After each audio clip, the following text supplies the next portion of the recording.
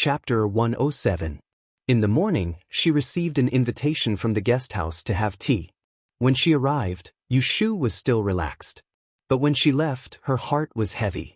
On the surface, Yushu acted as if nothing had happened. She led Xiao Xiang out of the guest house and didn't let the little maidservant notice that something was wrong. When she sat on the sedan chair, her face darkened. The young master of the Shui family was Chao Zixin. There was no doubt about this. Although he didn't admit it from the beginning, she never doubted this. However, she never thought that Chao Zixin would have that kind of thoughts towards her. She thought that they were friends and not enemies. He didn't approve of this marriage like she did. She didn't expect that when they met today, he would directly ask her if she agreed to be his concubine. Concubine. She was grateful to Chao Zixin and admired Chao Zixin, but it was definitely not the intimacy between a man and a woman. Regardless of the fact that she didn't have that kind of feelings towards Chao Zixin, just based on the involvement of the Ji family, it was impossible for her to have anything with him. The key wasn't whether she was willing to be someone's concubine or not. It was the identity of the damned Ji family's young lady, a scapegoat at the mercy of the enemy. Of course, she rejected him. What she didn't expect was that Chao Zixin would do that kind of thing to her. Yushu raised her hand to touch her neck that was still burning. She clenched her fists angrily as the image of him looking down at her surfaced in her mind. It was the kind of dangerous look a man would have when looking at a woman. She lost her cool and believed that he would do anything to hurt her. In a fit of anger, she smashed the cup on his head and injured him. Seeing that his face was covered in blood, she knew that his injury was not light. She had used a lot of strength in that blow. If the cup had been a little heavier, it would have made a hole in his head. She wasn't a little girl with long hair and short knowledge. She had a mature perspective on human affairs. Later, when she saw Governor Su and Hataku barge in, she realized that he wasn't trying to force himself on her. He had chosen such a straightforward method to let her go. When she coldly told Governor Su that he didn't want to see her again, she knew that the marriage between the Shui family and the Ji family was over. Without her, Ji Xingxuan wouldn't be able to get married. Thinking of what Governor Su warned her before she left, Yushu knew that the Shui family didn't want to spread this scandal. The reason why they rejected this marriage was definitely not her. Thinking of this, Yushu's heart felt stifled. She knew that Chao Zixin had no choice now. That steward Su wasn't easy to deal with. It wasn't that she hadn't guessed what method he would use to reject this marriage. She didn't expect that the result would be that she hurt him and he would protect her. No matter what his purpose was, she couldn't blame him for doing this. He ruined her plan, messed up her plan, and lost the opportunity to make the Shui family and the Ji family hate each other. It was annoying, but what annoyed her more was that she didn't discover his intention and fell into his trap from the beginning. What, "You should be with me," sounded like it was true. In fact, he just wanted to provoke her so that she would continue to act according to his script. From the moment she stepped into the tea room, he had been scheming against her. Damn it. Yushu touched her burning neck and cursed in a low voice. Although she was angry, she couldn't help but let out a sigh of relief. Fortunately, he didn't really do that to her. As soon as Yushu returned to the Ji family, she was asked by Ji Hyotani. He wanted to know whether Child Shui had recovered and what he had said to her. Then he asked about Governor Su. Yushu pretended that nothing had happened. She only told him that Child Shui had invited her to drink a pot of tea. She didn't see anyone else, so she didn't reveal anything. Ji Hyotani asked someone to take her back to the small yard and asked Xiao Xiang to come down and talk to her, in case Yushu hid anything from him. Yushu's clothes were taken away by the yellow maid. She changed into comfortable clothes and went next door. Yu Xiaoxiu could already get out of bed. He sat by the window and played with Kim Bao all morning. When Yushu came in, he was playing with it with a piece of silver, and there were some crumbs on the side. Yushu dragged her feet listlessly to Yu Xiaoxiu's bedside. She lay down and kicked off a pair of shoes. Yu Xiaoxiu turned to look at her. He held the fluffy Kim Bao in his hand and walked to the bedside to sit down. "Sister, what's wrong with you?" Yushu opened her eyes. When she saw Yu Xiaoxiu, she gradually calmed down. "I'm fine. I'm just tired." She pointed to the little thing in his hand with her chin and said, Remember to wash your hands after touching it. Don't eat anything. I know. Go to sleep. I'll wake you up after lunch. Yu Xiaoxiu thought that Yu Shu was really tired. He didn't ask much. He took Kim Bao to the side and didn't disturb her. After Yu Shu woke up, she felt much better. After lunch, she went back to her room, closed the door, and immersed herself in studying the law of Yi. What happened this morning made her temporarily not in the mood to think about what would happen next. She just wanted to do what she liked.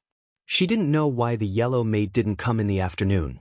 Yu Shu was so focused on her arithmetic that she didn't know how long it had been. The sky outside changed from noon to dusk. She sat by the window for 6 hours. In the evening, Aunt Lu came back from the kitchen with food. Seeing Qiu Xiang standing at the door, she said to her, "Tell Miss Su to come out for dinner." Qiu Xiang never stuttered a single word. She turned around and knocked on the door. Seeing that there was no response, she stammered, "Little miss, it's dinner time." There was still no movement in the room. Aunt Lu and Qiu Xiang looked at each other. The former put her ear on the door. Just when she was about to listen in, she suddenly heard a loud bang. Startled, Aunt Lu's heart jumped. She quickly knocked on the door and shouted, Miss Su, what's wrong?" It was quiet inside. Then, there was the sound of a table and chair rubbing against each other. It sounded like someone was helping a fallen chair up. Just when Aunt Lu couldn't help but want to knock on the door was pulled open from the inside. Yu Shu stood by the door as if nothing had happened. It was as if nothing had happened. Only her bright eyes revealed a bit of excitement. Because she was trying her best to restrain herself, no one could see it. "I fell asleep on the table. I was startled awake and dropped the chair." "Did you fall?" Aunt Lu stuffed the food basket into Qiu Xiang's hands. She touched Yu Shu's body worriedly. Yu Shu smiled and waved her hand. I'm fine. There was no better time than now. After spending 2 months, she finally conquered the law of time of calamity. She had already determined the most effective function to calculate fortune and calamity. Based on different values, she could determine different calamities. Other than the uncertainty of life and death, she could predict the time of calamity with the help of the fortune teller. She could predict the time of calamity with the help of the heavenly stems and earthly branches. As long as she had the fortune teller's horoscope, she would be able to predict the time of calamity. Unless she met someone like her who had a horoscope. Regardless of whether it was a high official, noble, or common people, apart from food and clothing, they were only afraid of the word calamity. In order to avoid calamity, they chose blessings, bought feng shui, burned incense, prayed to Buddha, and prayed to the 3 pure ones. It was precisely because few people knew when the calamity would come, and even fewer people knew why the calamity would come. It was clear that knowing the calamity was the best strategy. This was the reason why Yu Shu chose such a difficult task first. There were too many fortune-changing masters who knew how to read feng shui. There were many fortune-changing masters who knew how to raise feng shui objects. Fortune-changing masters were the most common type of fortune-changing masters. However, there were only a few mighty ones who could judge life and death, fortune or misfortune. She didn't have the ability to judge life and death, nor could she judge fortune or misfortune, but she could judge misfortune. Unlike the benefits and convenience brought by the law of clear rain, Yu Shu finally had a sense of security as she held the law of time of calamity, which was exclusive to her. In the Dan dynasty, where Yi Shui was rampant and there were many capable people, Yu Shu finally had a sense of security. The boredom from the morning had been swept away. At dinner, Yu Shu had a great appetite. She ate 2 sour dishes which made Yu Xiaoxiao feel better. Xiao frequently glanced sideways at her. After dinner, Yu Shu went back to her room to organize the law of time of calamity that she had just obtained. This law wasn't just a function. There were different ranges of values, which were related to different calamities. She had recorded it for a total of 8 pages. Together with the basic form of the law of clear rain, they were recorded in a handmade, thread-bound book. Because she used charcoal pens, there were a large number of Arabic numerals and modern arithmetic symbols, so she wasn't afraid of it being stolen. Even if someone saw it, there was an 80% chance that they would think it was scribbled. Her mathematical knowledge was 500 years ahead of the current generation, so it wasn't a joke. The reason she recorded it in the book wasn't because she was afraid that she wouldn't remember it. Of course, she was confident that she could use it flexibly. The reason she did this was because she had the intention to accumulate more laws of algebra in the future. Then, she would find a suitable time to selectively teach them to Yu Xiaoxiu, who was the person closest to her in the world. Her goal was to open a great e-shop in the near future. Of course, it wasn't enough for her to manage it alone. Her laws of algebra definitely couldn't be leaked out. She didn't plan on opening a sect or becoming a pioneer. It was better to leave the good things to her family and pass them on to her descendants 100 years later. This would prove that she didn't come to this world in vain. That night, Yushu thought about a lot of things, including what the next law should be aimed at, how to teach Yu Xiaoxiu modern mathematical knowledge bit by bit, and how to change the method of teaching the Ji family a lesson. She wasn't someone who would seek revenge for the smallest grievance, but she would definitely pay back any enmity. The Ji family had repeatedly made things difficult for them and bullied her and her brother. It was like there was a bone stuck in her throat, making her feel uncomfortable if she didn't spit it out. No matter what, her little heart couldn't swallow it. On the day Yushu returned from the Shui family's guest house, 3 days had passed peacefully. The Ji family had been burgled the day before. The burglars had broken into the courtyard and entered their rooms. Old Lady Ji flew into a rage, and the entire house was enveloped in an oppressive atmosphere. On the other hand, there was no movement from the guest house. Old Lady Ji's anger subsided, and she suddenly remembered this important matter. Just as she was about to ask her son to bring Yushu to visit them, someone from the Shui family came first. That morning, Su Li personally brought a servant to visit them. When the news spread to the inner court, Old Lady Ji hurriedly ordered her second and third son, who were listening to morning training, to receive them. Chapter 108. After Su Li left, Ji Xiaochun and Ji Hyotani went back to the backyard with heavy faces. Old Lady Ji was waiting for the good news. She didn't expect that it would be like this. In the beginning, they planned to buy time. They didn't refuse the engagement proposal of the Shui family, nor were they in a hurry to marry Ji Xingxuan. They were still waiting for the news of the seventh prince in the capital. However, if they were really kicked out by the Shui family, it would be a different story. Old Lady Ji heard her two sons repeat the exact words of the Shui family's Governor Su. Her face turned red and white. She couldn't help but get angry. She hit the ground with her walking stick and said angrily, "Refuse. It's obviously refuse. The Shui family was the one who wanted to get engaged. Now it's them who regret it. Do they take advantage of their powerful family to make fun of us? The concubines of our Ji family are not as noble as those in the capital. Anyway, we are one of the top families in Yang City. How can they make fun of us like this?" The three masters of the Ji family listened to Old Lady Ji's anger. Although they were also angry, they were more helpless. They all knew that Old Lady Ji said these words out of anger. The Shui family was indeed powerful. They were the relatives of the emperor. If they could get close to them, they would do it. If they couldn't go to the Shui family to judge. Seeing that Old Lady Ji was almost done venting, Ji Xiaochun said, "Mother, it's fine if the Shui family can't get married. It'll save us a lot of trouble. Our Xingxuan is a daughter with a purple golden fortune. She'll be the best match for the princes. In the future, when Xingxuan gets a seat in the Celestial Commissioner, the Shui family will regret it." "That's right." Old Mistress Ji held onto her walking stick and snorted, "That Shui clan looks down on us, and I still think that their young master is not worthy of our Xingxuan. What we lose at the swings, we gain at the mulberry. The seventh prince has given her the Xingxuan Jade Rui. Xiaohan, write a letter to your father and tell him about what happened here." "Yes, mother." "I'll do it now." Ji Hyotani suddenly thought of something else. He looked at Old Lady Ji's expression and said, "Mother, since it's a marriage with the Shui family, what should we do with Yushu? Should we keep her in the mansion?" Old Lady Ji frowned. "You mean that evil girl? Why should we keep her? Is she going to be a concubine? Raise her? Just kick her out, lest we ruin the feng shui of our mansion." Ji Hyotani hesitated. The Shui family hasn't left yet. If we kick her out, what if they hear something? Won't they think too much? Old Lady G snorted coldly. The Shui family has wronged us first. How dare they argue with us? Even if they know it, so what?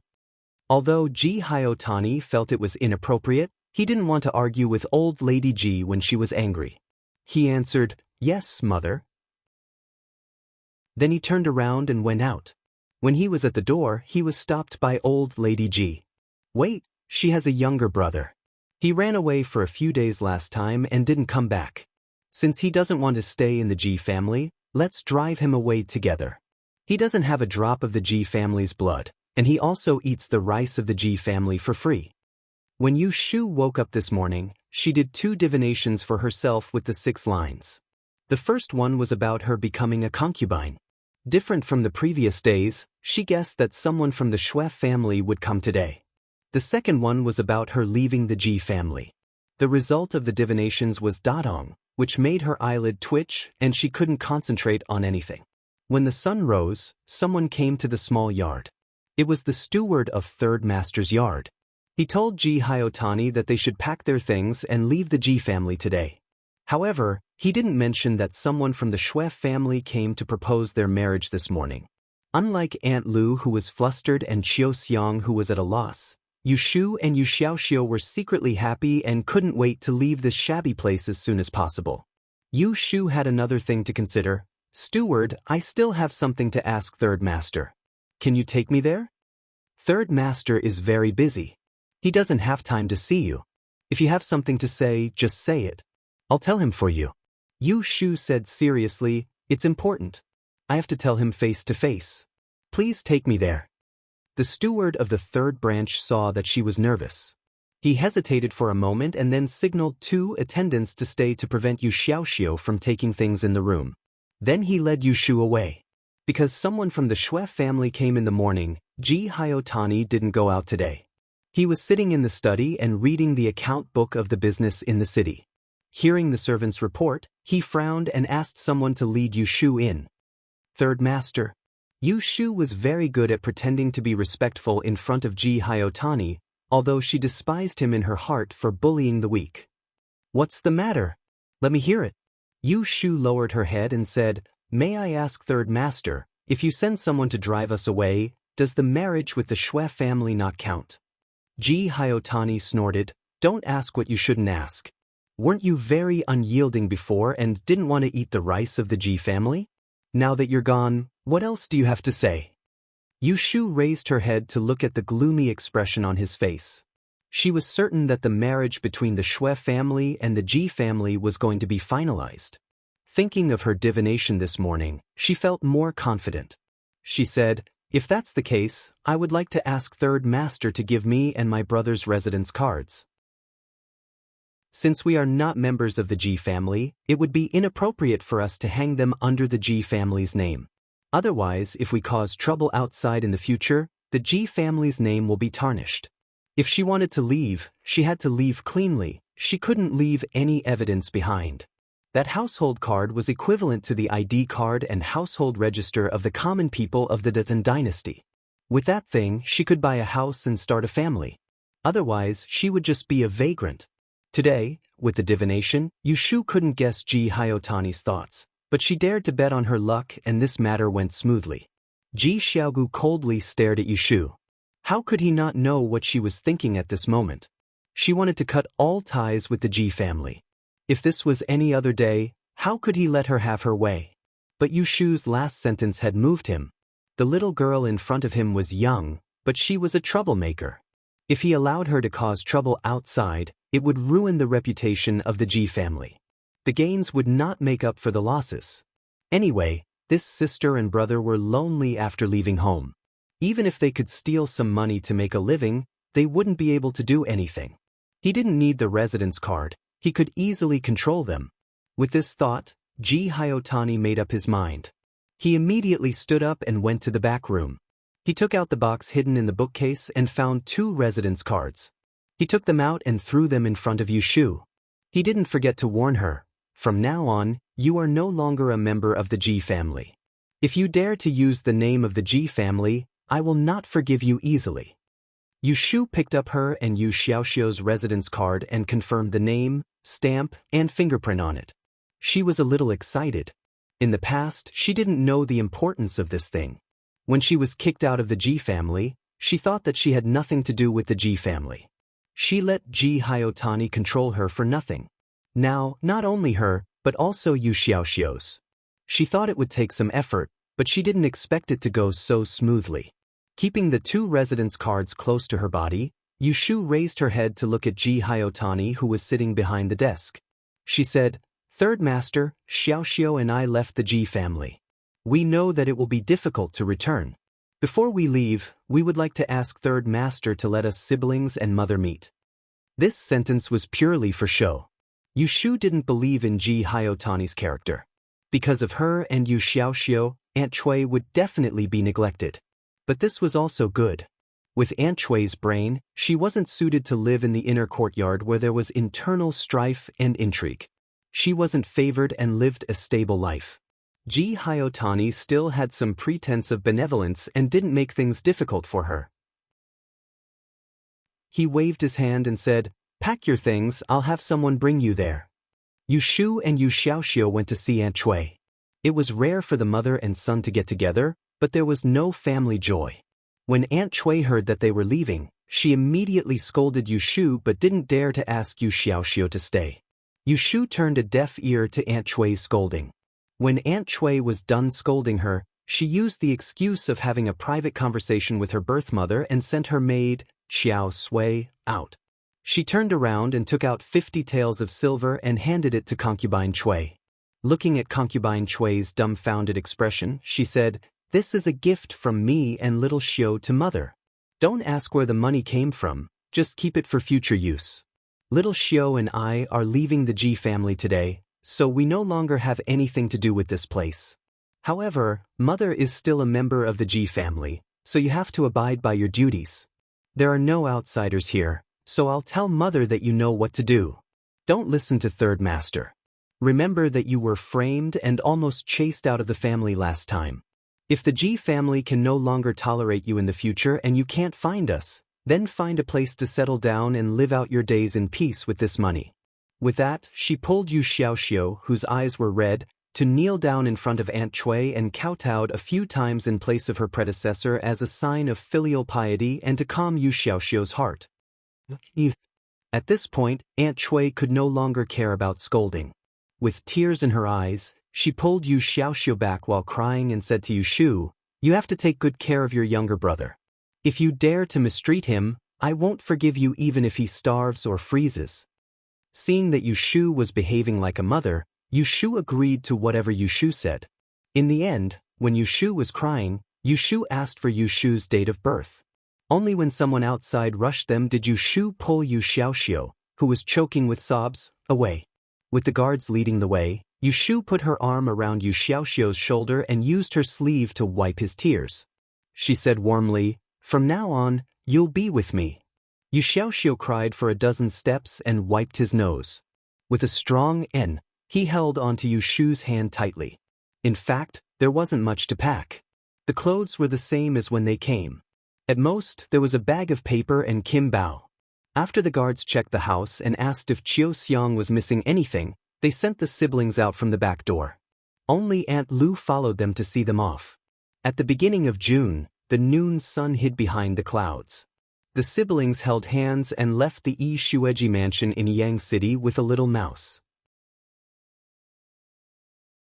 Chapter 109.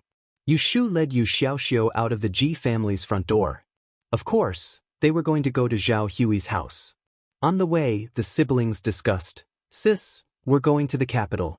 Is Aunt Hui coming with us? Aunt Hui's condition has just improved. She won't be able to travel by boat. I'll leave some money for Auntie Hu and Dr. He to take care of her. After a year or so, when her body is better, we'll see what she wants. Yes, Dr. He is really a good person. Oh, and Brother Chao, they're all good people." Yu Xiaoxiu suddenly mentioned Chao Zixin. Yu Shu was stunned. She fell silent and didn't reply. She looked up and arrived at Zhao Hui's house. Yu Shu went up to knock on the door, but found that there was a lock on the door. "Sis, why is the door locked?" Yu Xiaoxiu turned his head and asked Yu Shu curiously. Yu Shu shook her fork and looked worried. She raised her hand and knocked on the door. She shouted a few times, but no one answered. Instead, she called out to the person next door. Xiaoyu? Yu Shu turned her head and saw Auntie Hu standing at the door with a kitchen knife in her hand. When she saw the siblings, she was very surprised. She hurriedly ran over and said, "Where have you been these days? Do you know that something big happened a few days ago? Dr. He injured someone and was arrested by the yamen." Yu Shu's expression froze. Yu Xiaoxiu said nervously, "Doctor? Dr. He was arrested by the yamen. Then what about my Aunt Hui?" Kim Bao, who was sleeping in Yu Xiaoxiu's sling bag, was woken up by them. It anxiously scratched the bag, but no one paid attention to it. "Your Aunt Hui? Auntie Hu, what's going on?"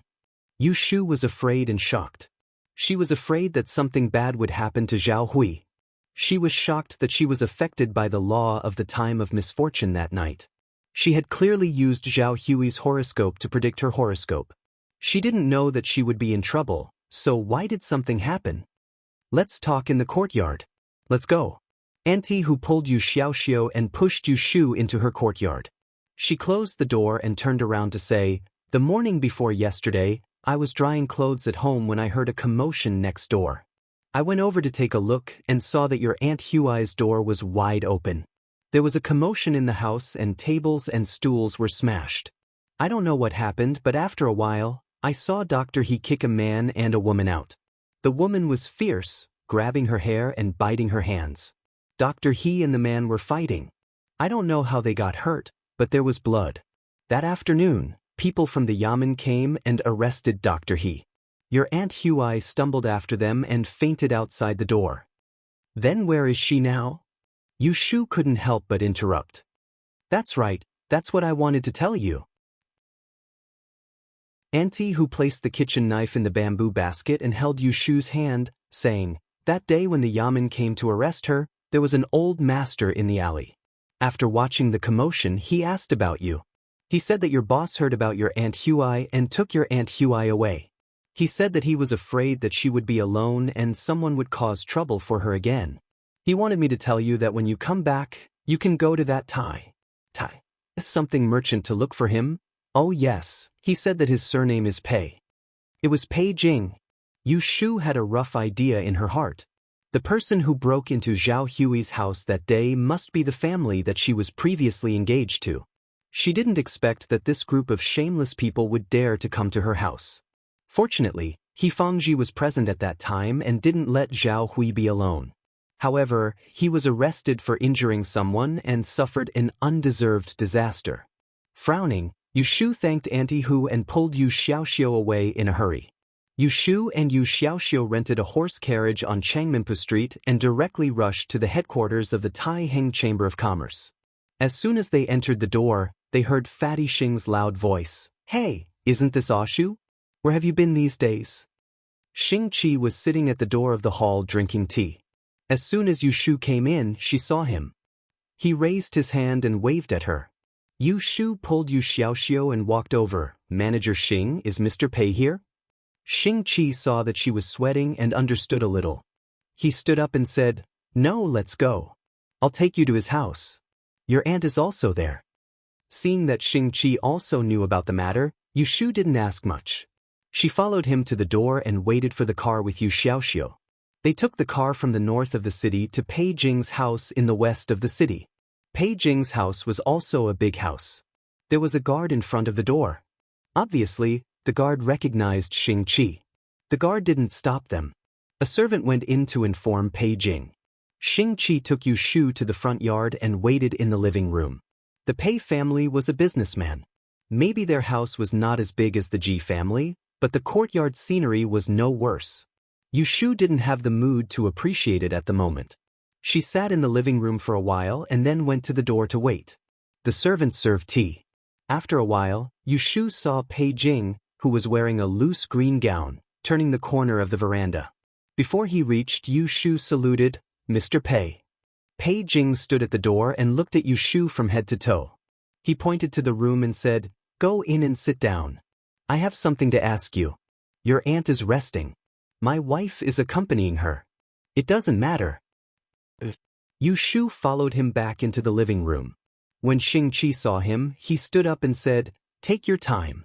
I'm going back to the Chamber of Commerce." Yu Shu said, "Thank you, shopkeeper Xing, for sending me here." Xing-Chi waved his hand and left. Pei Jing looked at Yu Xiaoxiu. "This is your younger brother?" "Yes, his name is Xiaoxiu." Yu Shu pulled Yu Xiaoxiu over and bowed to Pei Jing. Pei Jing touched Yu Xiaoxiu's head and called a servant girl in. He stood outside the door and said, "I have something to say to your sister. Follow her to the courtyard to play for a while, okay?" Yu Xiaoxiu looked at Yu Shu. Seeing Yu Shu nod, he patted Kim Bao, who was moving around in the back. He obediently followed the senior servant girl. When Yu Shu heard Pei Jing talking to Yu Xiaoxiu, she knew that he had discovered her female identity. She didn't show any fear. Only after Yu Xiaoxiu left did she apologize to Pei Jing. "I had to hide it from you, Mr. Pei. I hope Mr. Pei will forgive me." Pei Jing didn't look angry. He was very understanding. When you're outside, it's right to be wary of others. Moreover, you didn't lie to me. On the contrary, you helped me a lot. Seeing that he didn't care, Yu Shu relaxed. Just as she was about to open her mouth to ask more, she heard Pei Jing say, "I've sent people to inquire about your Aunt Huai. I know some inside information. The family she offended is the family of the deceased Yuanwei Dou in the west of the city. The Dou family itself isn't much in Yang City, but they are related to the Yishue Ji family in the east of the city. That Ji family's second master's wife calls Yuanwei Dou her biological uncle. Yuanwei Dou passed away a few years ago, leaving behind his eldest daughter, Dou Hong, to manage the family. She also has a younger sister, Dou Lu. The doctor who treated your Aunt Huai injured Dou Lu's husband. It's said that the man's leg was broken. Yesterday, he filed a complaint to the Yamen, accusing the doctor of assault. The Yamen opened the court to investigate the case, but the doctor refused to admit his guilt. He was beaten and thrown into prison. He will be tried again in the future. A case like this will be sentenced to at least 5 years in prison. After listening to Pei Jing's story, Yu Shu's expression turned ugly. She didn't expect that the matter would become so big. She didn't expect that it was related to the Ji family. Pei Jing spoke for a long time. He drank the tea and sighed. "If I had tried to find a way, I could have helped him for a year or so. But this Dou family is related to the Ji family." Ji family? County Magistrate Ma's wife is the daughter of the Ji family. How can I ask for a favor? Yes. Sir, I can't thank you enough for bringing my Aunt Huai home and taking care of her. Yu Shu had never been a person who was insatiable. Pei Jing temporarily took Zhao Hui in, which was already a favor to her. There was no reason for him to save He Fangji. But He Fangji was implicated because of Zhao Hui. Now that he was in court, she couldn't just sit back and do nothing. I told you all this because I want to tell you that the Dou family's reputation is not good outside. Now that something like this happened, they won't let it go even if they sue them in prison. If they find your Aunt Huai, they will definitely make things difficult for you. You should stay in my mansion for the time being and stay out of trouble. Yu Shu thought that this was the only thing she could do now. She had to settle down and think of a way to save He Fangji. Pei Jing brought Yu Shu to the backyard to look for Zhao Hui. When they reached the door, Yu Shu heard a mournful cry. It was Zhao Hui. "Madam, please let me go. If I stay here, that child will definitely come looking for me. I really can't bear to drag her down. You don't know, my life was saved by her. I spent hundreds of silvers on medicine, hundreds of silvers. Tell me, where did she get it from? She hid it from me and didn't tell me. I've never seen such a loyal child. If she knew about what happened recently, she would definitely not let it go. She would definitely stand up for me. But this is not something she can handle. Madam, please let me go, I beg you." There was another female voice in the room comforting her. "Younger sister, if you leave like this, where are you going? It's me who implicated Lang Zhong. The Dou family has no sense of shame. In the past, they stole my family's wealth. Now they have forced me into a dead end and implicated others. I will go to the Yamen to sue them. Even if I have to give up my life, I will seek justice." "Hua, Yushu pushed the door open and saw a pitifully thin Zhao Hui kneeling on the floor with a white veil wrapped around her head. Her face was white as she held onto a middle-aged woman's hand and begged. Yushu's heart ached as she walked forward and hugged her. "Aunt Hui, what did Zhao Hui do wrong? She was diligent, kind, and honest. Such a good person, why didn't she have a good life? On the contrary, those shameless and heartless people lived more freely than anyone else. Little Xiaoyu?" Zhao Hui was in a daze as Yushu hugged her. After a while, she hurriedly pushed her away and frantically wiped away her tears. She lowered her head and said, Why are you here?" When Yushu saw that Zhao Hui still wanted to hide it, she felt even more uneasy.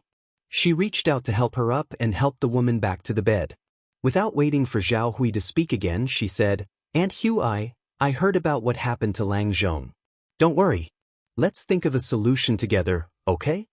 Hearing this, Zhao Hui's body stiffened. She lifted her head and smiled bitterly. "Child, what nonsense are you saying? It's not your turn to think of a solution. Didn't you go home? Why did you come out again?" Chapter 110. Pei Jing and Madame Pei considerately left, leaving Yushu and Zhao Hui to talk in the room. Yushu put a pillow on Zhao Hui's back and pulled the blanket over her. She held her hand and asked, "Aunt Hui, tell me in detail what happened that day. How did Dr. He injure him?" Zhao Hui didn't want Yushu to get involved again, so she pushed her hand away and said, "Don't ask.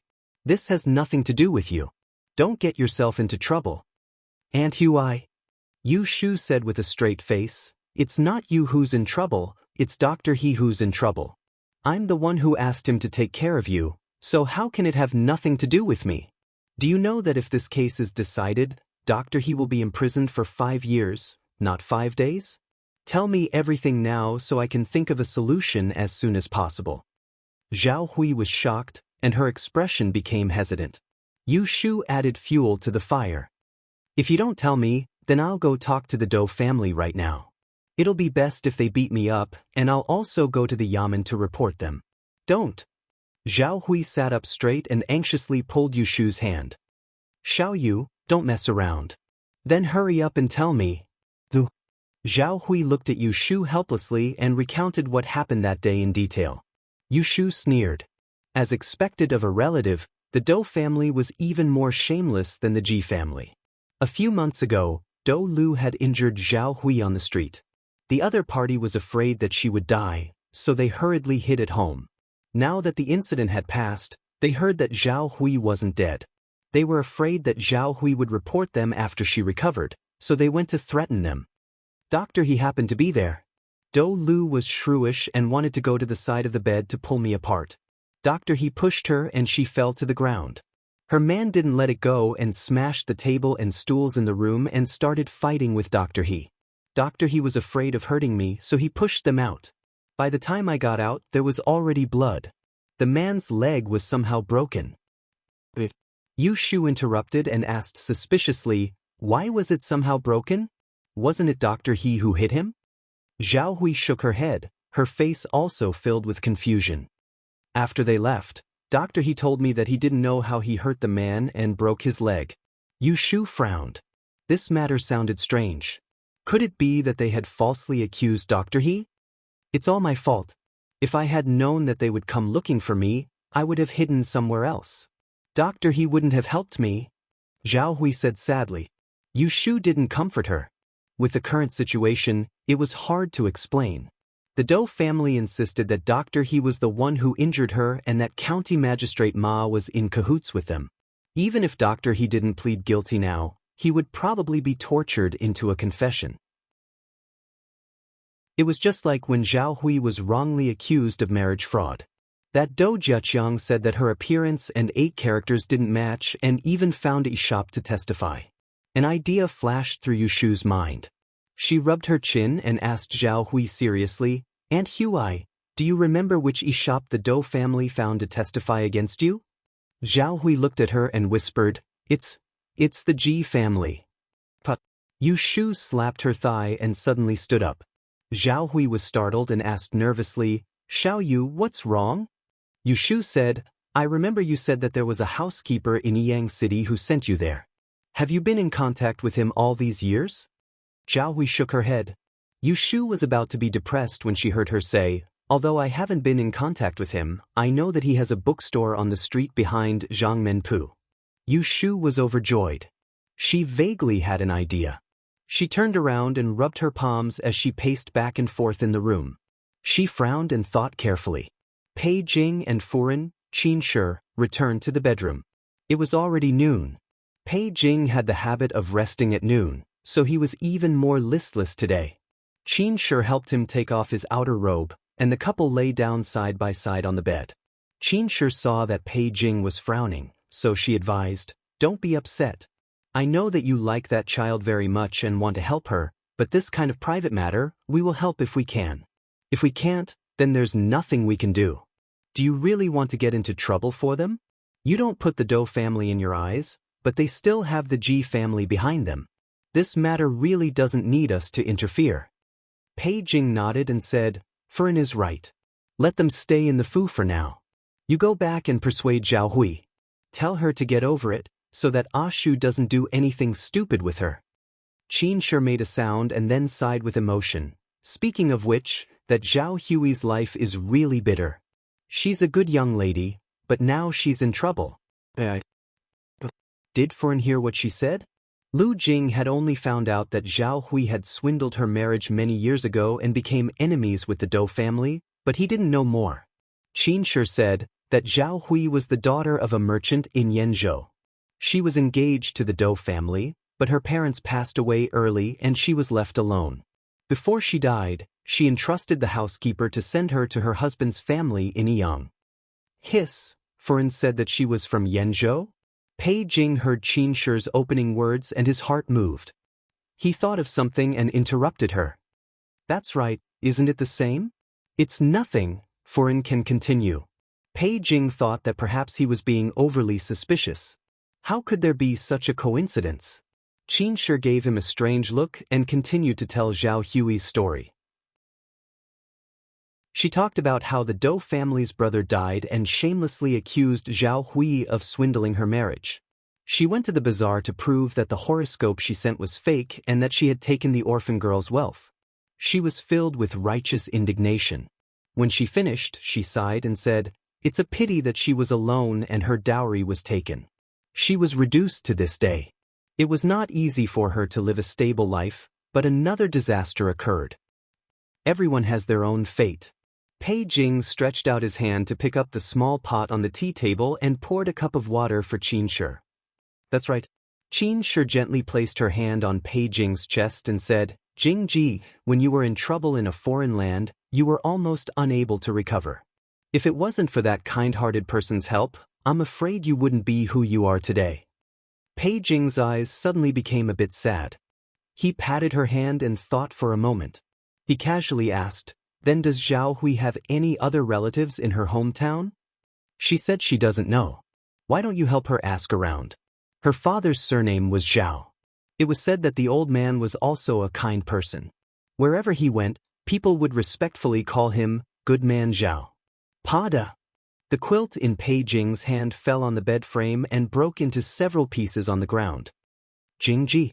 Qin Shi quickly got up in shock. She saw that Pei Jing's eyes were red, his lips were trembling and tears were about to fall.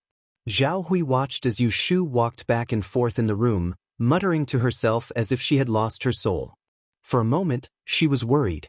She called out to her several times but didn't get a response. She unconsciously raised her voice, "Xiao Yu." Yu Shu came back to her senses. She turned her head and saw Zhao Hui's worried expression. She quickly walked over and sat down on the side of the bed. Zhao Hui grabbed her hand. "What happened to you? Don't scare me.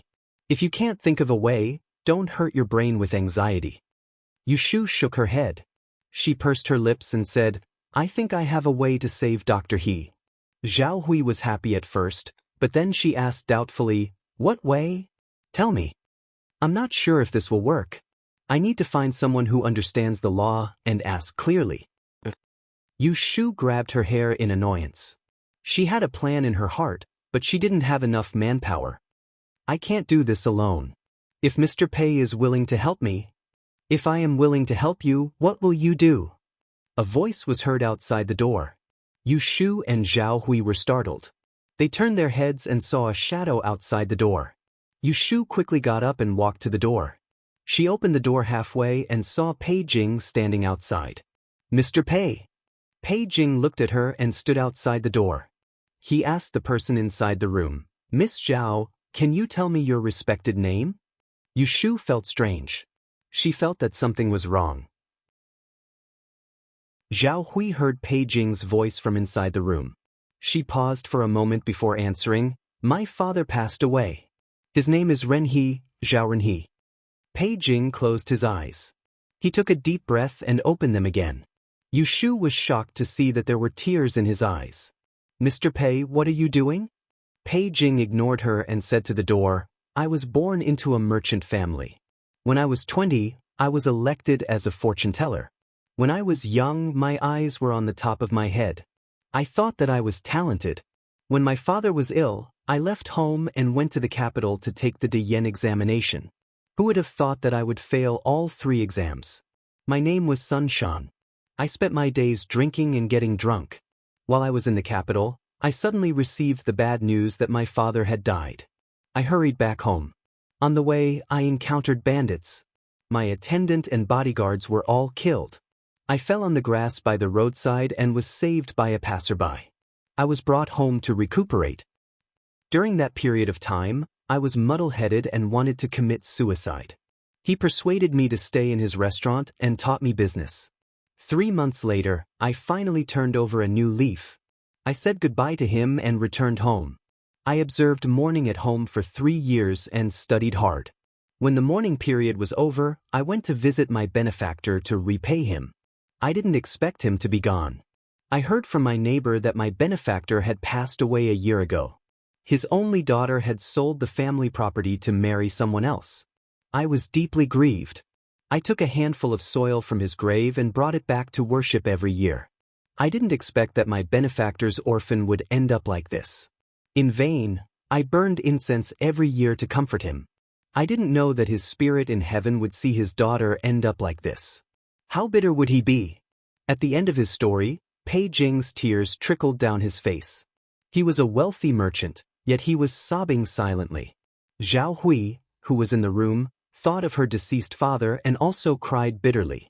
Yu Shu, who was at the side, listened to this old fate. All sorts of feelings welled up in her heart. Zhao Shi's father's generation was also a kind and virtuous person. Why didn't he have a good ending? One died young, the other met an unkind person. Could it be that good will be rewarded with good?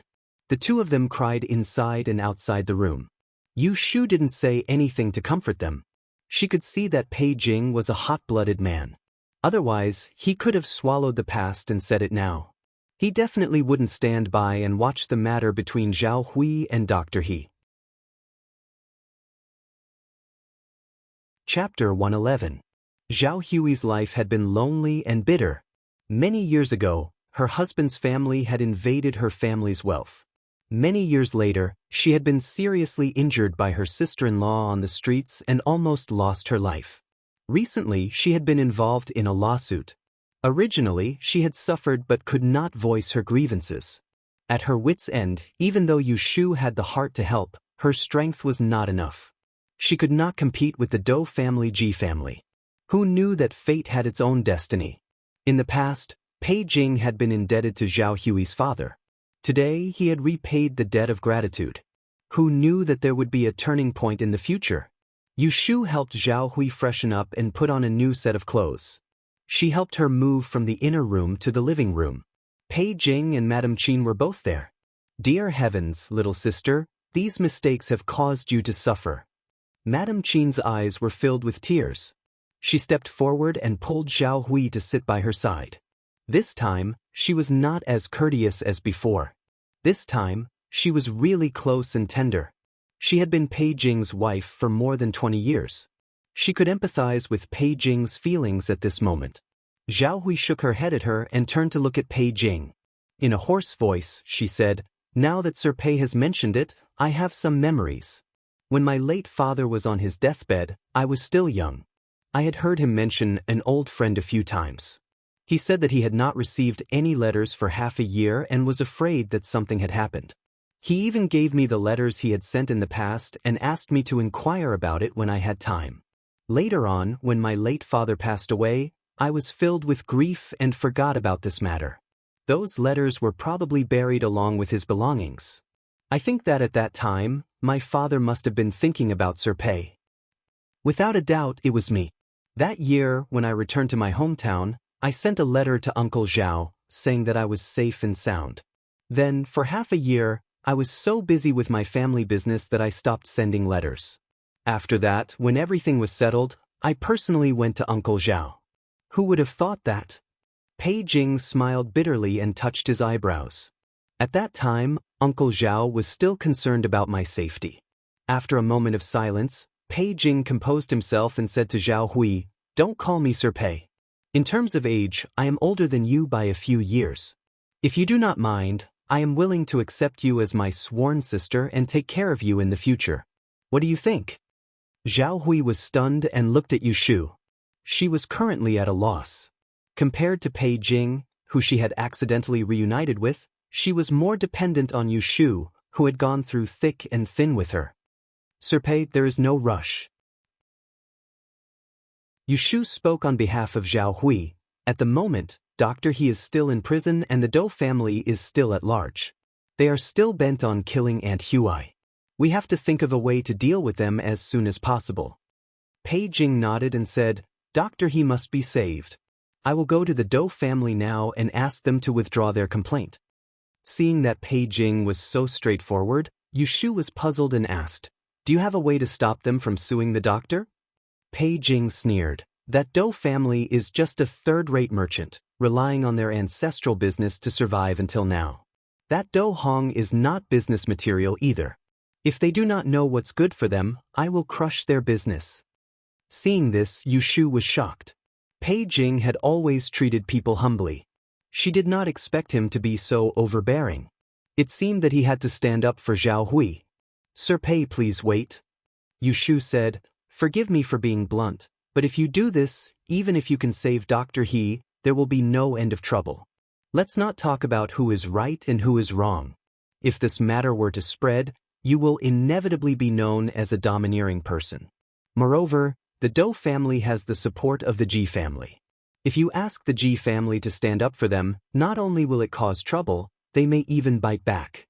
In my opinion, this matter needs to be considered at length." Her words were clear and logical. Pei Jing did not understand, but he was too angry and did not think too much. He only wanted to stand up for Zhao Hui. After Yu Shu poured a bucket of cold water on him, he immediately calmed down. He sighed and said to Yu Shu, "Young man, you are more composed than me." Yu Shu smiled. "It is not that I am composed, but that I do not want to let those shameless people get away with it. If you ask me, I will do it to the end. I will seek justice for Aunt Huai and punish those evil people." Pei Jing raised his eyebrows. "Do you have a plan?" "I do not dare to call it a plan for now. I still need to discuss it with Sir before I can decide on a plan." Yu Shu's eyes flashed. She did not say anything definite because she did not understand the laws of ancient society and it was not good for her to speculate on her own. Pei Jing nodded. "Tell me about it first." Yu Shu looked at Zhao Hui and Madame Qin. Under the table, she swiped her fingers on her knees. After a moment of silence, she slowly said, "Every injustice has its perpetrator, and every debt has its debtor. They're suing us, so why can't we sue them? This is what I am thinking." 2 hours later, Pei Jing and Qin Shi returned to their room. Along the way, Pei Jing was thinking about his conversation with Yu Shu. When he sat down, he noticed that Qin Shi's expression was not right. He asked with concern, "What is wrong with Ji Ren?" Qin Shi hesitated, her expression changing. She hesitantly said, "Jingji, I think that child Ashu's heart is too big." Pei Jing's eyelids twitched and he chuckled, "Why do you say that, madam? I think she's a good person. She's loyal, courageous, and astute. Her plan is good, isn't it? It's much smarter than me going straight to the Dou family. She's taking drastic measures, attacking Wei to save Zhao. Tiske, when I was her age, I wasn't as scheming as her. Hearing that Pei Jing was still in the mood to praise her, Qin Shi anxiously said, but her method is not only targeting the Dou family, but also the Ji family. If she succeeds, will the Ji family let her go? That's why she needs my help in secret. Pei Jing took Qin Shi's hand and warmly said, Ashu is a little girl. She owes Zhao Hui a few meals and knows to repay her kindness. I was greatly indebted to Zhao Gong in the past. Now that I have met his descendant, even the heavens have eyes. If I cannot help her, wouldn't I be worse than a child? When did I say I don't want you to help them? Qin Shi angrily said, I am worried about you. Fine, if you don't want to hear it, I won't say it. If you want to do it, I can't stop you. It's good that Madam understands me. Pei Jing patted her hand and stood up, saying, Madam, rest first. I will change my clothes and go out with Ashu.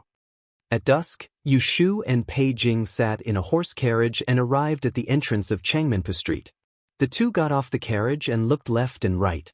On this trip, Yu Shu and Pei Jing wanted to find the housekeeper who had sent Zhao Hui to Yang City. Pei Jing asked, Is it here? Yu Shu said, Aunt Huai said that he opened a bookstore on this street. His surname is Huang and his name is Zhou. Let's go look for him one by one. Let's go. There were many bookstores on this street. The two went from the east side of the street to the west side. They went to each bookstore and asked, but they could not find anything. There was someone with the surname Huang, but it was not the one they were looking for. The sky was getting dark. Just as Yu Shu was wondering if she had heard wrong, Pei Jing pointed to the opposite side of the road and said, There is another bookstore there. Let's go and take a look. Yu Shu turned her head and saw the bookstore on the opposite side of the road. She was stunned for a moment. Pei Jing had already crossed the street and entered the bookstore. She hurriedly followed him. As soon as she entered the bookstore, she saw an old man sitting behind the counter, reading a book. She thought to herself that it couldn't be such a coincidence. Then she heard Pei Jing ask, Old man, may I know your name? The old man raised his head and squinted at Pei Jing.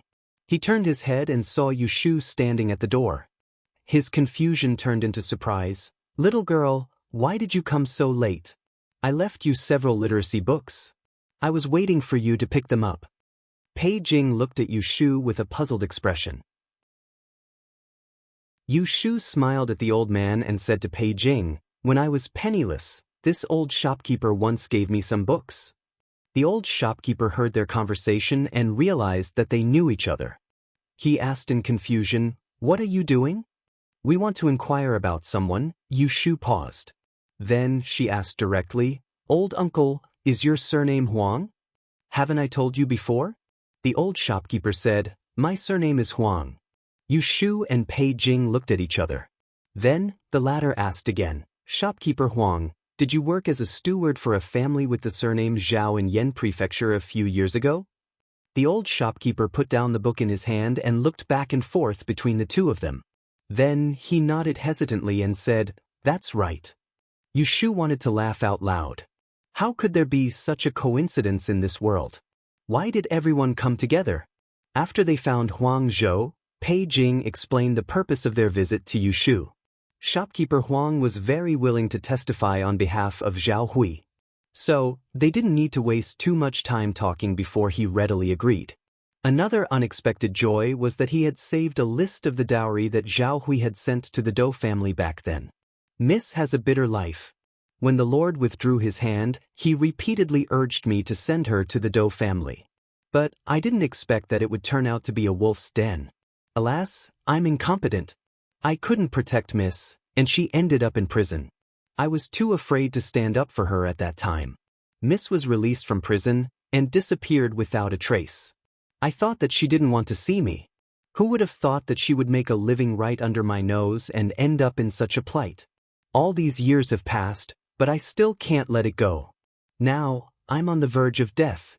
Since you're willing to stand up for me, this bag of old bones, why wouldn't I dare? When Huang Zhou brought up the events of the past, he felt very ashamed. Yu Shu comforted him with a few words and asked him a few more questions about the past. She followed him home to get the dowry list and then left with Pei Jing. On the way, Pei Jing suggested that Yu Shu should go to the prison to visit He Fangji. She shook her head and refused. To avoid alerting the enemy, it's better not to go yet. Sir Pei, please don't use your name to stand up for him. In the future, we'll make sure that Dr. He suffers in prison doesn't fall. That's fine, I'll have to trouble Dr. He for now. Pei Jing looked at Yu Shu's assertive manner and unconsciously ignored her age. He asked, what do you plan to do next? Yu Shu said, Teacher, please tell me about the rules of the court, so that I don't make any mistakes. Pei Jing frowned. You really want to replace Huin Yang to beat the drum and cry injustice? You must know that if you go to court like this, you'll have to be flogged first before you can present the petition. Yu Shu nodded, her expression did not change. County Magistrate Ma and the Ji family are related. If we follow the rules and present the petition first, it's hard to guarantee that they won't be prepared in advance and collude in private. Teacher has said it before, beating the drum and crying injustice, the officials will go to court. Since the trial is about to begin, if we want to sue, we'll sue them unprepared. Pei Jing did not miss the last flash of ruthlessness in Yu Shu's eyes. His heart jumped, he felt that there was something he could not grasp, but he could not grasp the beginning and the end. Seeing that she had made up her mind, he knew that persuading her would be useless. He said, then we'll have to hide it from Huin Yang first. If she finds out, how can she let you take her place? Flogging is not easy. Chapter 112. At night, Zhao Hui was anxiously waiting for Yu Shu to come back. Yu Xiaoxiu was also in her room. She was not in the mood to tease Kim Bao, so she tied it under the table and threw it a few snacks. Kim Bao did not make any noise when it had food. Zhao Hui was preoccupied, so she did not notice the little mouse in the room. As soon as the door opened, Yu Xiaoxiu stood up. Zhao Hui was sitting on the bed. She turned her head and saw Yu Shu pushing the door open. She said, why did you come back so late? Did you not find him? Yu Shu comforted her and said, I found him. He is on Changmenpu Street. I was discussing something with Mr. Pei outside, so I came back late. Have you eaten? Yu Xiaoxiu said, yes, I have. What about you, sister? Well, I used it outside. Yu Shu pushed Yu Xiaoxiu to sit down. She glanced at Kim Bao, who was spinning around her feet. She rubbed it with her toes and walked to Zhao Hui's bed. And Hui, don't worry. Uncle Huang is willing to testify for you. If it wasn't so late, he would have come to see you. Yu Shu took out the dowry list that she got from Huang Zhou and showed it to Zhao Hui. Zhao Hui took the yellowed paper and turned it over a few times. When she touched it, she thought of the scene when her late father prepared the dowry for her. She felt sad again. Yes, this is it. I didn't expect him to keep it. Seeing that she was about to cry, Yu Shu quickly comforted her. Don't cry anymore. Have a good rest tonight. You have to go out tomorrow. Zhao Hui said, you want me to go out? But Yu Shu blinked her eyes maliciously. Go and collect some evidence. Early the next morning, Madame Qin personally went to Zhao Hui's room to dress her up and bring her new clothes for her to change into. The two of them were about the same height, but Zhao Hui was on the thinner side. Her belt was tighter, so it wasn't obvious.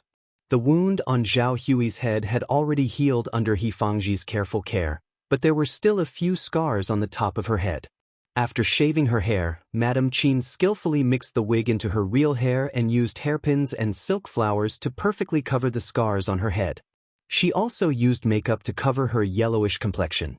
After changing into silk clothes and wearing gold and silver jewelry, Zhao Hui looked like a different person in front of the mirror. She looked rich and noble. No one could imagine that she used to be an auntie who bought wonton noodles on the street. Aunt Hui looks good in this dress. Yu Shu looked at Zhao Hui and sincerely praised her. If it wasn't for the teasing of fate, Zhao Hui would have always looked like this. Madame Qin also praised, I still have some good materials. I can cut them all into new clothes for younger sister in the future. Zhao Hui uncomfortably touched her earlobes and said to Yu Shu and Madame Qin, I still feel that wearing trousers is more convenient. I can't even walk properly like this. After many years of suffering, Zhao Hui was no longer the rich little girl who didn't have her hands wet with water. Older sister, from extravagance to simplicity, and then to extravagance.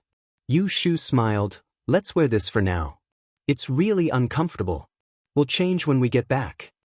After checking that there was nothing wrong, Madame Qin called over a pair of personal maids to escort them to the door and onto the carriage. Yu Shu and Zhao Hui went out and only returned in the afternoon. After sending the tired Zhao Hui back to her room, Yu Shu called for a servant to lead her to the study to find Pei Jing. Sir Pei, come in, hey. Pei Jing closed the account book in his hand and pointed at the chair opposite the desk for Yu Shu to sit down. How is it? Yu Shu took out 3 evaluation notes from the E-Museum and handed them to him. After Pei Jing looked at them, a cold smile appeared on his face and he threw the notes on the table. Let's see how they can cover up their lies this time. Yu Shu said, there is no time to lose. Tomorrow morning, I will go to the Yamen to file a complaint. Pei Jing's expression became serious as he said, since you have decided not to let me show my face, I will help you in secret. Don't worry, even if I cannot win this lawsuit and the Dou family holds a grudge against you, I will ensure your safety. Yu Shu nodded non-committally and picked up the 3 notes on the table. She lowered her head and played with it, her eyes hiding an unseen light.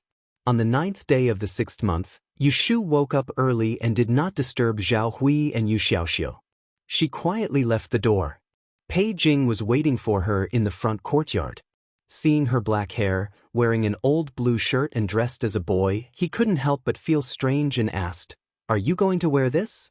And won't I be punished? It is inconvenient to wear a skirt. Yu Shu explained. Pei Jing did not suspect anything and sent her to the horse carriage. He gave her the written complaint that he had instructed someone to write last night and reminded, be careful. I will go over when I hear the commotion. Yu Shu responded and pulled the curtain. The horse carriage drove towards the Yamen in the north of the city. Halfway there, Yu Shu got off the carriage and sent the driver away. She dug some mud at the side of a small river and smeared it on her body and face. She then tore off the patches on her clothes and disguised herself as a little beggar and swaggered into Wanxiang Street. There were quite a lot of beggars in Yang City. The area around Wanxiang Street was crowded with them. A beggar walking on the street was not eye-catching. If a beggar walked into a gambling house, it would at most attract a few more glances. However, if a beggar walked into a gambling house with a Bao Rin sign and was seen by others, it would be a big deal. More than a month ago, the rumor of a beggar on the street was still hot on Wanxiang Street. There was even a storyteller in the tea house who made this part into a list for the customers to listen to. Every time a beggar was picked up, it would be more than one. Therefore, when a beggar entered the Baoran Casino, there were people who were curious to see if this beggar was the one in the rumor. Once bitten, twice shy. Once bitten, twice shy in Baoran Casino. Once bitten, twice shy. Seeing Yu Shu enter, someone came up to stop her. However, Yu Shu tossed a piece of silver into the hands of Ding Bao, who was blocking her way. What's wrong? You have money, yet you don't let people into play? She then took advantage of the people's stupefaction and went to the place where the signs were sold. She also threw a piece of silver and didn't even ask for the change. There weren't many customers in the morning in the E district. A dozen or so people were playing and there were a few spectators around them. Yu Shu went over and found a spot. Looking at the questions on the wall, she took out a charcoal pencil and began to calculate on a piece of paper. She wrote down the answer and put the sign down. She crossed her arms and waited for the game to start, ignoring the whispers around her. Her appearance caused people to be suspicious. Seeing her place the bet, people began to whisper. When the first game started, she took her sign and went forward to claim her winnings. Like a drop of water falling into a pot of oil, the E district immediately exploded. This can't be the beggar from A Beggar on the Street, right? It's the Miao Qi who won 40 games in a row that day. It's him, I remember now. I was there that day too. That beggar was wearing a dirty blue shirt, it's definitely him. Quickly find someone and tell them that the divine fortune-telling beggar has come to the Baoran Casino again. By the time Yu Shu won her 3rd game, the Baoran Casino was already packed with people. Those who heard the commotion on Vientiane Street all rushed over to watch the show. On the 2nd floor, The gambling house's shopkeeper Zhou was looking down from the window. Last time, Ji Hyotani had left a message that if he saw the beggar on the street again, he must invite him back. At first, shopkeeper Zhou wasn't sure if the beggar on the street was the one they were looking for. But seeing that Yushu had won 3 games in a row, he had an idea. Just as he was about to send someone down to invite him back, he saw a commotion downstairs. The beggar took the silver and turned around to leave. As Yushu moved, the people in the gambling house who came to watch the show all followed behind her. A large number of people left the hall on the first floor. Shopkeeper Zhou hurriedly sent someone to catch up with them, not forgetting to say, "Be polite, please come back." Just like that, Yushu left the Baoren Casino with a group of people and came to the Vientiane Street. After a few steps, she looked back at the number of people behind her. As she had expected, the effect of being famous was really effective. She was satisfied and directly led the more than 100 people to the main road and the street behind it. Some people asked and greeted her politely, but no matter what they said, Yushu shook her head and didn't answer them. The crowd didn't know where she was going. On the way, some people left, but most of them were curious and stubbornly refused to leave until Yushu led them to the county government office. That's right. The county government office of Yang City was behind the Vientiane Street where Feng Shui gathered. Outside the government office, there were 2 bailiffs with sticks in their hands. When they saw such a large group of people suddenly appearing in front of the door, they looked at each other in surprise. Then, they saw a beggar leave the crowd and walk forward. Yushu stepped up the stairs and went straight to the bright red drum. She picked up the dusty drumstick and heard a buzzing sound behind her. She took a deep breath, picked up the drumstick and fiercely smashed it. Dong dong dong dong dong. Only then did the crowd realize that she actually wanted to beat the drum to seek justice. The 2 bailiffs' faces changed, but they couldn't stop her. They didn't need to go in and report. After a few knocks, several bailiffs heard the noise and ran out.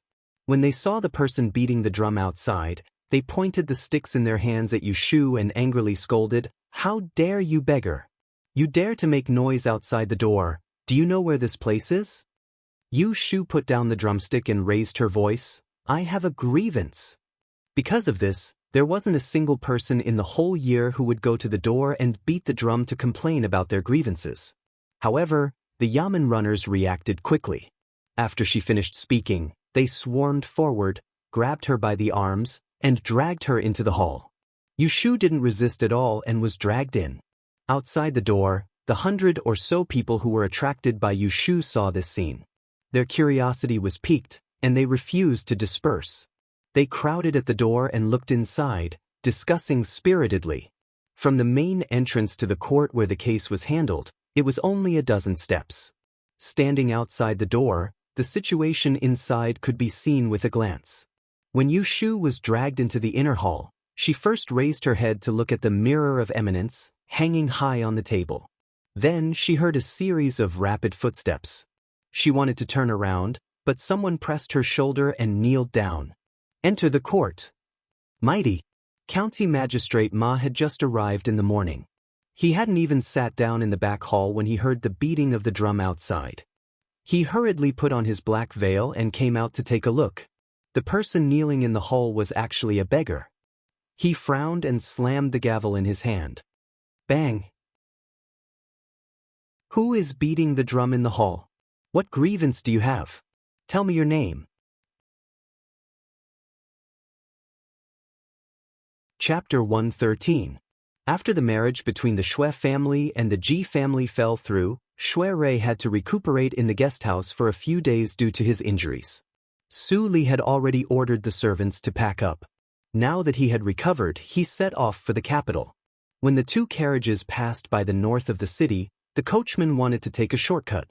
However, when he turned into a street, he was blocked in the middle of the road. When the carriage stopped, Su Li lifted the curtain and looked outside.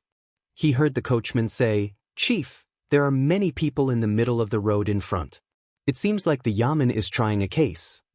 Su Li said, "Turn around and take a detour."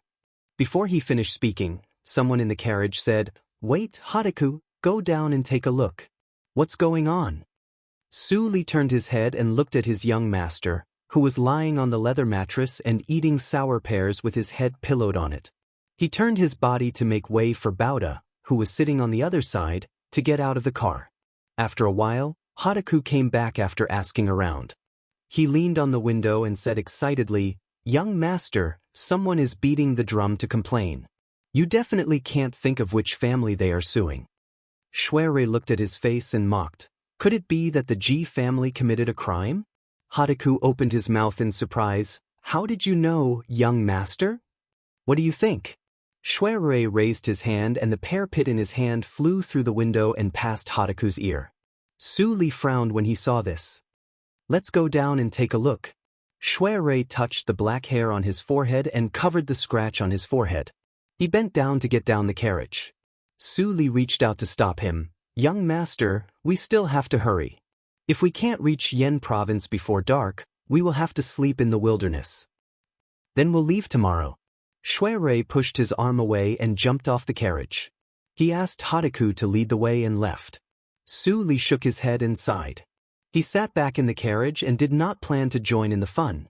With Hataku leading the way, the master and servant quickly squeezed their way to the front of the crowd. They looked into the hall, but before they could see anything clearly, they heard the dull sound of a wooden board rising and falling. Put, put. Taking a closer look on the floor of the public hall, there was a person lying on the floor, getting beaten up again and again. The long board that was thicker than a thigh, one high and one low, made one's heart ache, but the person who was being beaten didn't even let out a cry. If it wasn't for the fact that the person on the floor bounced up an inch with each hit, one would really think that it was a cloth dummy. Shuirei raised his eyebrows, crossed his arms, looked at the beggar-like figure on the floor, and listened to the discussion at the side. After 15 strokes, Yushu's forehead was already covered with a layer of sweat. She gasped, and the veins on her clenched fists were turning green. She felt that her buttocks were about to split open, and if he dared to do it again, she would definitely cry out. No wonder there were very few people who beat the drum to complain. Before the lawsuit was settled, they would first have to suffer a physical pain. Pa! County Magistrate Ma slammed the gavel and looked at the beggar who beat the drum to complain about his in-laws with a gloomy expression. He shouted in a deep voice, "Present the complaint paper." Lying on the floor, Yushu gritted her teeth and endured the pain. She turned sideways and took out the complaint paper from her bosom and handed it over to the yamen runner. The hall was silent, and County Magistrate Ma carefully read through the complaint paper. It clearly stated when Zhao Hui was engaged to the Dou family, when she lost her father and fled to Yang, how the Dou family used flowery words to detain her dowry and family property, how Zhao Hui's fiancé died of a sudden illness, how the Dou family's elder sister sent her a letter and seized her dowry and family property, how she filed a lawsuit against the government, and how the Dou family colluded with the Ji family to barter her house, and listed that her appearance did not match her horoscope, and how she was accused of marriage fraud, and how the county magistrate at that time awarded her family property to the Dou family and even imprisoned her in prison. The more County Magistrate Ma read, the darker his expression became. Zhao Hui's marriage fraud case was judged by his predecessor, and he had been an official for 10 years. Based on his experience and intuition, he knew that there was another injustice in that case, and it involved the Ji family. With so many commoners watching, there was no one in Yang City who didn't know that he was the son-in-law of the Ji family. If he was biased, it would certainly attract criticism. So, he decided to bring everyone here first, and then act according to the situation in court. Pa! Guards, go to the Dou family on the west side of the city, and the Ji family on the east side of the city to arrest them. Several bailiffs responded and left. County Magistrate Ma said to Yushu, "Yushu, where is your godmother, Zhao Hui? Why do you need to beat the drum for her?" County Magistrate Ma called out Yushu's name, deliberately pronouncing it in an oblique tone, and discovered that she was his brother-in-law's stepdaughter. First, there were too many people with the same name in Yang City, and second, the Ji family had many descendants, so he really couldn't remember all of them. It had been some time since the incident where Ma Weibo was beaten, and the person in court was a boy who looked like a beggar. Even if he knew who Yushu was, he couldn't immediately connect them together. But there was someone else in front of the yamen, and it was different. Hearing County Magistrate Ma's shout, Shui Rui was stunned, and his expression changed slightly. He narrowed his eyes and stared at the figure lying on the ground in a sorry state not far away. The more he looked, the more familiar he felt. He knew who it was, and his face immediately darkened. Reporting to Darren, Yu Shu's voice was not as loud as it was when the court opened. She panted and said, "Not long ago, my godmother was injured by Do Lu from the Do family. She is bedridden, so she can't come to court in person. I beat the drum to appeal for justice on her behalf." To complain on someone else's behalf, the first condition was that they were related. Yu Shu and Zhao Hui were not related by blood, but ancient people compared godparents to blood relatives. She called Zhao Hui godmother, so it was reasonable for her to take the complaint on her behalf. When Yu Shu mentioned it, County Magistrate Ma remembered the unfinished case from 2 days ago. It was the Do family who accused a doctor of assault. The doctor refused to plead guilty and was still in prison. But he only thought about it for a moment. He complained that the Do family had too many problems, but he didn't connect the two cases together. "Pa, you said that the Do family embezzled your godmother's property. Do you have any witnesses?" County Magistrate Ma avoided mentioning the Ji family. "Yes," Yu Shu said, "when my godmother lost her father and came to Yang to seek refuge with the Do family, an old housekeeper sent her here. The old housekeeper is still alive and runs a bookstore on Changmenpu West Street. His name is Huang Zhou. He can testify for me that what I said is true. My godmother did not cheat the marriage. It was the Do family and the Ji family who colluded to bully her, an orphan girl." County Magistrate Ma said, "Come to Changmenpu and bring this Huang Zhou here." "Yes, Darren." County Magistrate Ma asked Yu Shu a few more questions, and Yu Shu answered them with reason and evidence. An hour later, someone from the Do family came first. Reporting to Darren, "Do Hong is here." Do Hong was the eldest daughter of the Do family. She married a live-in son-in-law and was in charge of the household. She was about the same age as Pei Jing. She had a pair of slender eyes and 2 wrinkles at the corner of her mouth. She had a shrewd look on her face. Yu Shu couldn't get up, so she just lay on the ground. She turned her head to look and met Do Hong's cold eyes. "Are you Do Hong?" "Yes, Darren." "Bang. Do Hong, do you know who Zhao Hui is?" Do Hong said, "I do. More than 10 years ago, when my father was still alive, he arranged a marriage for my second brother.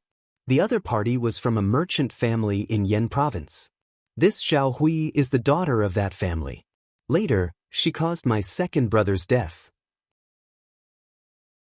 After I found out that her family lied about the marriage, I severed all ties with her." Hearing this, Yu Shu sneered from the ground and did not interrupt.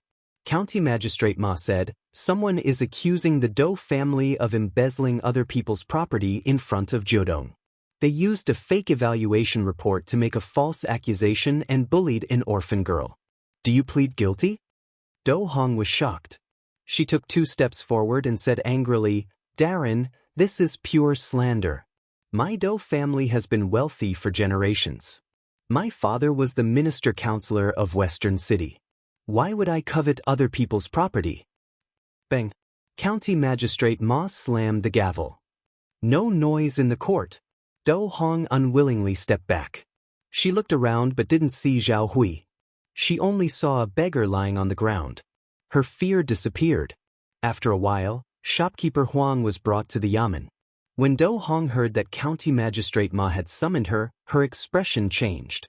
When she heard that Huang Zhou accused her of embezzling Zhao Hui's property and falsely accusing Zhao Hui of a false marriage, she lost her cool. "Darren, please investigate this. This Zhao Hui obviously lied about the marriage. That year, I specially hired a fortune teller to read her fortune. With the evaluation report as proof, how can I falsely accuse her? Which fortune teller did you hire as a witness?" Yu Shu suddenly shouted. "Ji family's fortune teller." Do Hong blurted out. After saying it, she realized that something was wrong. She lowered her head and glared at Yu Shu. The yamen's entrance buzzed. Shui Rui's mouth twitched. His expression loosened a little. He couldn't help but laugh. Bang. With a loud bang, Yu Shu obediently shut her mouth. She tilted her head and looked at Do Hong. She laughed in her heart. I was afraid that you wouldn't admit it. County Magistrate Ma's face darkened. He said to Yu Shu, you heard it. This Ji family's fortune teller is a famous and promising place in Yang City. If you accuse them of colluding with the Do family to fabricate a false evaluation report, I will not forgive you. I dare not. Yu Shu raised her head and said, Darren, I have evidence to present. County Magistrate Ma waved his hand and ordered the Yamen runners, present it. Yes, yes. Yu Shu fumbled in her bosom for a while and took out several cards. She handed them to the Yamen runners and handed them to County Magistrate Ma. He lowered his head and saw that it was a residence card and several evaluation cards from the fortune teller's shop. The signature and handprint belonged to Zhao Hui. He frowned and thought that this was bad. Then he heard Yu Shu say with grief and indignation, in Darren's hand, one of the residence cards is my godmother's birth date and the other evaluation cards were made by fortune tellers and traders from the 6 fortune tellers' shops on Wanxiang Street after they read my godmother's fortune. The handprint on the residence card is taken as proof. There are also evaluation cards from the Liu family and the Kong family's fortune teller shop. Darren, take a look. None of them say that my godmother's fortune doesn't match her fortune, nor does it say that my godmother's fortune is a curse to her husband. I know that the Ji family is a famous fortune teller in Yang City. But they are still as famous as the Kong and Liu families. Could it be that the Liu family and the Kong family are inferior to the Ji family? Only the Ji family can see that my godmother is a jinx. Are the others blind? As soon as he said this, the court was quiet but the outside of the yamen was in chaos. Chapter 114. No one would have thought that Yu Shu would bring Zhao Hui to several exchange shops in advance to ask for evaluation reports, and she even mixed in the Kong and Liu family. The reputation of the Kong and Liu family in Yang City was no less than that of the Ji family. The evaluation reports they gave did not say that Zhao Hui had a problem, which meant that Zhao Hui did not have a bad fate. Obviously, there was something wrong with the evaluation report the Ji family gave that year. Everyone thought, if there is something wrong with the Ji family's evaluation report, then wasn't the Do family's case of claiming that the orphan girl was a jinx in marriage fraud a false accusation? Not only was it a false accusation, but it was also an embezzlement of someone else's dowry. These two crimes added together were not light. The onlookers knew this, and Do Hong was even more aware of it. Since ancient times, it was taboo to embezzle someone else's family property. This crime was as serious as murder. The difference was that murder had to be paid with one's life, but embezzlement had to be returned in double, and the family property would be confiscated. Do Hong's expression changed, and the wrinkles under her lips turned into the shape of an 8. She no longer looked as calm and composed as before. In a panic, she knelt down and said, "Milord, you've wronged me. Don't listen to this unruly commoner's nonsense." Yu Shu retorted, "How could I be spouting nonsense? The appraisal report that your family obtained from the Ji family was a fake to begin with. You falsely accused my godmother and conspired to steal my godmother's property. How are you being wronged? How dare you say that the Ji family's evaluation report is real?" County Magistrate Ma's eyelid twitched, and he felt something was wrong. He hurried to hit the gavel to stop the voice below, but he was still one step too late. Of course it's real. How could she say it was fake? If it was fake, didn't it prove that she had indeed falsely accused Zhao Hui and coveted her family property? Pa! Yu Shu sneered in her heart, just as Pei Jing said, the eldest daughter of the Do family is greedy, and the youngest daughter is shrewish. They are both selfish.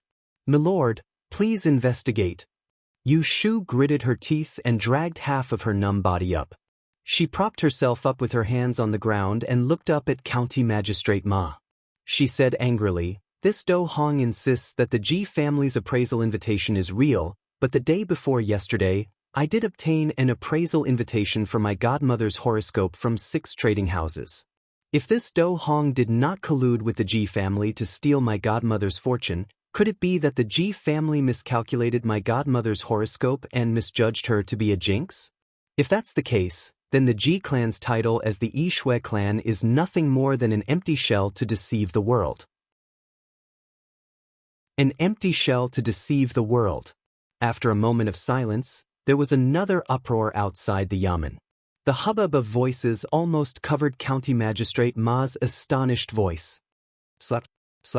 In the court. No noise. County Magistrate Ma looked at Yushu with a gloomy face. He didn't know whether to be angry or angry. How could this sloppy beggar have such a glib tongue? With just a few evaluation reports, he forced Do Hong into a corner. Instead of arguing with the Do family, she accused the Ji family. But he couldn't say that she wasn't from the Ji family. If the evaluation report was real, then it was the Ji family's misjudgment and tarnished their family's reputation. If the Ji family's evaluation report was fake, then it was the Do family who colluded with the Ji family to steal their daughter's property and tarnish their family's reputation. Now, it was impossible to tell whether it was real or fake. Yushu lowered her head. Under the cover of her hair, a cold smile appeared at the corner of her mouth. Whether it was the Ji family or the Do family, she couldn't escape this time. Who dares to say that my Ji family is deceiving the public? Right at that moment, an angry shout came from the yamen entrance. The onlookers separated and saw two middle-aged men being escorted out by yamen runners in date clothes and black hats. One had a pale face and was slightly chubby while the other had a beard. Both of them looked unhappy because of the criticism about their Ji family. Milord, the second master of the Ji family, Ji Xiaochun, and the third master, Ji Hyotani, have arrived. Yushu turned her head to look at the two people who were striding towards her and lay back on the ground. She couldn't guarantee that Ji Hyotani wouldn't recognize her with her disheveled hair. County Magistrate Ma looked at the two people who came late and secretly let out a sigh of relief. He was afraid that if they had come a little later, Do Hong would have been coaxed by the wicked people to sell the Ji family. What he didn't know was that Ji Hyotani and Ji Xiaochun didn't come late on purpose. They were delayed because of a collision at the intersection. Ji Hyotani saw the situation as soon as he entered the hall. His second sister-in-law's eldest cousin, Do Hong, was standing on the side in a panic. A beggar was lying on the ground, presumably the one who lied. Staring at the back of Yushu's head, Ji Hyotani didn't think that this was his stepdaughter who was kicked out of the family not long ago. Instead, he was more concerned about why there were so many people gathered at the door. Ji Xiaochun frowned and looked at Do Hong. He turned to Yushu on the ground and said coldly, "Diaozi, was it you who sullied the reputation of my Ji family just now? Where did this dog come from? He really didn't know his place." Yushu ignored him and said to County Magistrate Ma in a low voice, "I hope Darren will investigate this matter and give justice to my godmother." Ji Xiaochun wanted to say something, but County Magistrate Ma coughed and interrupted him. Although it was his second brother-in-law in the hall, there were so many eyes watching. He couldn't show favoritism. "Is she from the Ji family?" Both of them said, "Yes." County Magistrate Ma raised his hand and pointed at Yushu on the ground. "This person accused your Ji family of colluding with the Do family 9 years ago. They made fake appraisals and slandered his godmother, Lady Zhao, by saying that her birth date was fake and helping the Do family to seize Lady Zhao's dowry property. There are witnesses, Huang Zhou, and 6 other shops made appraisals to prove that she is not a widow. Do you plead guilty?" Ji Xiaochun and Ji Hyotani looked at each other. The former stepped forward and said unhurriedly, "Reporting to Darren, our Ji family is not aware of this matter." Yushu narrowed her eyes. It seemed that these two people had discussed this on the way here and refused to admit it no matter what. But did they think that this matter could be cleared up with just one sentence? Reporting to Darren, Yushu said, "It was clearly the Ji family's shop that made the appraisals. Do Hong just admitted it herself, and Uncle Huang testified. But now this Master Ji is saying that he doesn't know anything. Isn't he trying to lie?" "Humph." Ji Xiaochun snorted heavily. He looked calm on the surface, but he had a guilty conscience in his heart. He had some impression of what happened that year. Do Hong did come to him for help, but he was careful at that time and didn't show up.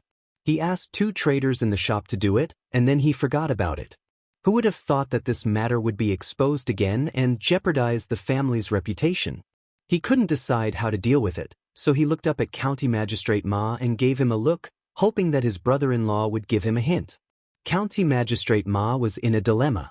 When he saw the look in Ji Xiaochun's eyes, he couldn't say anything. With so many pairs of eyes staring at him in broad daylight, everyone knew what was right and wrong. If he made a mistake, he would definitely be criticized.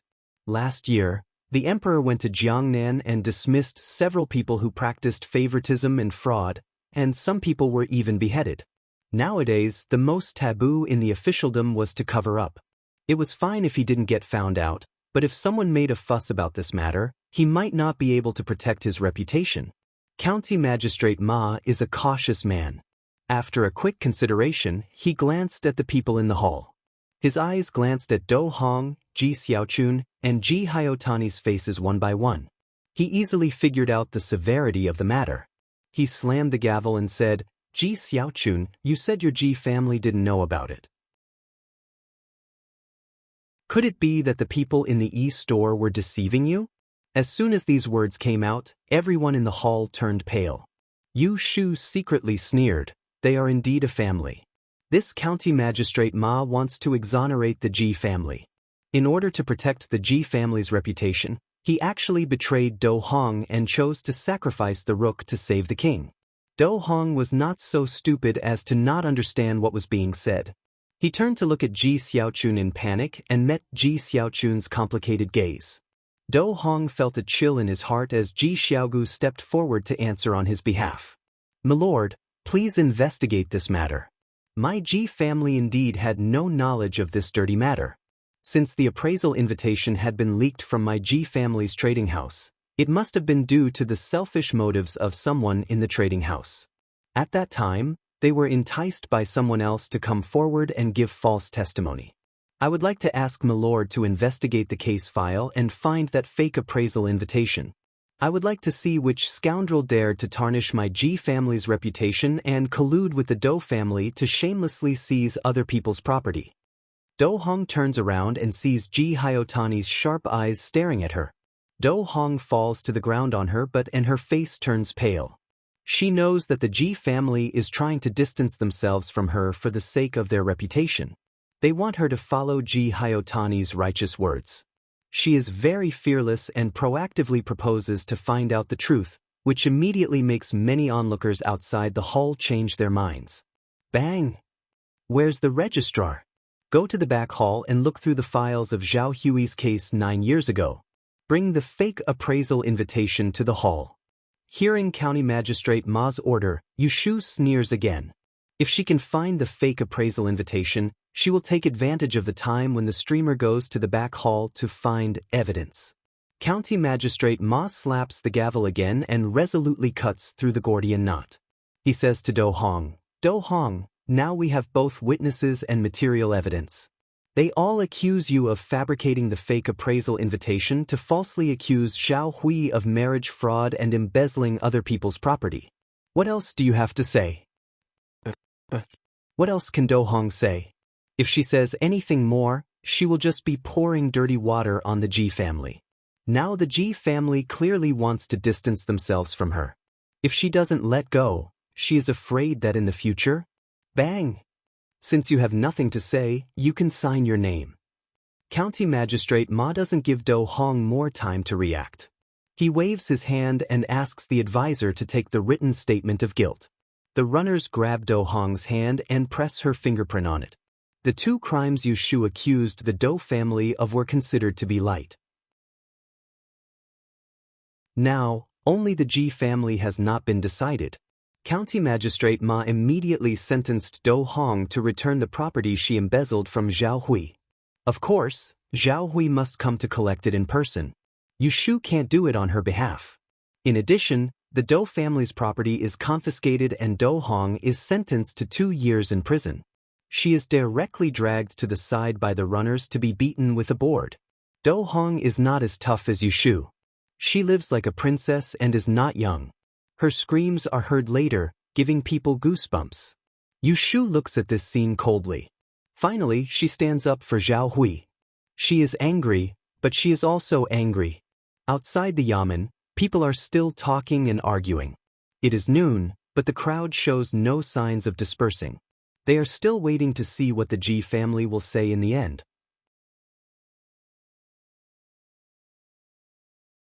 Chapter 115. Do Hong endured the flogging and was taken away to be detained, half dead. The registrar entered the room to look through the files. After about the time it takes to eat a meal, one trotted out from inside. Just as Yu Shu expected, the fake evaluation report that once caused Zhao Hui to be doomed is lost. Yes, the registrar seems to be County Magistrate Ma's confidant. He knows that the item cannot be taken out to avoid unnecessary trouble. The files from 9 years ago only record the case and the Ji family's trading house as evidence. However, there is no detailed information about the identity of the Ji family customer who made the evaluation report for Zhao Hui. In this way, Ji Hyotani speaks with more confidence. "Milord, the most important thing in our trading house is our reputation. The biggest taboo is to change people's fate on the evaluation report. Getting involved in this dirty business is like shooting oneself in the foot. Although the person who made the false testimony for Do Hong was from our Ji family's trading house, it was not ordered by the Ji family. Milord, please investigate this." Ji Xiaochun also says angrily, "If I find out who did this, I will not forgive him." At this moment, the person he really does not want to forgive is Yu Shu, who made the Ji family a disgrace. Now the Ji family insists that they do not know anything.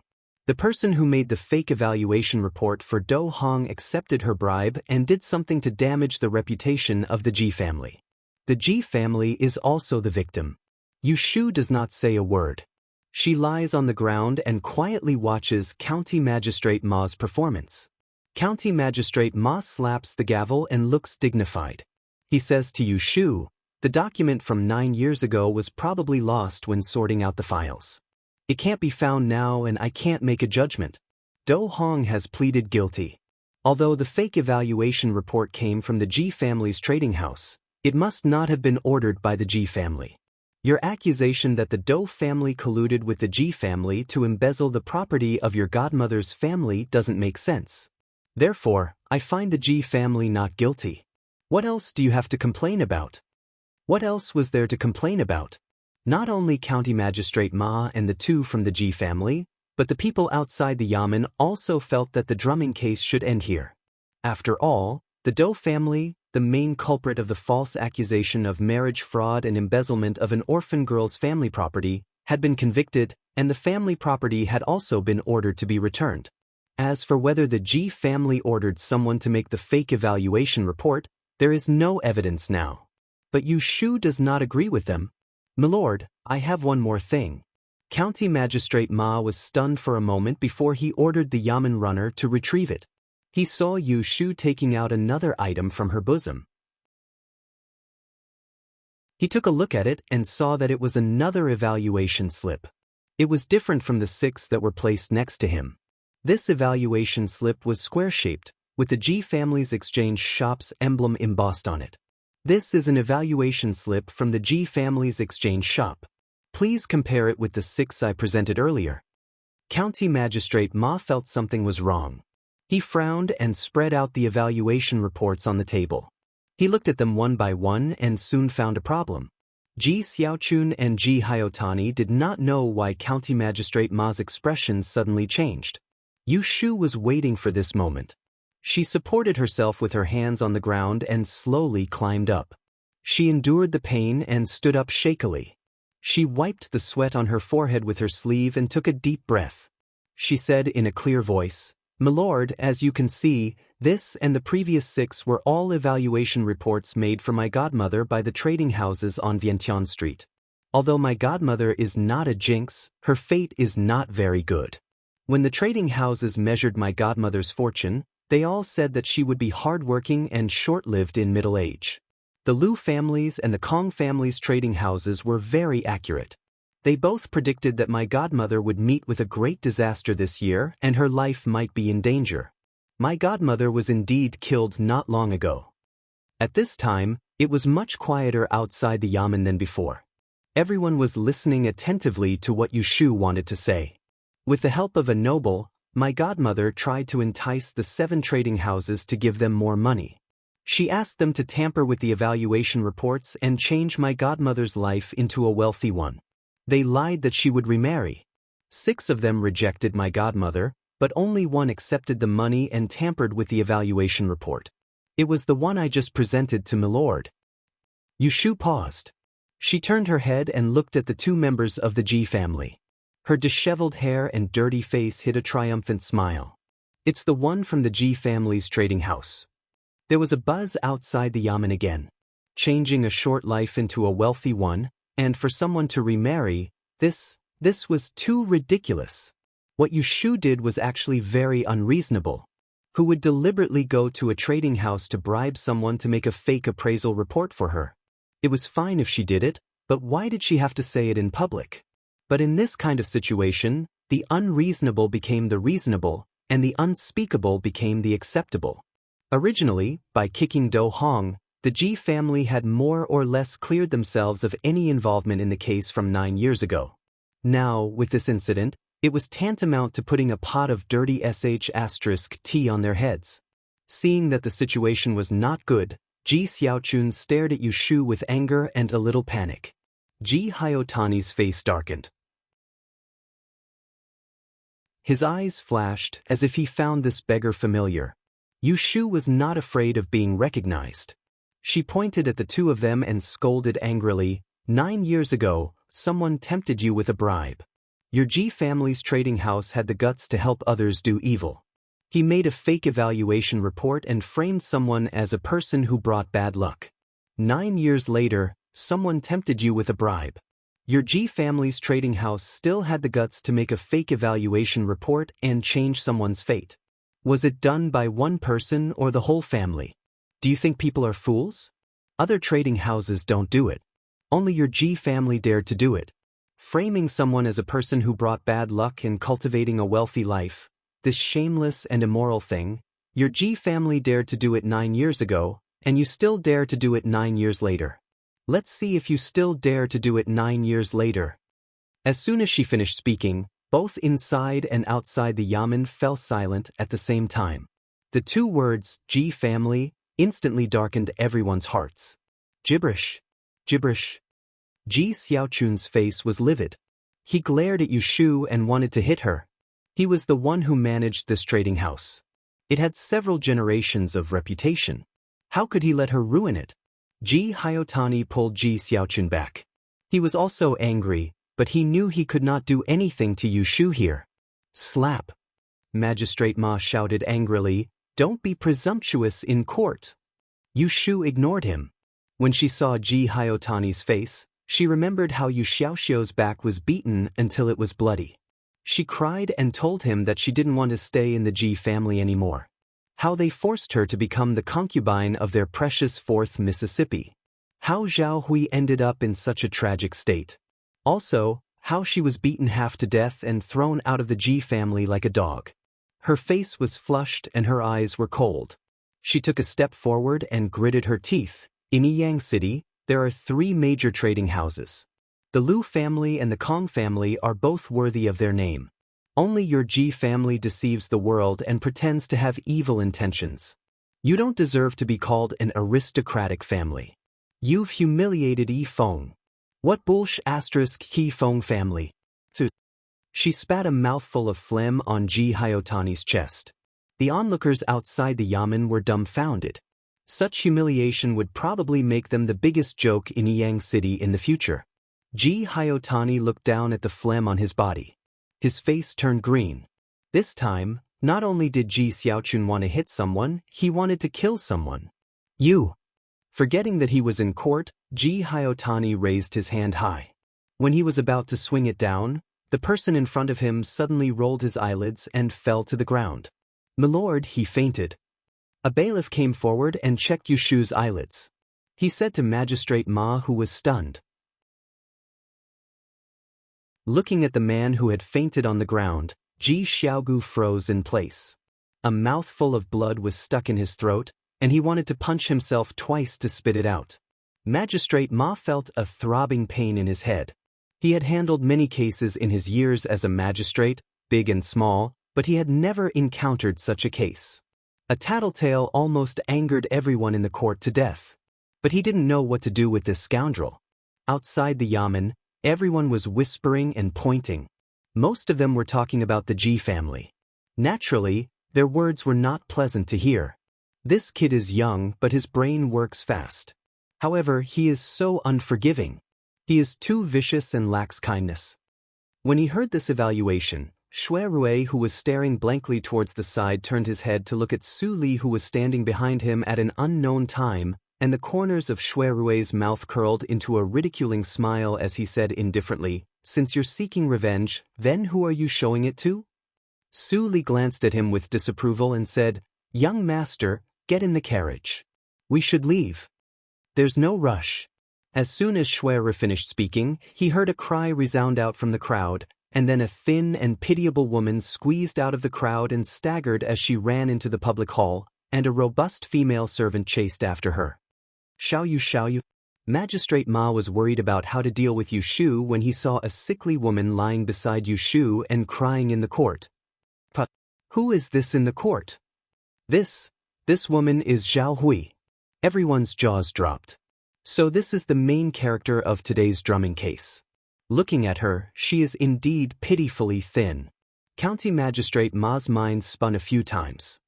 He looked at the two from the Ji family, cleared his throat and said, "Since you are here, you should personally listen to the verdict. This official has already punished that Do Hong. If you still want to sue the Ji family, then show some evidence first." At this moment, Zhao Hui's heart was completely tied to Yu Shu. Looking at Yu Shu's miserable appearance, she didn't have the heart to think about the evidence. She choked out, "I beg Darren to let me take my son home." Ji Xiaochun and Ji Hyotani do not want Yu Shu to leave at this moment, but they can't stop her. She is still unconscious and is not a criminal. They can't just splash water on her to wake her up.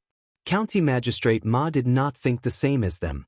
Although the Ji family was unlucky this time, the matter had already come to this. If they continued to make trouble in the court, he would be the one with a headache. He should take this opportunity to close the case and drive them away first. Well, this official will now find the Ji family not guilty. "Zhao Hui, sign your name." Zhao Hui pressed her fingerprint on the document and let the strong servant who came with her carry Yu Shu on his back. They squeezed out of the crowd and left. Pei Jing's carriage is waiting for them in the opposite alley. "You also sign your names." Magistrate Ma said to Ji Xiaochun and Ji Hyotani, who have dishes in front of him.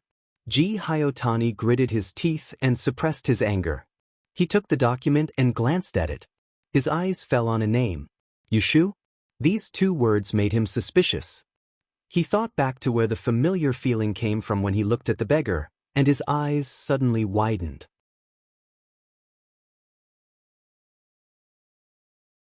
Chapter 116. As soon as Zhao Hui left with Yu Shu, there were some people following behind them. They saw them board a horse carriage across the street and disappear into the deep alley. Then Ji Xiaochun and Ji Hyotani also left with stiff faces. As soon as the door of the yamen was closed, the yamen runners chased after them for a while, and the crowd dispersed.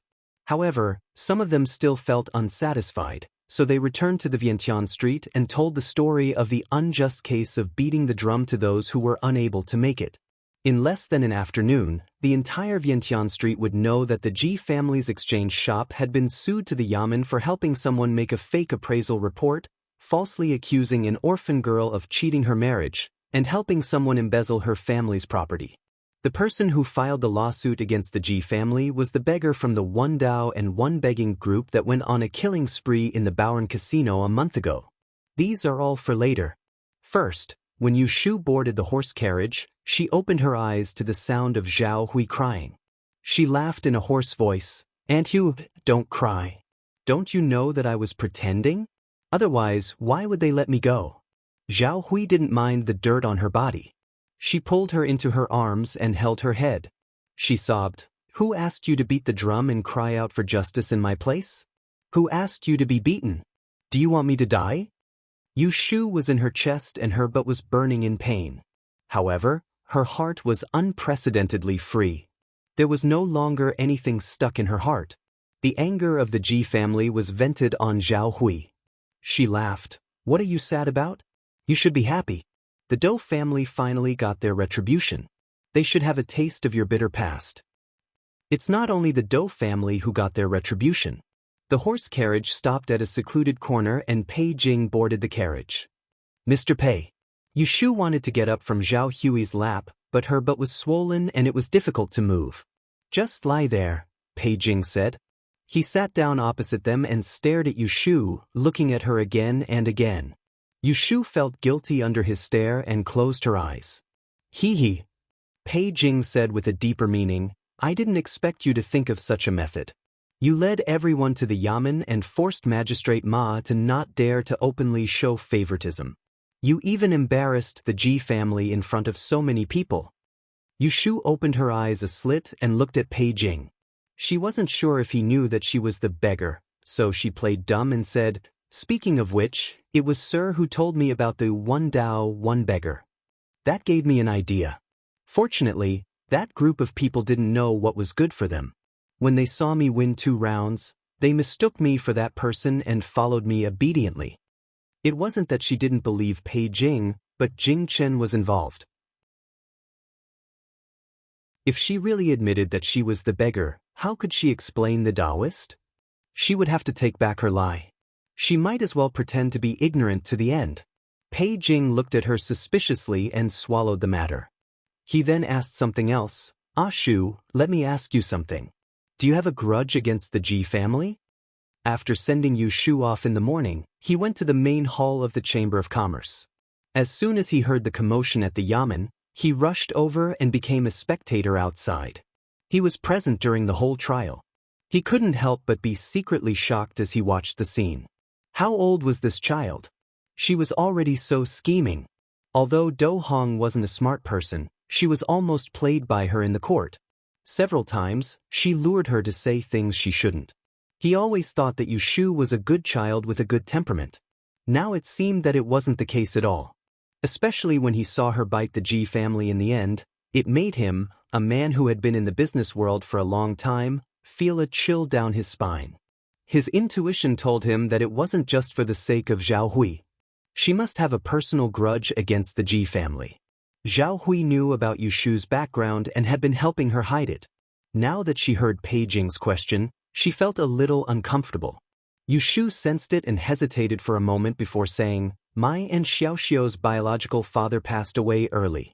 A few years ago, my mother was chosen by the 3rd master of the Ji family and was taken in as a concubine by the Ji family.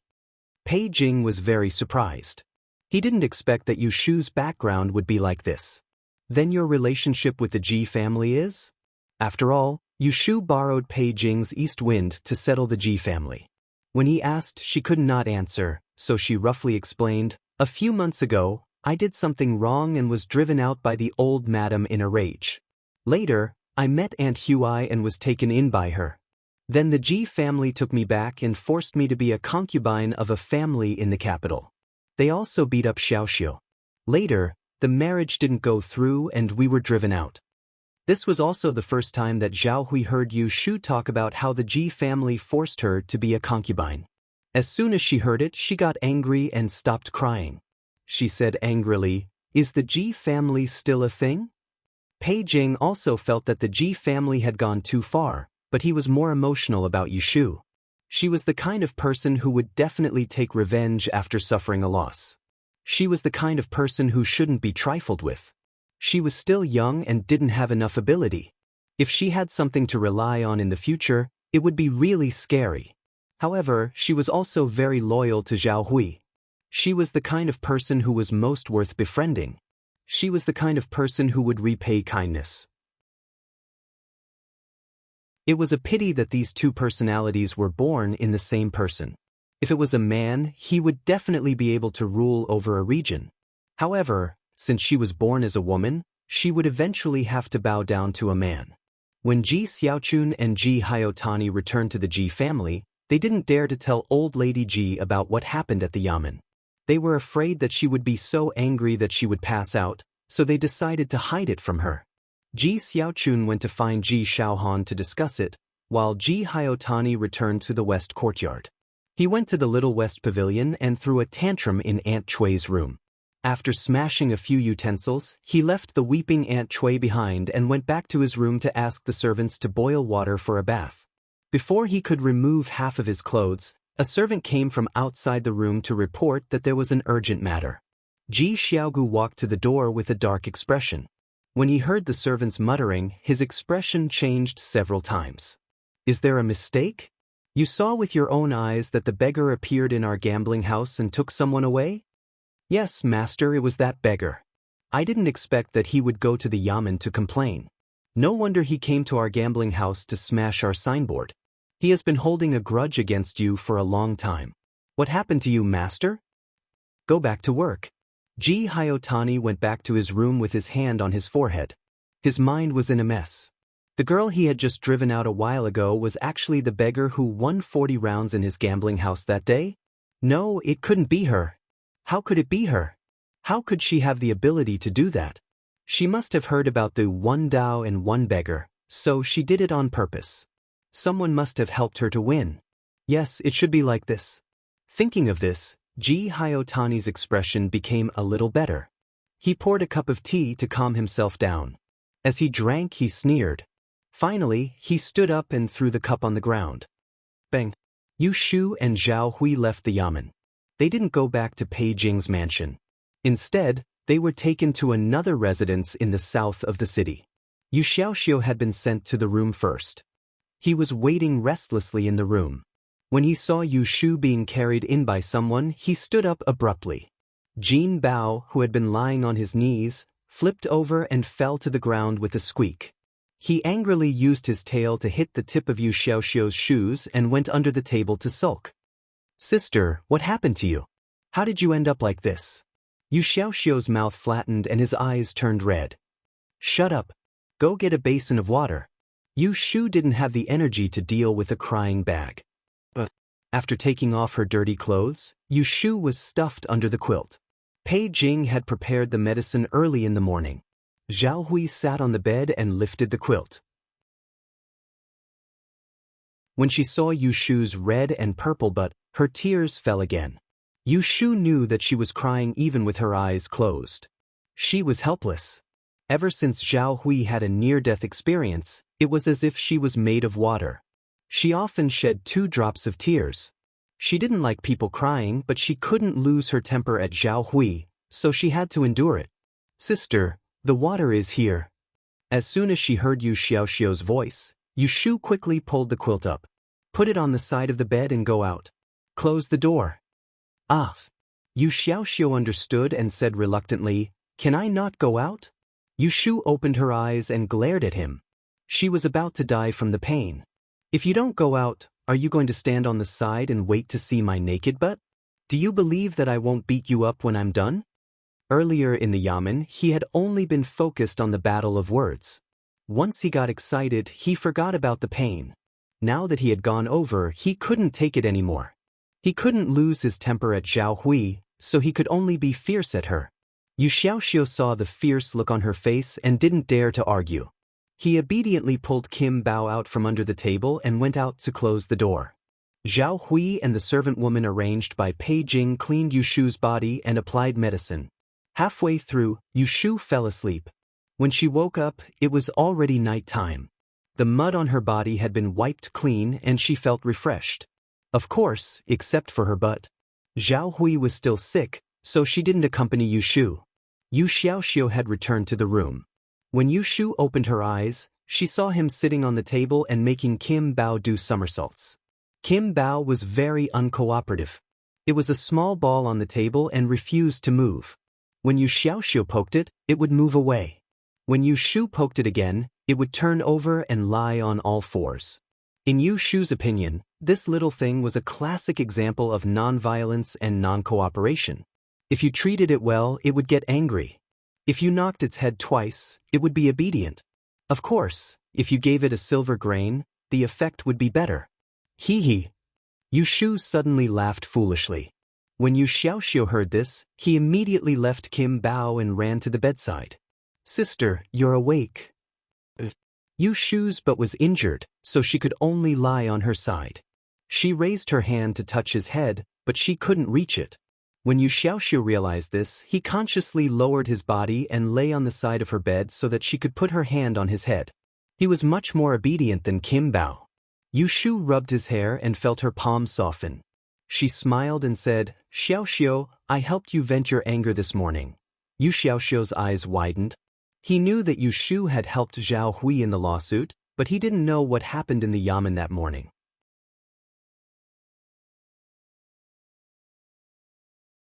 Chapter 117.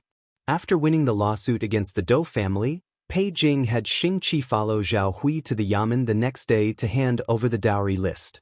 County Magistrate Ma hid in the back hall and didn't show up. The advisor sent a bailiff to follow Zhao Hui to the Dou family's house to count the belongings. The Dou family's people went to the prison early in the morning to see Dou Hong, so only the Dou family's eldest son-in-law was there.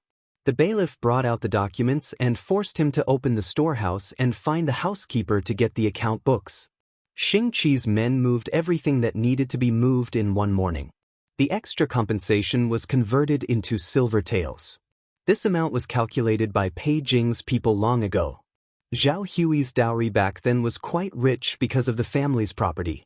Because the Dou family's business hadn't been good these past few years, the family's wealth had decreased.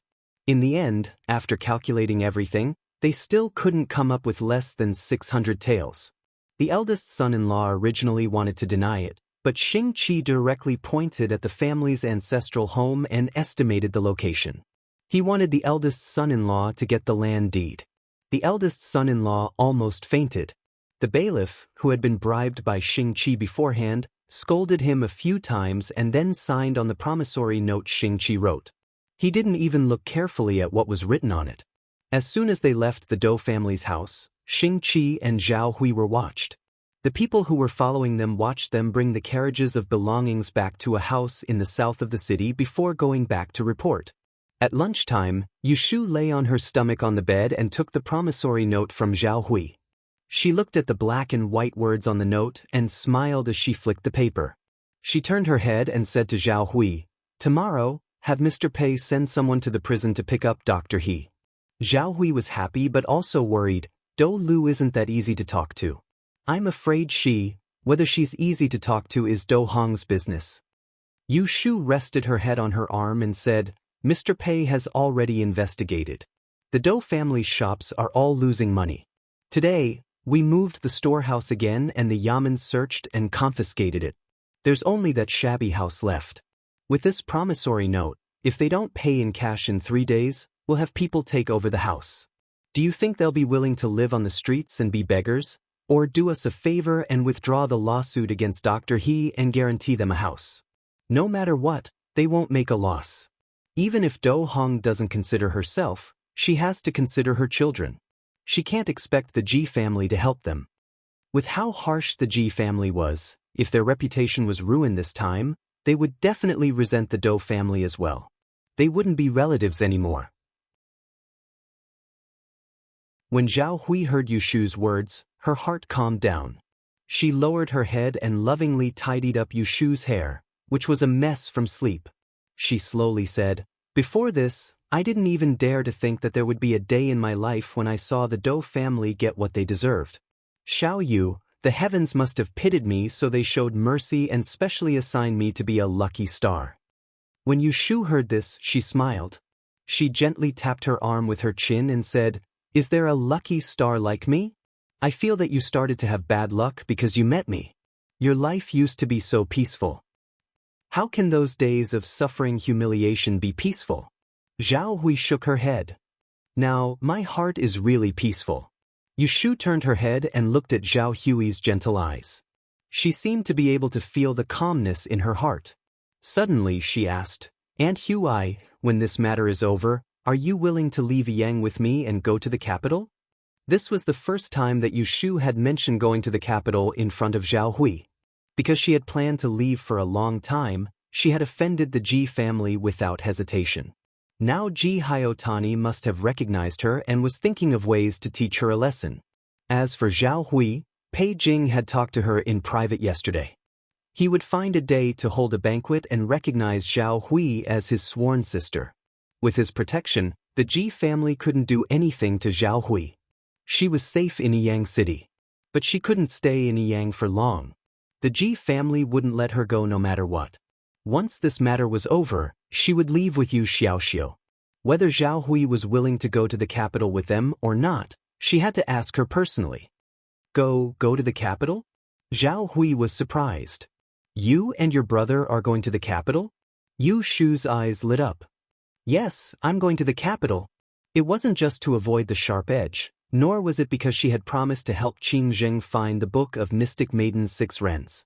The capital was the place where all the exchanges in the world converged. There were many talents in the Great Yen examination, and there were many hidden dragons and crouching tigers in Taisher Library. The Celestial Commissioner was the place with the highest exchanges in the world. She really wanted to see and learn for herself. She had a premonition that there would be more breakthroughs in the laws of algebra when she went there. But Zhao Hui looked awkward. She opened her mouth to say something, but when she saw Yu Shu's expression, she swallowed her words and nodded. As long as you aren't afraid that I'll be a burden, I'll go with you to the capital to take a look. Yu Shu's heart was yearning, so she didn't notice the hesitation on Zhao Hui's face. When she heard her agree, she smiled and grabbed her hand. How can you be a burden?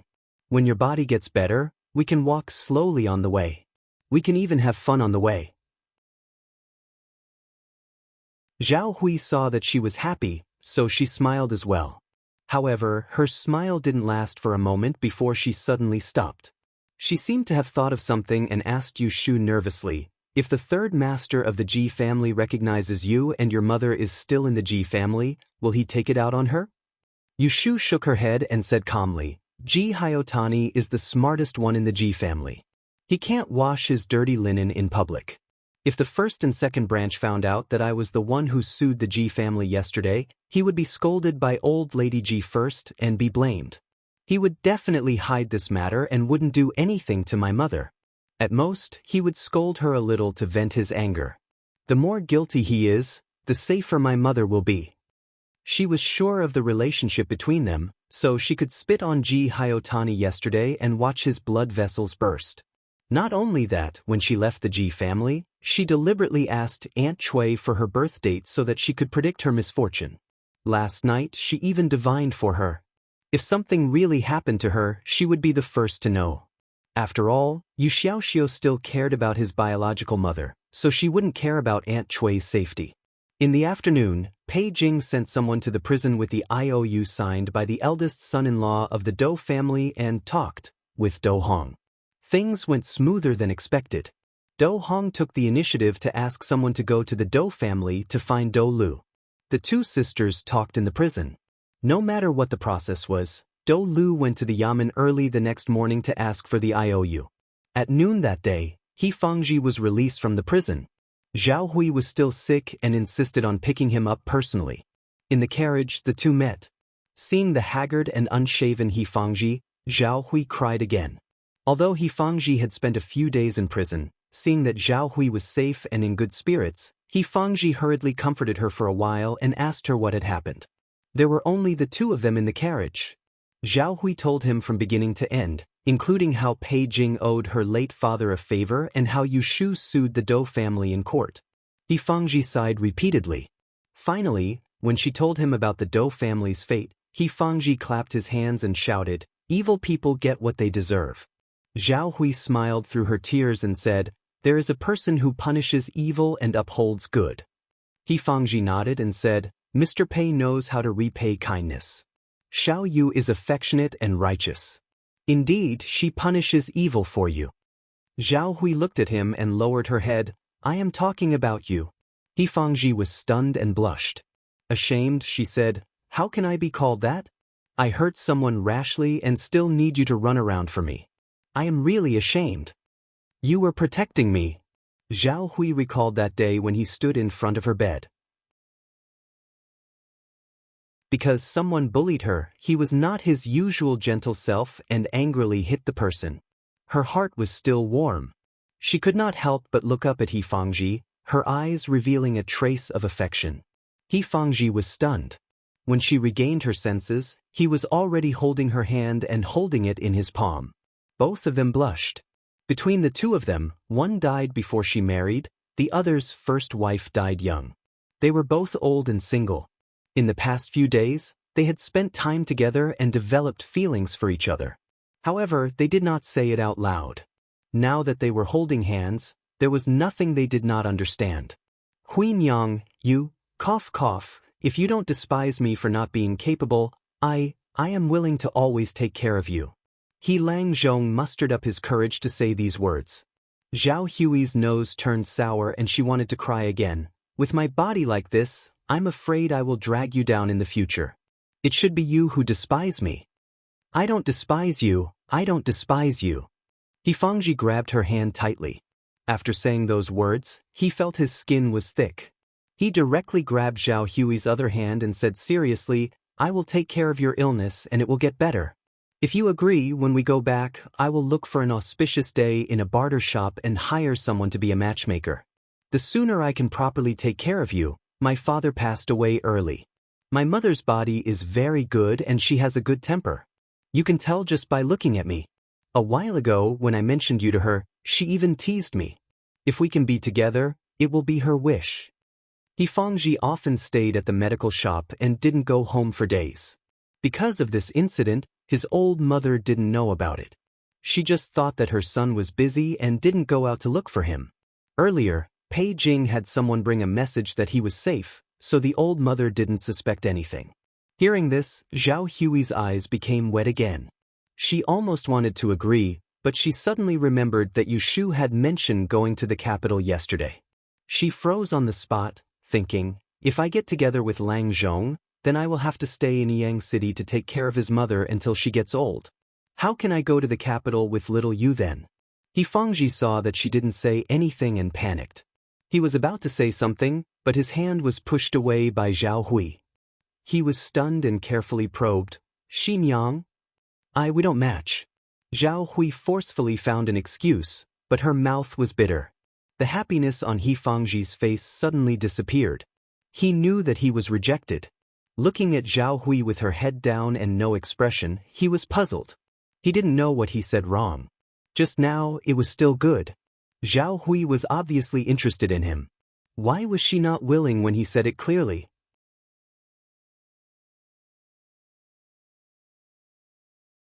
Chapter 118. Yu Shu had been recuperating in bed for the past few days. She had specially asked for Pei Jing, Madame Qin, and Dr. He's birth dates and 8 characters. She had used this time to calculate their horoscopes. The time of calamity rule was very useful, but it had an obvious drawback like the clear rain rule, and that was that it had a time limit. It could only calculate the disasters within half a year, and it would be very inaccurate after that. Yu Shu spent a whole 3 days calculating the disasters that the 3 of them had experienced in the past half a year, and highlighted the serious ones. For example, Madame Qin would have a serious illness because of a cold in a month, and Pei Jing would lose a big business 2 months later because of a villain. Only Dr. He's half a year was smooth, and there were no disasters. Of course, Yu Shu would not directly show these to them. After organizing them, she noted down when and what to guard against. As long as they were careful, they would be able to avoid it. On the other hand, Yu Shu found that the time of calamity rule was useless for Zhao Hui. She guessed that this was probably because Zhao Hui, who was supposed to have died in the previous accident, survived, and so her horoscopes were not accurate. Pei Jing found time to come over today. Because Yu Shu was a generation younger than him, there was no need to be afraid of anything. He directly entered the bedroom to see her. This place was his, and he did not need to be notified. He knocked on the door and entered the room. Yu Xiaoxiu was feeding Kim Bao. He saw Goldie on the table and jumped in shock. Why are you playing with mice? His shout scared Kim Bao, and with a whoosh, he hid under the table. Yu Xiaoxiu stood up with his hands behind his back and looked at Pei Jing awkwardly. He did not know how to explain the matter of raising mice, so he turned to his sister for help. Sir, you saw wrongly. Yu Shu smiled. That is not a mouse that steals food. It is another kind of mouse, and it is quite clean. Xiaoxiu likes it, so we raised it for fun. Yu Xiaoxiu looked at Yu Shu and muttered to himself, you were the one who wanted to raise it in the beginning. Really? After listening to Yu Shu's explanation, Pei Jing didn't make a fuss. In his early years of doing business in the north and south, he had seen many people raising strange monsters. There were people who raised snakes and wolves, so raising a mouse wasn't a big deal. Sir, you came at the right time. I have something for you. Yu Shu took out 2 sheets of paper from a stack of books at the head of the bed and handed them to Pei Jing. She had asked Yu Xiaoxiu to rewrite them with a brush, not her messy charcoal handwriting. What does it say? Pei Jing took a look and saw that there were words like, be on guard against villains on a certain month and a few days, don't ride in a carriage on a certain month and a few days, and so on. There were 7 or 8 of them. Yu Shu had already prepared an excuse. Didn't I ask for your horoscope the other day? Since I'm free, I read it for you and your wife. I don't know if it's accurate or not. It's always good to be careful. Pei Jing nodded and carefully kept the 2 sheets of paper. He didn't tell Yu Shu that he had donated money to the Dai exchange shop every month to ask for the safety of his wife and children. Although it didn't mean that they would be safe, it was better to be safe. Xiaoxiu, go out and play first. I have something to say to your sister. Pei Jing said. Yu Shu waved her hand at Yu Xiaoxiu and he grabbed Kim Bao from under the table and left. Pei Jing sat down at the round table and looked at Yu Shu who was lying on the bed. He said, the Ji family's trading shop has been very quiet these few days. I sent someone to ask around and found out that the Ji family has left a few traders. The Lu family and Kong family's trading shops have a lot of visitors these few days. It's a free bargain. Yu Shu laughed. That's good. I'm afraid the trading shops on Vientiane Street won't dare to accept money to make fake appraisals for a long time. That day at the court, she presented 7 appraisals to County Magistrate Ma. She even claimed that she bribed 7 trading shops to change Xiao Hui's life into a wealthy one, and only the Ji family agreed. This was true, but the money she gave to the Ji family was 10 times more than what she gave to the other 6 families. With 200 taels of silver, not to mention changing a life of toil to a life of wealth, she could even change a dog's sh*t life into a joss stick. There was a saying that only a thief could be called a thief if he was caught. Ji Yunshu had exposed the Ji family and caused such a huge commotion. Killing the chicken to warn the others was more or less a wake-up call for those who ran the trading shops. It was a warning to them that if they had money to spare, they should not reach out. Seeing that she was still able to smile, Pei Jing said, don't be too happy yet. There are already people watching the outside of this residence. They are undoubtedly people from the Ji family. They are just waiting for you to come out. Yu Shu said without fear, then let them wait. Seeing her relaxed expression, Pei Jing smiled and said, I have already made arrangements. 10 days later, there will be a caravan from Tihin heading to the capital. You and Xiaoxiu will pretend to be the nephew of the 7th. I will also arrange for a bodyguard to protect you all the way to the capital. Yu Shu happily said, that's great. I will tell Aunt Hui later. Pei Jing curiously asked, you still haven't told Hui Nyang that you are going to the capital? I have told her before. I want to tell her when to leave and let her prepare. Prepare? Pei Jing finally understood and immediately frowned. She is going with you? Yes, Sir Pei, don't worry. Xiaoxiu and I will take good care of Aunt Hui. Yu Shu looked at Pei Jing and knew that he was worried about Xiao Hui's bumpy journey. Pei Jing opened his mouth and looked like he wanted to say something but stopped. He tilted his head and whispered to himself, did I see wrongly? It can't be, the 2 of them. Yu Shu leaned forward. What did Sir say? Pei Jing glanced at her and calculated in his heart. He turned his head to look at the door and cleared his throat. That he Longzhong, isn't he interested in Hui Nyang? Pei Jing's words were too subtle and Yu Shu did not understand immediately. But with her hesitation, Pei Jing immediately felt awkward. He was a 40-year-old old man, and he was discussing the relationship between a man and a woman behind his back. Wasn't he just eating his fill? With this thought, Pei Jing no longer had the mood to gossip. He stood up and said, "You can discuss the matter of going to the capital with Huin Yang. I will leave first. I will prepare the luggage for you." "Okay, thank you, sir." Yu Shu watched as Pei Jing left and turned over to lie down for a while. She thought about what he did not say and suddenly sat up. "Hiss." She gasped and covered her butt. She gritted her teeth and whispered, "It can't be. This He Longzhong and Aunt Hui actually like each other?" After He Fangji was released from prison, she went home to visit her mother. The next day she reported to Zhao Hui. Under the guise of treating Zhao Hui's illness and decocting medicine, she wandered around Zhao Hui all day long. Yu Shu, who was lying in her room, couldn't see her. Yu Xiaoxiu, who saw her, couldn't understand. That night, during dinner, Zhao Hui and He Fangji were at the same table. Yu Shu moved out of the room and was supported by Yu Xiaoxiu as she limped out of the room. "Why don't you eat in the room? Do you want to sit outside? I will find a cushion for you." Zhao Hui was about to get up to find a soft cushion for Yu Shu to sit on, but He Fangji reached out to stop her. "I'll go get it. You sit." In just a moment, Yu Shu understood. She secretly laughed at herself and hung her head on Yu Xiaoxiu's shoulder. She moved to sit on the round stool that He Longzhong had prepared. While eating, she looked back and forth at the two of them. The more she looked, the more she understood. With the way Longzhong gave Zhao Hui 3 bites for every bite, even a blind person could see that he was interested in Zhao Hui. However, why did she not seem to be interested in Zhao Hui and was a bit cold to Longzhong? Could it be that the man had feelings for the woman but the sister had no feelings for him? Actually, from Yu Shu's point of view, He Fangji was a good person. He was a few years older than Zhao Hui, had a squarish appearance, was upright, and was skilled. Most importantly, he had saved a damsel in distress. He wasn't a good-for-nothing.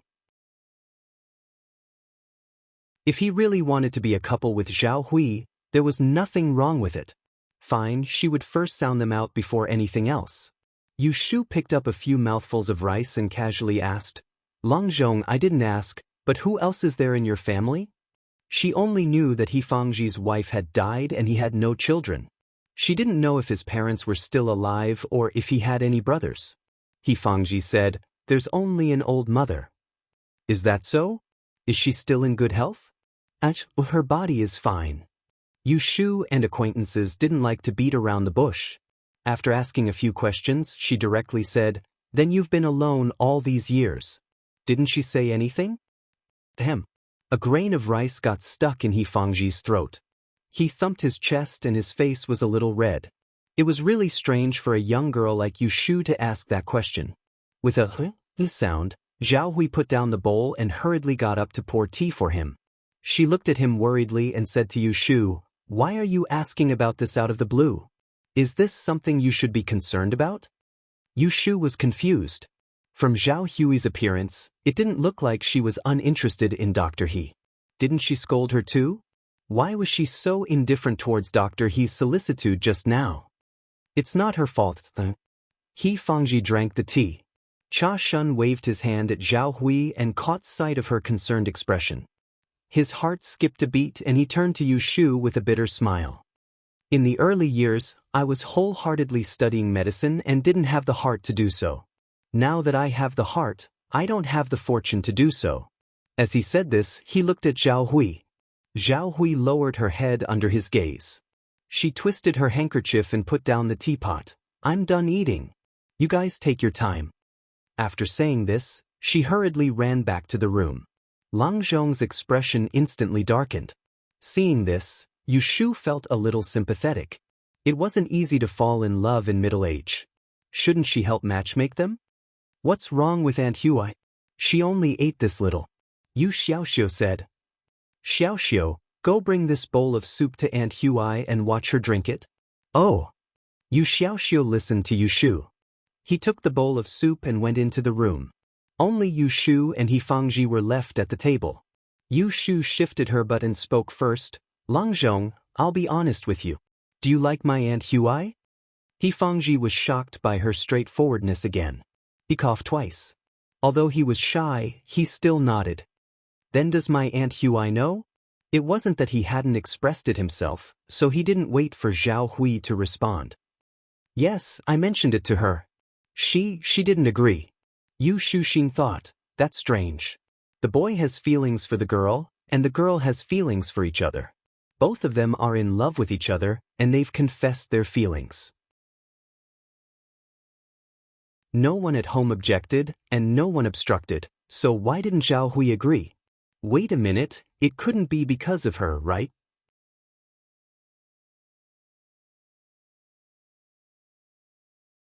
Chapter 119. After dinner, Zhao Hui did not show up again. He Kuji left alone. Yu Shu stayed in the living room for a while before limping to Zhao Hui's room. She saw that the light was still on. "Aunt Hui, are you asleep? Shall you? Come in." The door opened with a push. Yu Shu walked in and walked around the screen. She saw Zhao Hui sitting on the edge of the bed. Her expression was a bit unnatural. Her clothes were neat and tidy, and there was no sign of her resting. "Come sit here. Doesn't it hurt to walk?" Zhao Hui helped Yu Shu sit down on her bed. Yu Shu shook her head. "I forgot to tell you when we were eating. Mr. Pei came by today. In 10 days, there will be a caravan going to the capital. When the time comes, we will go with the caravan." Zhao Hui was stunned. They are going to leave so soon?" Yu Shu said, "Yes, if we miss this time, we will have to wait for next month. Mr. Pei wants me to discuss with you. Do you want to take the items from the Dou family with you, or do you want him to keep them for you?" "Ah," Zhao Hui said absent-mindedly. "Do as you see fit. Either way is fine." Yu Shu carefully observed her expression. She was even more certain that she did not respond to He Fangji because she had promised to go to the capital with her. He Fangji's family was still there and could not travel far. If Zhao Hui wanted to be with him, she would have to stay in Yang. How could he go to the capital with her? "Aunt Hui, are you really willing to leave Yang?" Zhao Hui came back to her senses. She smiled slightly and said bitterly, "What is there to be unwilling about? For example, Dr. He. Are you willing to leave him?" Zhao Hui was startled and said in panic, You child, what nonsense are you talking about? Why would I be reluctant to part with him?" Yu Shu laughed mischievously and no longer teased her. She reached out and grabbed her arm and affectionately said, "Aunt Hui, of course I'm happy that you're willing to go with me, but I don't want to be the wicked person who separates a loving couple. In my opinion, Dr. He is a good person. He has medical skills and is kind. If you like him and want to live with him, then stay in Yang. If you miss this village, you might not get another chance." When Zhao Hui heard this, she was not happy. Instead, she put on a straight face and said, "Where did you hear that? Who said I'm going to live with him? Don't be angry. Listen to me." Yu Shu shook her arm and said seriously, "I originally wanted you to go with us because I was worried about leaving you alone in Yang. Even with Sir Pei's care, it would be inconvenient for a woman like you to be alone. Now that Dr. He has the heart to take care of you, isn't that good? Compared to the bumpy journey with us, it's much safer for you to stay in Yang. I know you're worried about leaving us siblings alone without an adult to accompany us, but do you think I'm the kind of person who would suffer a loss?" Zhao Hui was a bit dumbfounded. She thought she had hidden it well, but she didn't expect that not only did Yu Shu see through it, but she also made it clear to her. She didn't know how to respond. She really was worried about leaving these two children alone, but she asked herself, could she really let go of Dr. He? Everything that needed to be said had been said. Yu Shu looked at Zhao Hui's hesitant expression and knew what to do. She said to her, "Aunt Hui, think about it carefully. Don't be so heartless as to leave with me and regret halfway through. I won't be able to send you back." With that said, she sat for a while longer, then stood up and slowly walked out. Zhao Hui sat on the edge of the bed in a daze. She didn't even know when Yu Shu left. The next morning, He Fangji came to report in again just in time for breakfast. He didn't see Zhao Hui at the table, so he asked Yu Shu about it. Yu Shu saw that He Fangji didn't know anything, so she figured that Zhao Hui couldn't come up with an answer after an entire night, so she might as well add fuel to the fire. She rolled her eyes and deliberately said, "She's packing up in her room." "Packing up?" He Fangji questioned. "You're not staying here anymore?" Yu Shu pretended to be confused. Why didn't Aunt Hui tell Mr. He that we'll be leaving Yang in a few days? What? As Yu expected, He Fangji was shocked. Her expression changed a few times, and she stood there for a moment. Then she turned around and ran in the direction of Zhao Hui's room. Yu Xiaoxiu asked strangely, "What's wrong with Dr. He? Children shouldn't poke their noses into adult matters." Yu Shu kicked Kim Bao, who was grinding his teeth with a table leg by her feet. Yu Xiaoxiu pursed his lips. He tore off a mouthful of steamed bun and threw it under the table. Yu Shu originally wanted to go over and take a look, but she was afraid that she'd ruin things, so she held back. She slowly finished her breakfast and dragged Yu Xiaoxiu back to their room. She didn't know what happened between He Fangji and Zhao Hui in the morning, but when it was almost noon, Zhao Hui found Yu Shu's room. Zhao Hui found Yu Shu's room. Her nose and eyes were red. Obviously, she had been crying. As for why her mouth was red, it was not worth telling others. "Xiao Yu, I have something to tell you." Yu Shu poked her head out to look and saw He Langzhong's half leg was hiding at the door. She was amused, so she said to Yu Xiaoxiu, "Xiaoxiu, go out and close the door." Yu Shu Xiao. Xiao had long been used to Yu Shu chasing him out for no reason. He picked up Kim Bao and left. He closed the door and stood at the door, staring at Physician He. Yu Shu sat up from the bed and pulled Zhao Hui's hand to let her sit down. Seeing that she was embarrassed to speak, she took the initiative to say, "Aunt Hui, have you thought it through? Are you going to go with me or stay? I can't bear to part with him." Zhao Hui's face was full of shame and guilt. Yu Shu straightforwardly said, "Leave the nose." Zhao Hui softly made an N sound. Seeing that Yu Shu wasn't the least bit dissatisfied and was instead happy for her, her heart warmed. She didn't have the awkwardness from before and reached out to hug her. She said, "I've discussed it with Physician He. Since you haven't left yet, let's have a simple wedding in the next few days so that you can be a witness.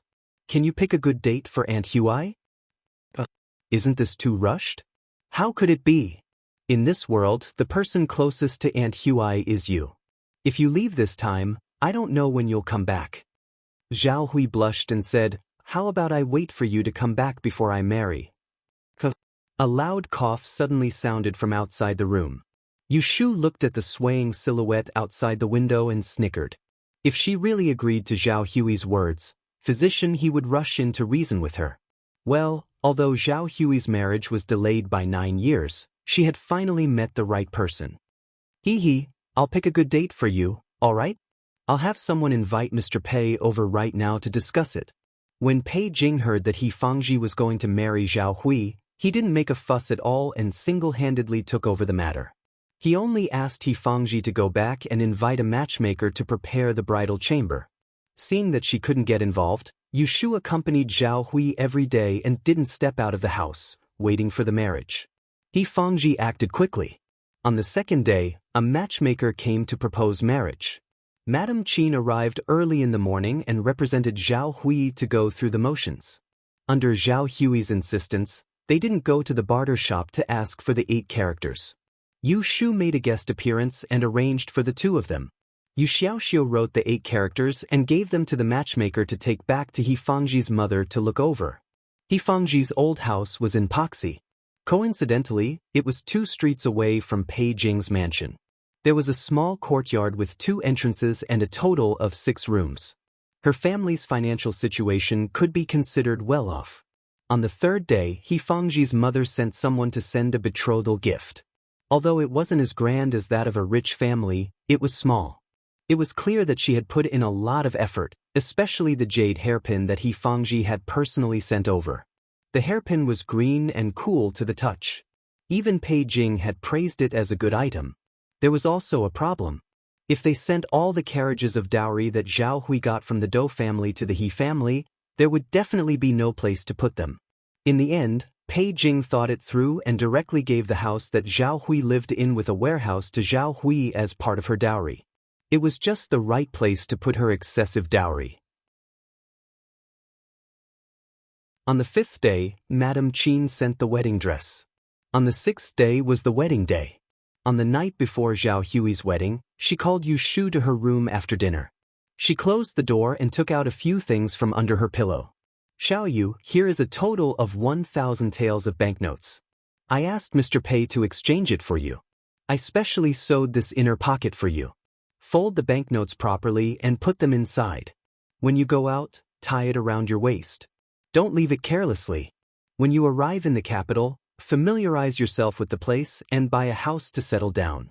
These 2 bags of broken silver, you can also store them well and use them to spend on the road. Keep these 2 bags of broken silver and use them on the road. I've asked around. You'll be living and eating with the caravan, so you won't need much money. If there's anything you want to buy, don't be stingy. Even if you lose your money, don't panic. Mr. Pei has spoken to the leader of the caravan and prepared a small box of copper coins for you. Ask them for them if you need them. Yu Shu watched as Zhao Hui stuffed several banknotes into a slender inner pocket and handed it to her. She then took out 2 heavy leather pouches and placed them in Zhao Hui's hands. After listening to Zhao Hui's instructions, Yu Shu sat down beside Zhao Hui and handed the inner pocket to her. She said, I will accept these 2 pouches of money, but I cannot take the 1,000 taels. Zhao Hui scolded her. Why can't you take it? I am soft-hearted. Yu Shu honestly said. She was indeed soft-hearted. Zhao Hui had asked for the Dou family's property, but those things were now in the storeroom and could not be used as money. If she guessed correctly, this 1,000 taels should be the cash that Zhao Hui had in her storeroom. How could she take it? Moreover, Zhao Hui was going to get married tomorrow. He Fangji must know about this money later. It may cause a rift between them as husband and wife. Zhao Hui laughed. You spent 500 taels on me without batting an eyelid. Why didn't you be soft-hearted? If I am giving it to you, just accept it. I have spoken to the doctor.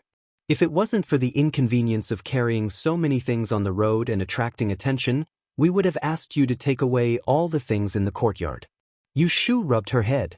She remembered that she had spent 500 taels on Zhao Hui's treatment. Seeing that Zhao Hui was adamant that she must accept it, she thought for a moment and accepted it happily on the surface. That's right. Zhao Hui laughed and patted her hand. I have something for you too. Yu Shu rummaged around in her sleeves and took out a red thread. There were 3 jade beads the size of flowers strung on it. It was the feng shui basin that she had made at Zhao Hui's house. Yesterday, she had asked Pei Jing to send someone to retrieve it from the alley. It was not a great thing, but it was the first time she made it. It was a thought and a blessing. She took Zhao Hui's left hand and rolled up her sleeve. She tied the jade beads on her wrist. She carefully tied the knot and whispered, Aunt Hui, do you remember what I said before? You suffered in your early years and had good fortune in your middle years. You can live to the age of 89 and enjoy your old age. I will tie this bead to ensure your safety and health.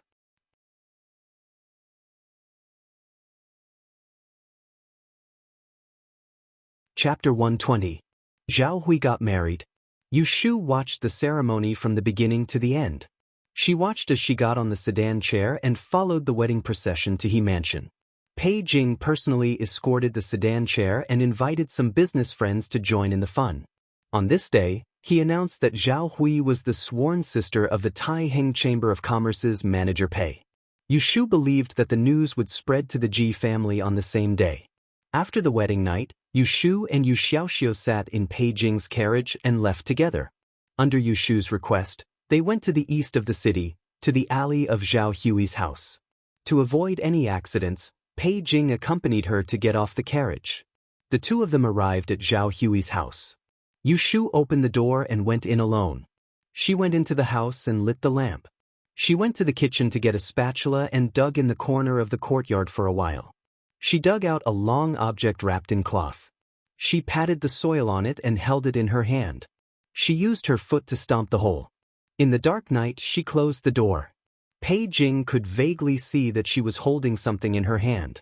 He asked, What did you take out? An antique. Yu Shu didn't explain in detail.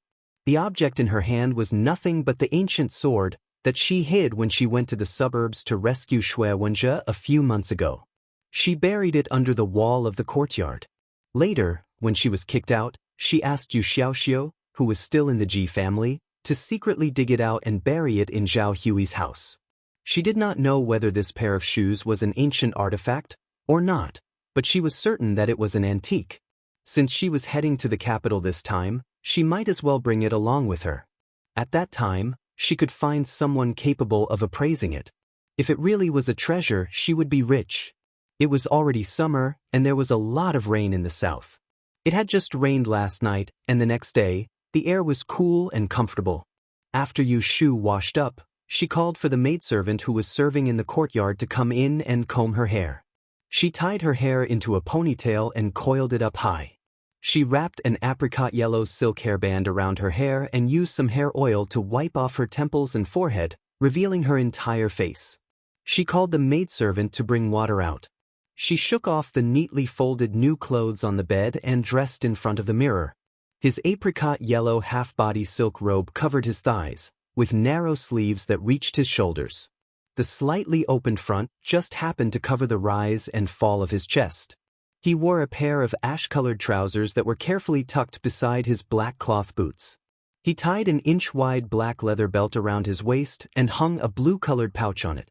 He also attached a colorful string to 3 fortune coins. Finally, he imitated Jing Chen and tied the treasured sword that was tightly wrapped in cloth to his back with a ribbon. She looked at the mirror and saw a tall and straight young man. It was hard to tell whether he was a man or a woman. His eyebrows were curved and his eyes were sparkling. He was elegant and full of spirit. Yu Shu moved her hands and feet and smiled in satisfaction at the mirror. White Fang struck a few poses and showed off his beauty. He turned around and picked up the money pouches on the bed. He stuffed one into his chest and the other into his bag. He slung it over his shoulder and walked out.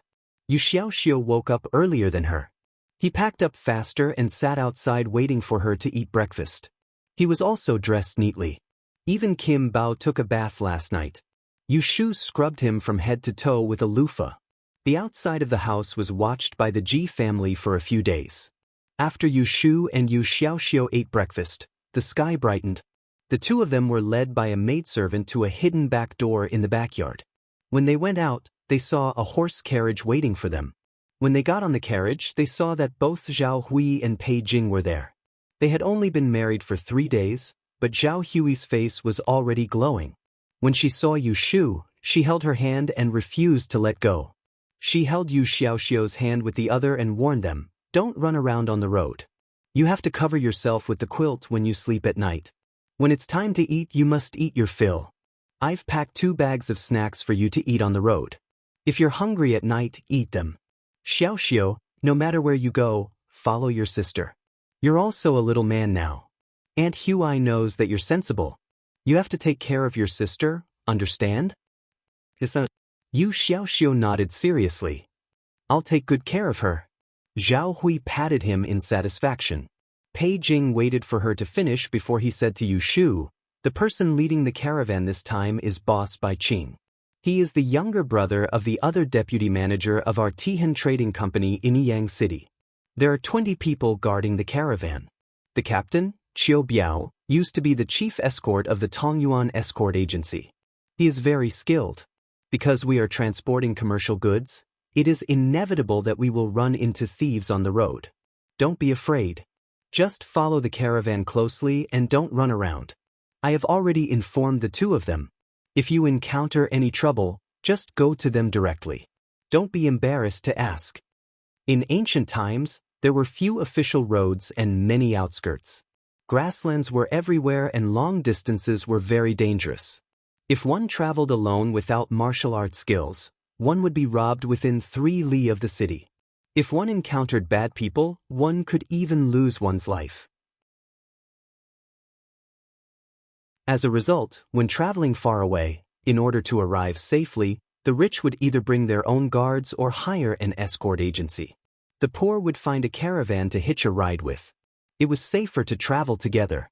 Yu Shu noted down Pei Jing's words and said to him, "Sir Pei, my mother is still in the Ji family. Please help me keep an eye out for her. If one day she is driven out, help her secretly so that she has a place to settle down. When I settle down in the capital, I will send you a letter. No problem. I will help you keep an eye out. The caravan gathered at the west side of the city early in the morning. When Yushu and the others arrived, the two stewards were checking the goods for the last time. Pei Jing got off the carriage first to look for them. Zhao Hui hugged Yushu and couldn't bear to let go. You must be careful on the road and be safe. And you also have to be good. Live a good life with Dr. He and take care of your health. If you encounter any difficulties, look for Sir Pei. Yushu buried her head in her shoulder and hugged her tightly. Then she pushed her away and picked up the two bags.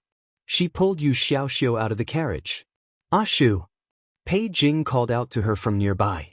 Beside him stood a man in a long gown. He looked to be in his early 30s, was tall and thin, and had a slight crease on his back. Yushu pulled Yu Xiaoxiu and ran over. Bai Qing, these are Xingqi's two nephews. I treat them like my own nephews. If they didn't insist on going to the capital to find their grandmother, Xingqi wouldn't have agreed to let them go. That's why he couldn't bear to send them off today. You have to help me take good care of them. Don't worry. I promise to send them safely to the capital. Bai Qing smiled and reached out to pat Yu Xiaoxiu, who was close to him. He said, It's good to go out and gain experience while you're still young. I'm 2 years younger than your Uncle Xing. It's up to you to call me Uncle Bai or Uncle Qing. Uncle Bai. Yushu picked one first. Yu Xiaoxiu immediately followed. The two were both well behaved. Few people didn't like them. Bai Qing laughed and said to Pei Jing, Such a good boy. No wonder Xingqi couldn't bear to let him go. If it were me, I would also protect him at home. Well, you two go to the carriage first. See? It's the one in front. The roof is painted red. Okay. Yushu turned to Pei Jing and cupped her hands in front of her chest. Her gratitude was self-evident. Pei Jing nodded and watched as they climbed into the carriage in front of him with the big and small bags. Only then did he turn to Bai Qing and whispered to her, Are you sure there are no personal items in this shipment? Bai Qing said with a wry smile, This is the third time you've asked me. If there were personal items, would I dare to lead the team myself? I would definitely have sent someone else to take the risk. That's good. Be careful on the road. I'll go back now. When you come back from the capital, Xingqi and I will invite you for a drink. Okay. Pei Jing put his hand on Bai Qing's shoulder. He took another look at the carriage in which Yushu and Yu Xiaoxiu were sitting and turned to leave. When a caravan traveled, it was not so delicate. Most of them were carriages without carriages. The goods were all placed on flat carts and pulled by horses. The guards rode on horses, and the merchants either rode on horses or sat on the empty flat carts. However, Bai Qing's caravan had 2 carriages. When Yushu and Yu Xiaoxiu climbed into the carriage, they found that there was already someone inside. It was a 15 or 16-year-old youth. He was quite handsome and wore a leech-colored robe. His head was wrapped in a silk scarf. He had a sharp chin and a pair of big eyes. He was looking at the 2 new passengers with displeasure. Who are you? Why are you getting on the carriage? Yushu looked the person up and down. There was some understanding in her eyes. She put down the bag. Yu Xiaoxiu, who had an old face, sat on the side and said, We are brothers. I'm Ashu and this is my younger brother, Xiaoxiu. It was Uncle Bai who let us ride in this carriage. What about you? Uncle Bai? The youth's face turned serious. What right does he have to let you ride in my carriage? Get off. Yushu asked suspiciously, Your carriage? Humph, of course it's my carriage. I paid them to give me a ride. This is my carriage. The youth crossed his arms and said arrogantly. Yushu suddenly laughed. He was afraid that she would be bored on the road, so he deliberately gave her some entertainment.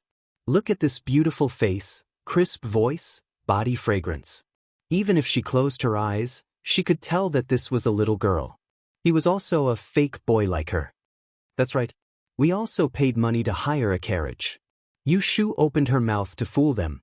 Yu Xiaoxiu immediately laughed. Xiao squinted at her, not knowing what she wanted to do. You too? Of course, otherwise how could we ride in the same carriage as you, right? The fake boy apparently believed Yushu's words. He didn't drive them off, but he also didn't welcome them. He glared at them and then looked up at the roof of the carriage. He didn't want to talk to them. She wasn't interested in them, but Yushu was interested in her. Hey, you haven't told us what your name is. Why should I tell you? Because I just said it. My name is Ashu. My brother is Xiaoxiu. You have heard our names. There's no reason not to say yours. Yushu said confidently. I didn't ask you to say it. You said it yourself. Well, since you don't want to say it, I don't know how to call you. I'll just pick a name. Yushu looked at him and clapped her hands. I see that your eyes are big, so I'll call you Big Eyes. That's what I mean.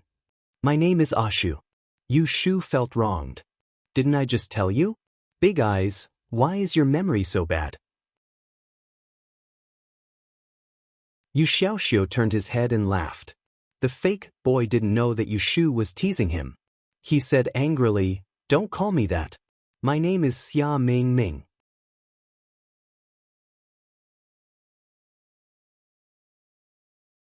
Chapter 121. The caravan set out early in the morning, leaving Yang City. Because they were carrying goods, their speed was not fast. Yushu sat in the carriage and looked out the window to see the scenery of the suburbs. In the summer, vegetation was flourishing. Along the way, there was a lush green forest. Birds sang and chirped in all directions. Sunlight shone through the gaps in the canopy, leaving patches of mottled gold in the forest. Weeds and unknown flowers grew on both sides of the official road. Occasionally, butterflies flew by, fluttering their wings. Such a lively scene was a charming sight unique to the countryside during the day. Leaning against the window, Yushu was so engrossed in watching that she momentarily forgot to tease the little girl she had just met. Suddenly, a short scream came from behind her. She pressed her ears and turned her head. She saw Yu Xiaoxiu still in the same motion of taking Jinbao out of his bag. Xia Mingming, the little girl, was curled up in the corner of the carriage, her hands hugging her head as she trembled and looked at him in horror. Old. There were few girls who were not afraid of mice. Xia Mingming was obviously not a weirdo. She showed the normal reaction of a girl seeing a mouse. Yu Shu gave Yu Xiaoxiu a disapproving look. Why are you scaring her? Yu Xiaoxiu was innocent. He did not see that Xia Mingming was a girl. He thought she was overreacting. Isn't it just a mouse? What is there to be afraid of? Kim Bao, squeak. Another ear-piercing scream rang out, and the window of the opposite car was pulled open from the outside. A bearded man appeared outside the window. He frowned and looked into the car. What's wrong? What's your name? Xia Mingming seemed to see her savior. She pointed to Yu Xiao's arms. It's okay. A honey moth just flew in. Yu Shu grabbed her hand and did not give her a chance to speak. She patted her shoulder and pretended to comfort her. Don't be afraid. It has already flown out. It's okay. Xia Mingming shook her head vigorously. She wanted to say something to the people outside. But Yu Xiaoxiu's back was facing the window. The people outside could not see Kim Bao. Seeing that there was nothing unusual in the carriage, she closed the window. Xia Mingming wanted to open the window and call for help. She found that her hand was grabbed by Yushu. She suddenly became angry. She broke away from Yushu and shrank back. She stared at Yushu. What are you doing? Yushu laughed secretly. She was the best at acting. Look at the little girl. She thought she was a pervert. I didn't do anything. Yushu raised her hand and grabbed Kim Bao, who was on Yu Xiaoxiu's knee. She touched its moving ears and held it in her palm to show it to Xia Mingming. She smiled and said, Don't be afraid. It's not a mouse. It won't bite. If you don't believe me, you can touch it. As soon as Xia Mingming saw Kim Bao, she began to panic again. She shrank her legs on the seat and leaned back desperately. She bit her lips and looked at Kim Bao, who was in Yu Xiaoxiu's hand. Then she looked at Yu Shu, the pervert. She was angry and scared. She looked like she was about to cry. Yu Shu really did not want to bully her to cry. Seeing her like this, she no longer had the mood to joke. She put her hand on her knee and covered Kim Bao with one hand to prevent Xia Mingming from seeing it. She said to her as gently as possible, Is this okay? Don't cry. If people outside hear it, they will think that I bullied you. Without seeing Kim Bao, Xia Mingming's face became better. But when she heard Yu Shu's words, she immediately said stubbornly, "Who cried?" "I didn't cry." Yu Shu smiled and did not say anything to tease her. She turned sideways to cover up the constantly moving Kim Bao. She put her arm as a pillow and continued to enjoy the scenery outside. She rubbed Kim Bao's fluffy back with her fingers to comfort it. The little thing was obedient again. It lay on her lap and enjoyed it. Yu Xiaoxiu looked at Xia Mingming, who was afraid of mice, with disdain. She took out the textbook from the bag and began to read. After a while, Xia Mingming, who was ignored, could not help but be curious. She took the initiative to ask, "What are you doing with a mouse?" Yu Shu turned her head and said with a smile, "Mingming, your memory is really bad. I just told you that it is not a mouse. It is called Kim Bao. It is raised by my younger brother. You have seen people raising birds and fish, right? That's what it means. Don't call me Mingming." Xia Mingming shouted at Yu Shu with a red face. She lowered her head. After a while, she raised her head again and said doubtfully, "Are you serious? This is not a mouse?" Yu Shu shook her head seriously with an expression of, "I never lie." Xia Mingming was immediately relieved. She put her legs down from the seat and patted her chest and complained, "It's good that it is not. You scared me. I thought it was a mouse." There was a muffled laughter in the car. Xia Mingming turned her head and happened to see Yu Xiaoxiu. She knew that he was laughing at her. She said unhappily, "What are you laughing at?" "Of course it is because you are stupid and easy to fool." Yu Xiaoxiu took the opportunity when she turned her head and grinned. When she looked back, he quickly suppressed the corner of his mouth and explained on behalf of Yu Xiaoxiu, "You must have found something interesting in the book, right? Xiaoxiu?" Yu Xiaoxiu replied with an N. With this little interlude, the atmosphere in the car became much better. Xia Mingming no longer raised her nose and looked at them with disdain. Yu Shu took the opportunity to get a few words out of her. She had some doubts about the background of this young lady who traveled alone. Xia Mingming was different from them. She did not hitch a ride. Instead, she spent 100 taels of silver to have the Tai Heng Chamber of Commerce escort her to the capital. This was strange. From her accent, Yu Shu was sure that she was not from Yang City. From her actions and attire, Xia Mingming was the child of a wealthy family. Why was she traveling alone? How could her family be at ease with her traveling alone? Yu Shu felt strange but did not continue to pry. She was not interested in other people's private affairs. It was only because they were traveling in the same car that it was hard to avoid socializing. She purposely said a few words to Xia Mingming. Before traveling, caravans would always go to the e-store to check the weather. These days, Pei Jing had been getting a weather gauge from Yu Shu. However, it was not for the Tai Heng Chamber of Commerce but for his own businesses. The caravan led by Bai Qing had also specifically asked about the day of the journey before choosing to travel today. The weather was fine and the sun was bright. They passed by a few villages and before dusk, they arrived at a small town. They stayed at an inn in the town. Bai Qing asked someone to call Yu Shu and the others to get off the carriage and lead them into the inn. The others went to the back door of the inn to park the goods and arranged for people to take turns to look after them. Bai Qing was very experienced and rushed to settle down before the sky turned dark. Taking advantage of the fact that there were still a lot of empty rooms in the inn, she booked all the remaining rooms. This was Yu Shu's first time traveling far. She obediently listened to Bai Qing's arrangements and pulled Yu Xiaoxiu along with her. They followed behind the people who were leading the way and went up to the second floor from an old corner staircase. Because Bai Qing had already informed the people, they let Yu Shu and the others pick the rooms first. Yu Shu tactfully chose a small room in the middle. The room was not big and there was only one bed. The bedding was still clean and the window was not facing the street. It was very safe to open on the second floor. When the window was opened, they could see the inn on the first floor. Yu Shu put the bags on the table and looked around the room. Yu Xiaoxiu had already consciously made the bed. The two siblings had squeezed into one bed in the Ji family's courtyard, so they didn't feel that sleeping together was inconvenient. Turning to the door of the room, Yu Shu looked outside. Almost all the people coming and going in the corridor were people from the caravan. When she turned her head, she saw Xia Mingming coming out of the next room. He was very unhappy to find Bai Qing, who was talking to someone at the staircase. "Don't they wash the bedding? It's so dirty. I don't want to live here. Find me a good room."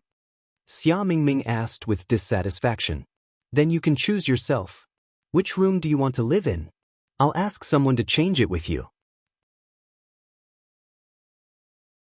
Bai Qing sent him away with a sentence and continued to arrange things for her people.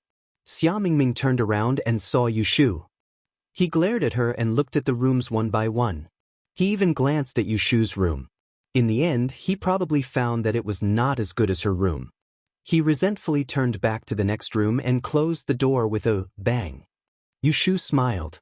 Seeing that Bai Qing had finished talking to someone, she went forward to greet him. "Uncle Bai." "Oh, Xiao Yu, are you hungry?" Bai Qing's attitude towards Yushu was more friendly than before to Xia Mingming.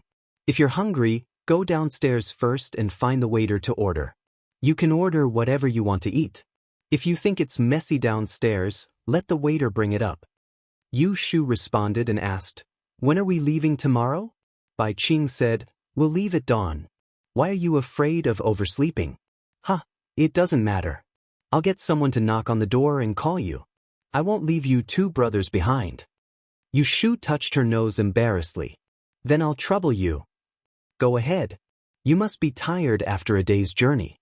Have an early rest after eating." Bai Qing patted her on the shoulder and went downstairs first. Yushu went back to the room and asked Yu Xiaoxiao what he wanted to eat. Then she went downstairs to find the waiter. She ordered 2 dishes and 2 bowls of white rice and asked the waiter to send them upstairs. She was afraid that at this time, there were too many people and someone would carry the baggage in the room. The night in June was a little stuffy. Yu Xiaoxiao and Yushu were wearing undershirts, one on the east and the other on the west, lying on the bed with their heads facing each other. They were only covered with clothes, and Kim Bao was tied to the foot of the bed. Yushu originally thought that on the first day of traveling, she and Yu Xiaoxiao would not be able to sleep. Who knew that when she leaned against the pillow and said a few words to Yu Xiaoxiao, he did not make a sound. She yawned and soon fell asleep. The next morning, Yushu slept until someone knocked on the door. She answered outside and looked at the hazy sky outside the window. She used her foot to kick Yu Xiaoxiao to wake him up. After eating breakfast downstairs, the group set off again.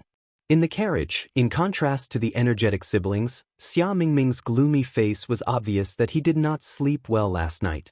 She woke up in a hurry in the morning and did not have time to do a divination. Yushu took out 3 copper coins from her purse and threw them on the tea table twice to ask for good or bad luck today. The 2 divination results were not too different, so it was a small luck.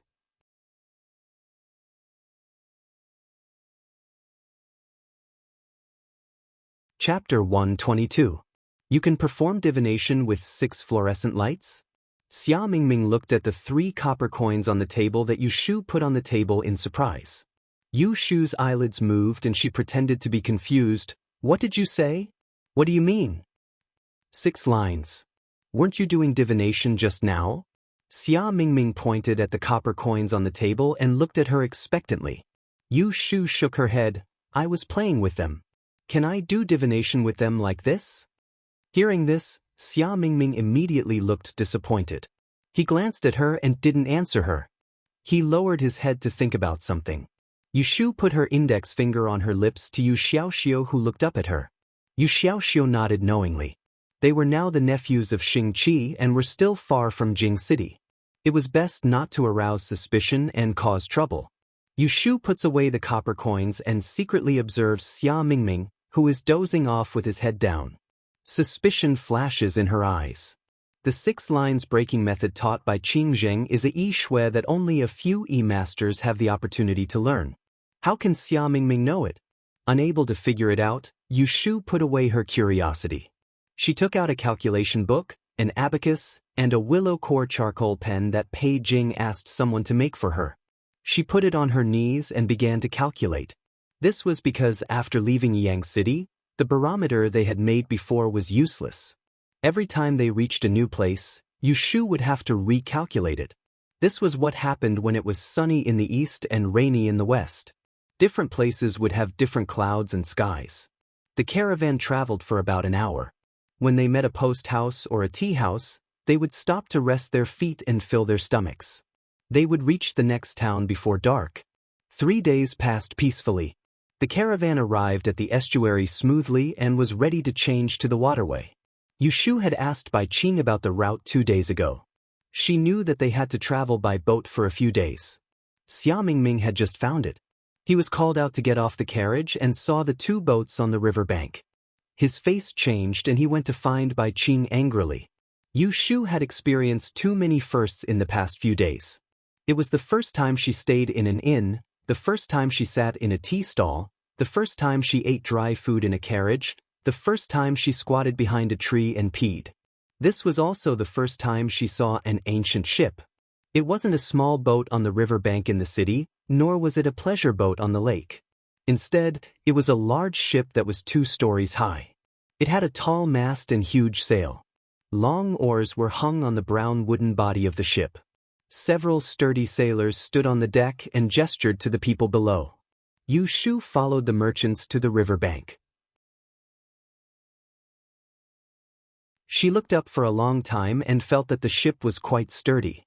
Then she pulled Yu Xiaoxiao and carefully got on the ship from the plank. According to her calculations, there would be a rain tonight.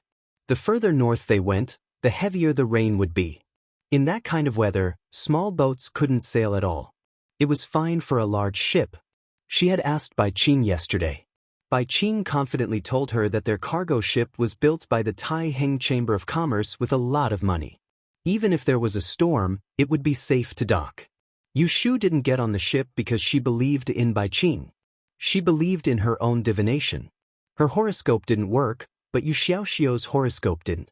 Based on the time of disaster, Yu Xiaoxiao's horoscope would be safe on the journey. Of course, she would be safe if she traveled with him. No matter how unwilling Xia Mingming was, she still got on the ship with Yushu.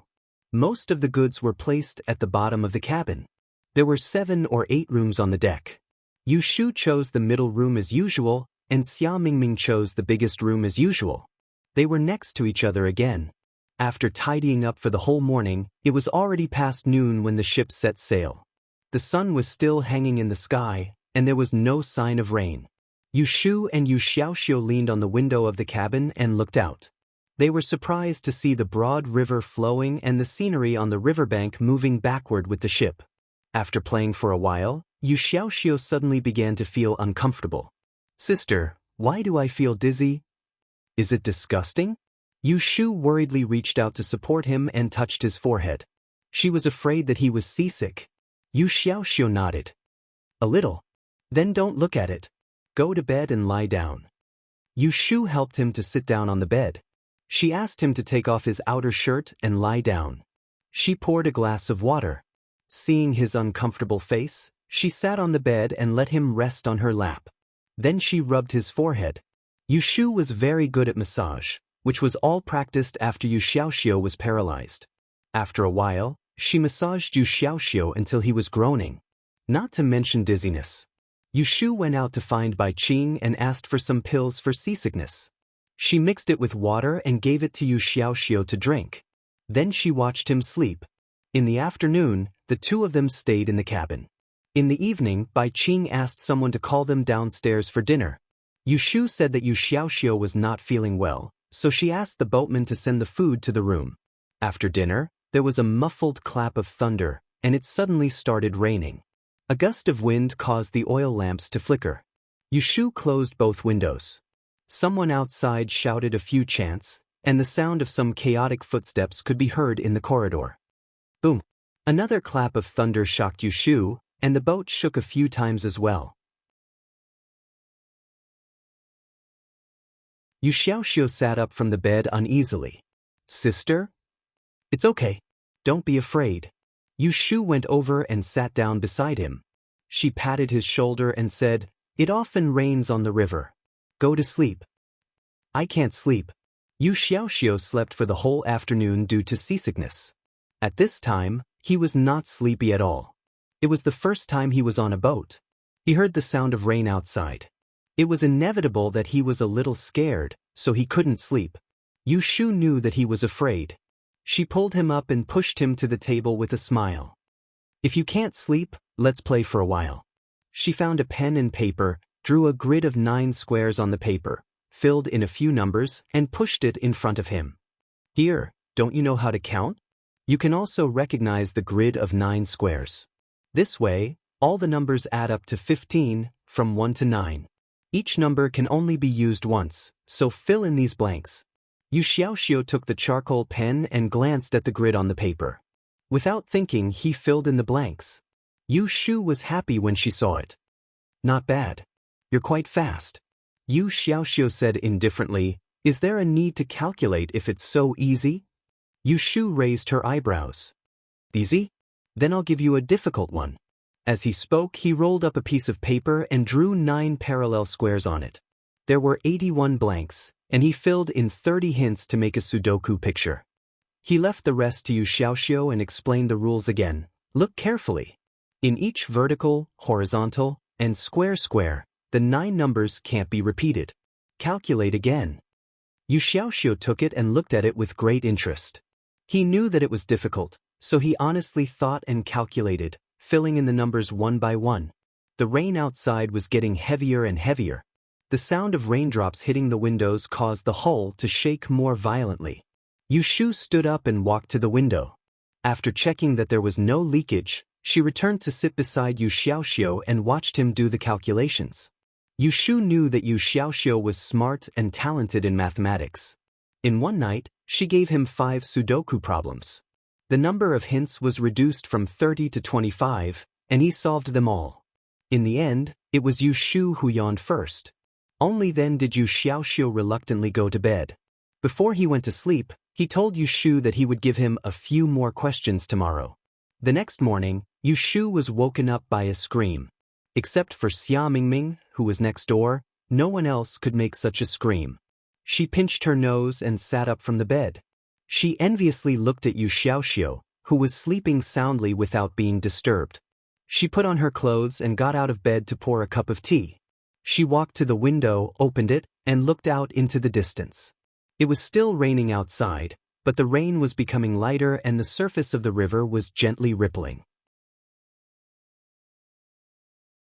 She inadvertently looked down and saw a small boat swaying pitifully next to their big boat. There was a person lying in the boat, his clothes were soaked through by the rain, and the red blood stains stung her eyes. She was stunned for a moment, and her heart suddenly jumped. She finally knew where the scream came from. Someone on the deck had already discovered the small boat. A brave sailor grabbed the rope and jumped down to see if the person on the boat was dead or alive. Bai Qing stood on the side of the boat and looked down. Yu Shu saw his head swaying, and she could clearly hear their voices. Boss, the person is still alive. Are there any sharp weapons on the boat? No, it looks like he ran into water bandits. Pull him up. Bai Qing gave the order, and the boatman lowered the rope, tied up the bloody person, and pulled him up. Yu Shu could smell the faint smell of blood in the rain. She frowned and closed the window. Her eyelids twitched a few times. She felt around in her sleeve pocket and found some copper coins. She sat by the table and calmed herself. She threw out a hexagram, but it was empty. Usually, when she used the 6 lines to make a hexagram, there were only 2 situations. One was when the thing she asked had nothing to do with her, and the other was when it was related to her, but she couldn't figure it out. Usually, when she encountered a hexagram that was empty, she would just ignore it. But today, she felt that something was wrong. Worried, Yu Shu asked another 2 times. The same empty hexagram made her feel inexplicably uneasy. She had a vague feeling that it had something to do with her. She hoped that it was another disaster that caused them to get into trouble. No, she had to go and take a look. After thinking for a while, she got up, put on her clothes, and quickly combed her hair. She glanced at Yu Xiaoxiu, who was lying on the bed, and quietly closed the door and went out. She went down from the 2nd floor to the 1st floor. As soon as she walked out of the cabin, she felt a cold wind blowing on her face. She rubbed her arms, lowered her head, and walked to the deck. She looked at the place where she had fished the person out, but she didn't see Bai Qing or the bloody person. There was only a pool of blood on the ground. She called out to a boatman passing by, "Did you fish someone out just now?" It just so happened that this was the boatman who delivered their meals last night. He recognized Yushu and said, "Yes, that man's injuries are very serious. It looks like he's been chopped several times. He's lucky to have met our boat. Boss Bai has ordered people to carry him in and called a doctor to take a look. I don't know if he can be saved." Yushu's heart skipped a beat when she heard that. She quickly asked, "Which room did they send him to?" "The room on the first floor. I advise you not to go and watch the show."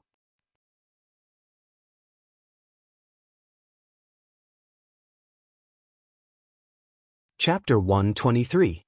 Yushu walked to the innermost room of the cabin and looked at the closed door in front of her. She could vaguely hear the sounds of people talking. She looked to her left and right to see if there was anyone in the corridor. She moved closer, and just as she was about to press her ears, the door was pulled open, causing her to stumble forward. She hurriedly grabbed the door frame to steady herself. "Ashu!" Bai Qing took a step back and looked at Yushu outside the door. He asked curiously, "What are you doing here?" Yushu immediately stood up straight and asked curiously, "I just saw Uncle Bai rescue someone upstairs. What happened to that person?" As she spoke, she peeked inside like a curious child. She wanted to take the opportunity to see what was going on inside. However, half of the door was blocked by Bai Qing's body. She could only smell a faint, sweet smell coming from behind him. It was not very obvious in the humid air. "He's unconscious right now. I don't know what he encountered." Bai Qing peeked inside. He put his hand on Yushu's shoulder and pushed her out. He closed the door behind him and blocked the inside of the cabin. He then pulled Yushu's shoulder and walked out, not wanting her to see the blood inside. Yushu was helplessly pushed by Bai Qing.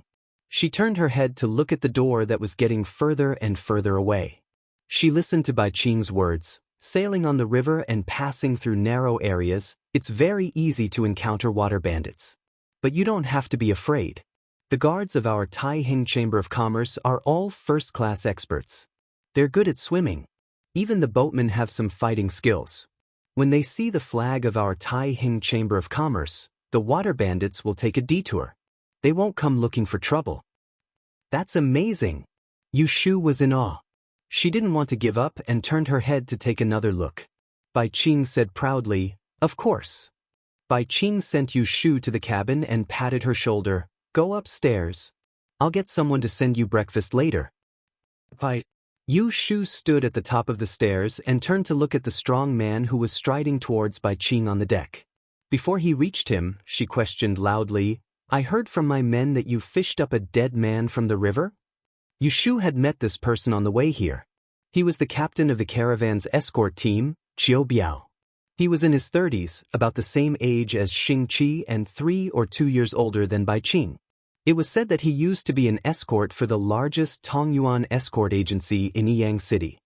His shout made a few boatmen who were working in the rain on the deck turn their heads to look over. Yushu stopped where she was and looked at Bai Qing. "What dead person?" "That person is still alive," said Bai Qing unhappily. "He's alive now, but it's hard to guarantee that he'll die later," Qiu Biao said unhappily. "It's raining heavily on the river, and this person's background is unknown. How dare you fish him up? What if he's being chased by his enemies? Isn't that inviting trouble for no reason? Old Bai, you've been doing business for so many years. Don't you know how to seek luck and avoid calamity? It's already bad to see blood. Now that you've brought him up, aren't you afraid of dirtying the goods on this ship?" Being criticized by Qiu Biao mercilessly, Bai Qing was also angry. He frowned and said, "Since we've encountered him, how can we just stand by and do nothing? That's a human life, not a fish or a shrimp." Qiu Biao snorted coldly, "We're merchants, not doing good deeds. Throw him down at the next ferry. We can't let him stay on the ship." "How can we do that? His injuries are extremely serious. Throwing him down in this kind of weather is equivalent to harming his life." As the two of them quarreled, a group of people had already gathered on the deck of the cabin. Qiu Biao insisted on getting the person off the ship, while Bai Qing stubbornly insisted on saving the person first. In the end, Bai Qing threw out a sentence that silenced Qiu Biao. Who's going to listen to you or me on this journey? Qiu Biao's face turned red. He clenched his fist and left angrily. Bai Qing said to the boatmen and guards who were watching from the outside, "Don't you all have anything to do standing here?" The crowd dispersed. Yu Shu watched Bai Qing go down to the bottom of the ship with a sullen face. She stood at the staircase for a while, then turned around and went upstairs. When she reached the corner, she heard the discussion downstairs. She stopped and looked down. There were two guards whispering, "Everyone says that the boss and boss Bai have an old grudge. It seems to be true." "What do you mean?" "I also heard that 3 years ago, the boss came to our Tihan from Tongyuan Escort Agency. The first time he escorted the team was when he followed boss Bai to the southwest to do business. On the way, he met a group of bandits who attacked the caravan at night and robbed most of the goods. Because Bai Qing is the younger brother of our deputy chief, most of the responsibility fell on us. Later, the two of them had a falling out. In these 3 years, this is the second time they went on a business trip together." "Bai, there's such a thing, there's such a big thing." Yu Shu touched her chin and went upstairs with the help of the staircase. The quarrel between Bai Qing and Qiu Biao quickly spread on the ship. Only Yu Xiaoxiu didn't know about it. After he woke up in the morning, he started to get seasick again. His reaction was even worse than yesterday. He vomited twice and groaned. Even Kim Bao was a little listless. Yu Xiaoxiu couldn't leave his side. Yu Shu was busy taking care of him, so she didn't have the time to think about the person who was fished out of the river in the morning. Xia Mingming, who lived next door, didn't move all day. Yu Shu thought she was scared by the scene in the morning. She knocked on the door to greet her, but Lu Mingming didn't even open the door for her. Yu Shu said a few words to her through the door and then went back to the room. It was strange that Yu Xiaoxiu got seasick during the day, but he recovered at night. When he couldn't sleep, Yu Shu would draw Sudoku for him. When he was sleepy, she would urge him to go to bed, and she would take out a book to calculate tomorrow's weather. There was a knock on the door, and Bai Qing's voice came from outside. "Ah Shu, are you asleep?" "Not yet." Yu Shu put the 8 gates life and death diagram and the barometer on the bed. She saw that there was nothing on the table that shouldn't be there, then went to open the door. "Uncle Bai, it's so late. What's the matter?" Bai Qing stood at the door and didn't want to come in. "Oh, it's like this. Tomorrow morning, the ship will dock to clear the water in the bilge. I will go ashore to buy some things. At that time, we will stop by the shore for an hour. There is a small town on the shore. If you want to get off the ship and buy some small things as souvenirs, you should get up early to prepare." Yu Shu's eyes lit up, and she said with interest, "That's good. Xiaoxiu and I will get up early." Bai Qing smiled and said, "Then you should rest early." Bai Qing turned around and was about to leave. Yu Shu's heart moved. She thought of something and quickly pulled him. "Uncle Bai." Bai Qing turned back and asked, "What's wrong?" "The person who was rescued this morning, how is he now?" Bai Qing thought she was worried about the injured, so he told her, "He hasn't woken up yet, but his life is saved." Yu Shu carefully asked, "Will you let him get off the ship when we dock tomorrow?" Bai Qing was stunned. He knew that she heard the argument between him and Qiu Biao in the morning. He shook his head and said, "No, we will wait until he wakes up and ask him clearly. We will see what happened to him and where he is going. If it's on the way, we can give him a ride." To be honest, Yu Shu didn't care whether that person stayed or left. She just felt worried, so she asked Bai Qing a few words to know his whereabouts. "Uncle Bai, you are so kind." In comparison, Qiu Biao seemed to be unkind. Bai Qing's expression changed. He sighed and said, "It's not that I am kind. In the early years, I traveled by ship and almost lost my life. If it wasn't for someone saving me, I would be a pile of bones at the bottom of the river. When I meet someone who is in trouble, it's inevitable that I will be more warm-hearted." Yu Shu thought, "So it's because we are in the same boat. Okay, you guys go to sleep. Don't not wake up tomorrow." Little Bai Qing left and Yu Shu closed the door. Yu Xiaoxiu was awakened by their conversation. He propped up half of his body and turned his head to ask in confusion, Is it Uncle Bai? Yushu opened the window halfway to let in the light of the night. She blew out the oil lamp on the table and walked to the bed in the dark. She took off her shoes and said to Yu Xiaoxiu, Uncle Bai said that the ship will dock tomorrow morning. You are very seasick, so I will take you for a walk. Yu Xiaoxiu said happily, Really? Really? Go to sleep. Yushu rubbed his head and lay on her side. Early the next morning, Yushu was woken up by the sound of the song downstairs. She sat up abruptly and ran to the window to take a look. She saw the boat approaching the shore, and she could vaguely see the small town in the distance. She still woke up late. Xiaoxiu, get up. She quickly pulled Yu Xiaoxiu up and the two quickly changed their clothes. They took some fresh water from the wooden bucket in the corner to rinse their mouths and wash their faces. They put Kim Bao in their pockets and closed the door. They turned around and saw Xia Mingming poking half of his head out of the room next door. He was looking outside. Yu Shu was startled. Mingming, the ship is docked. Do you want to go for a walk? Xia Mingming turned around and looked at her. What's there to see in this small place? Then he went back into the room and closed the door. Yu Shu and Yu Xiaoxiu looked at each other and ran down the ship hand in hand. The coxswain, who was wearing a straw raincoat, was directing the sailors to lower the sails and pull ashore. Shadows were running back and forth on the deck. When Yu Shu found Bai Qing at the bow of the ship, he was counting several boxes that had been carried up from below the cabin. Inside the boxes were strings of copper coins. There was no bank in the small town. They had to use cash to buy everything. Silver was precious and should not be used in small towns. In local circulation, copper coins were the most widely used currency. After the ship was docked, Bai Qing looked back and saw Yu Shu. He waved his hand and said, Shu, come here. Yu Shu led Yu Xiaoxiu to his side and followed him to the shore. They walked a few steps forward and their feet landed on solid ground. It was a sense of stability that they did not feel when they were on the ship. Yu Shu could not help but jump and said to Bai Qing, It's better to be on the shore. Bai Qing smiled and pointed to the village not far away. He said, I want to go into the city to buy some things. Do you want to follow me into the city or walk around here? I'll ask a guard to follow you. Yu Shu thought that he was going to do business. It would be inconvenient to follow him. If there was someone accompanying them, they would not be afraid of getting lost. It would be better to play on the shore.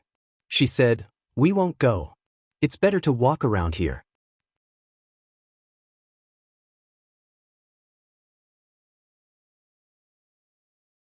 Chapter 124. In Shuzhou, the small town by the river was quite lively. Seeing a boat docked, some villagers came up to ask about it. Yu Shu and Yu Xiaoxiu walked 100 steps to the shore and saw the market. Most of the stalls were set up outside their houses. The street was full of twists and turns, selling fish, prawns, fresh fruits, and various handicrafts. The workmanship was different, but the prices were so cheap that it made one speechless. After walking around, Yu Shu really found something good. In front of her was a wooden basin of rainflower stones, blue and pink in a riot of colors. The watery luster was natural and more colorful than jade. Yu Shu looked at it and asked the price. It was only one bait board, so she happily picked a bunch. The villagers happily gave her a small cloth bag that they had sewn at home. Why do you buy this? Yu Xiaoxiu felt that this thing could not be eaten or used, and was purely a waste of money. You don't understand. These things are useful. Yu Shu shook the bag in her hand. Rainflower stones were also called lucky stones. Just like the name, they were not only beautiful, but also could be used to set up a feng shui pond. Qing Zheng had taught her a few kinds of feng shui for growing things. Even if she wanted to buy a bag of rainflower stones like this, it would be hard to find anywhere in Yang City, let alone pick one for a dozen copper coins. The two strolled on the street for a while, bought some fresh fruits and a few pieces of sweet glutinous rice cakes, and then the sister and brother ate apricots and walked back. There were 2 or 3 boats docked on the shore, and the Taiheng Chamber of Commerce's boat was the largest and most conspicuous. The sailors on the boat were pouring water into the river, and some were holding rags to wipe the deck. Yu Shu stepped on a 3-foot-wide platform and jumped onto the boat. There was water on the platform, and she was afraid that Yu Xiaoxiu would slip, So she put the things in her hands on the ground and turned around to pull him up. Just as she pulled him up, she was pushed to the side by someone. "Get out of the way, don't block the way." Yu Shu slipped and fell on her butt. Yu Xiaoxiu quickly reached out to help her up, and looked unhappily at the people who were about to disembark. After Yu Shu stood up, she looked up and saw Qiu Biao instructing 2 guards to carry a brown sack as they prepared to disembark from the ship. She grabbed onto Yu Xiaoxiu, who wanted to argue with them, and picked up the sack on the ground to return to the cabin. She had only taken 2 steps when she heard a low cry and heard a creaking sound coming from the board. She turned around and saw that the 2 guards carrying the sack had slipped and fallen onto the table, tangling together with the sack. Yu Shu's eyes narrowed, and saw a few strands of hair peeking out of the loose sack. She immediately understood what was in the sack. Qiu Biao must have taken advantage of Bai Qing's disembark to steal the person they rescued yesterday, and was to send him off the ship. She just didn't know if Qiu Biao planned to directly throw the person away, or find a place to put him. What should she do? Yu Shu couldn't make up her mind. If she tried to stop him, she might not be able to stop him. This Qiu Biao didn't even listen to Bai Qing, so it would be strange if he listened to her. But if she didn't stop him, and if Qiu Biao was ruthless, wouldn't it be a waste of a life? While Yu Shu was thinking, Qiu Biao had already jumped to the shore. With one hand, he lifted the sack with the person inside, and carried it on his shoulder. He walked towards the shore with large strides. The rope at the mouth of the sack loosened, and as he carried it, the person's head popped out. It was facing Yu Shu's direction, and half of his face was exposed. His eyes were closed and his face was pale. Yu Shu's pupils shrank, and her throat slipped, and she cried out, "Wait!" Qiu Biao's footsteps stopped, and he turned his head to look at Yu Shu on the ship. Seeing her frightened face, he looked down and found that the sack was open. He cursed in a low voice and hurriedly tied the sack up and carried it on his shoulder, wanting to leave. "I told you to wait!" Yu Shu screamed. Seeing Qiu Biao walking forward as if he did not hear her, her face turned serious, and she hurriedly threw away the things in her hand and stepped on the ladder to slide down the deck. Sitting on the ground, she stumbled to get up and ran over to Qiu Biao. Qiu Biao was caught off guard, and he took a step back. When he turned his head, he saw Yu Shu, and his face sank. He wanted to scare her, but Yu Shu was 1 step ahead and shouted in his face, "Put him down!" As she spoke, she reached out to grab the sack on his back. Qiu Biao's face turned black, and he pushed her to the side. He pointed at the 2 guards who just got off the ship and said, "Send this brat to the ship." The 2 guards went forward to grab Yu Shu, but how could Yu Shu let them succeed? She pounced on Qiu Biao, who was about to leave, and hugged his waist from behind. She firmly grabbed his belt and hung on his body and shouted, "Someone come quickly! Help me!" At this time, Yu Xiaoxiu also jumped down from the ship, and seeing this scene, he was dumbfounded. He went forward to help Yu Shu, and hugged one of Qiu Biao's legs, and did not let him go. Qiu Biao tried to shake them off, but he did not dare to be ruthless, so the 2 sides were in a deadlock. With this commotion, the people on the ship and on the shore were attracted, and in a moment, the surroundings were filled with people. Those with eyes could see that there was a person in the sack on Qiu Biao's shoulder, and they began to whisper. Not long after, someone squeezed into the crowd, and seeing the situation, he angrily said to Qiu Biao, "What are you doing?" Boss Bai said to keep the person, "Quickly send him back." This person was the second in command of the caravan, Boss Su. In terms of seniority in the Taiheng Chamber of Commerce, he was even higher than Bai Qing. This time, he was purely invited to come out, so when he opened his mouth, the surroundings became quiet. At this moment, Qiu Biao's complexion was very ugly. He originally planned to secretly send the person off the ship, wait for Bai Qing to come back, set sail, and set off on the road. Even if he was discovered, it would not be good to turn back. Who would have thought that this little demon would spoil his plans? Now that Boss Su opened his mouth, and with so many people watching, no one is blind. Even if he wanted to leave the person behind, he had no choice but to resentfully hand the sack to his 2 subordinates, and said in a muffled voice, "Send him up." Seeing the situation, Yu Shu let out a sigh of relief. Without waiting for Qiubiao to come and grab them, she let go of him and pulled Yu Xiaoyi away, and followed the two people carrying the sack up the ship. She tiptoed to untie the blanket, and peeled off a bit of the sack, revealing a head. Her hands were trembling as she pushed aside the person's hair, and clearly saw half of the pale and handsome face. Her heart trembled, and she swallowed her saliva. It was not that she saw wrongly, it was Jing Chen, it was really Jing Chen. How did he end up on the river, and who was the one who injured him to this state? Yu Xiaoxiu was following behind Yu Shu, and when he saw the head sticking out of the sack, he got a shock, but did not recognize who it was. He had only met Jing Chen once, unlike Yu Shu and Jing Chen who had interacted before. Yu Shu suppressed the shock in her heart, and turned around to look at Yu Xiaoxiu.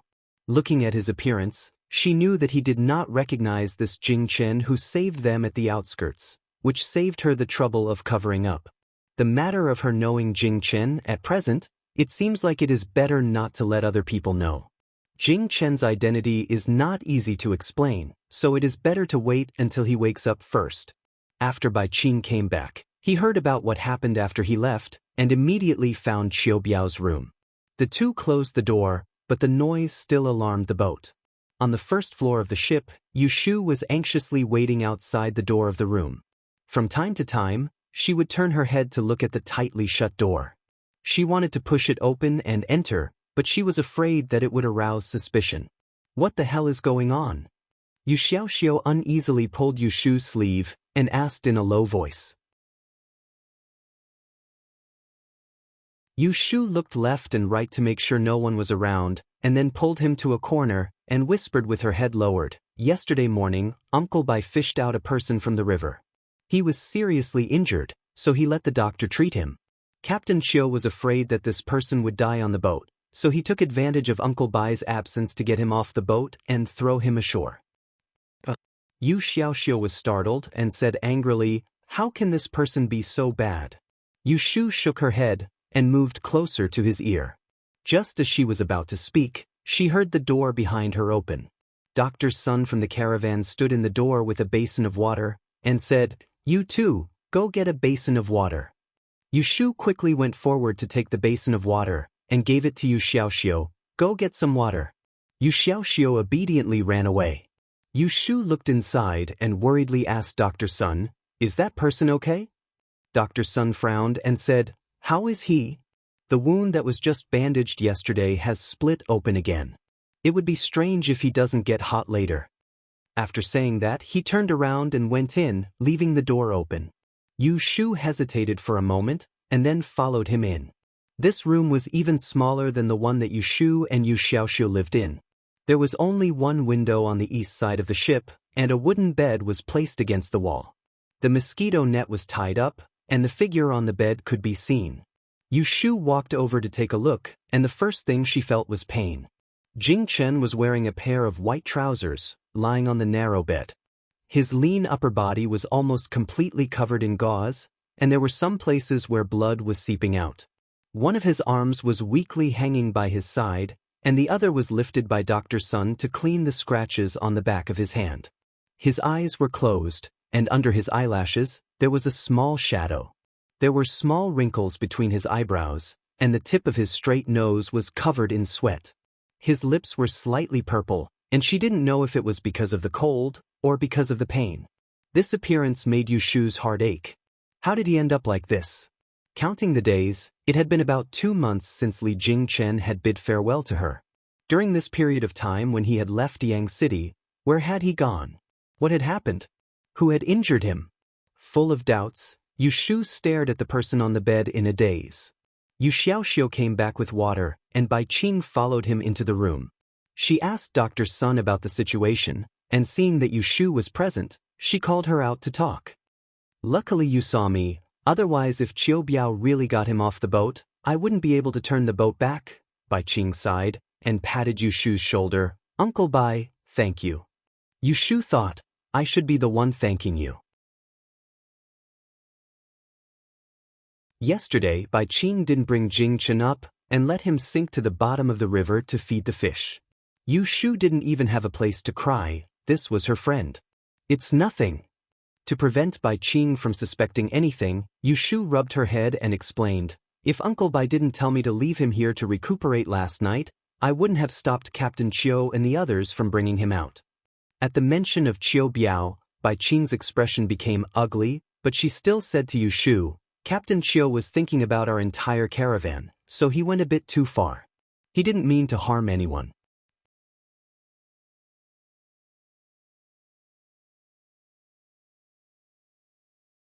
Chapter 125. Under Yu Shu's initiative, Bai Qing agreed to let her help Dr. Sun look after the shadow. Dr. Sun was happy to have someone to order him around. After changing Jing Chen's dressing, he told Yu Shu a few things and then went back to his room to rest.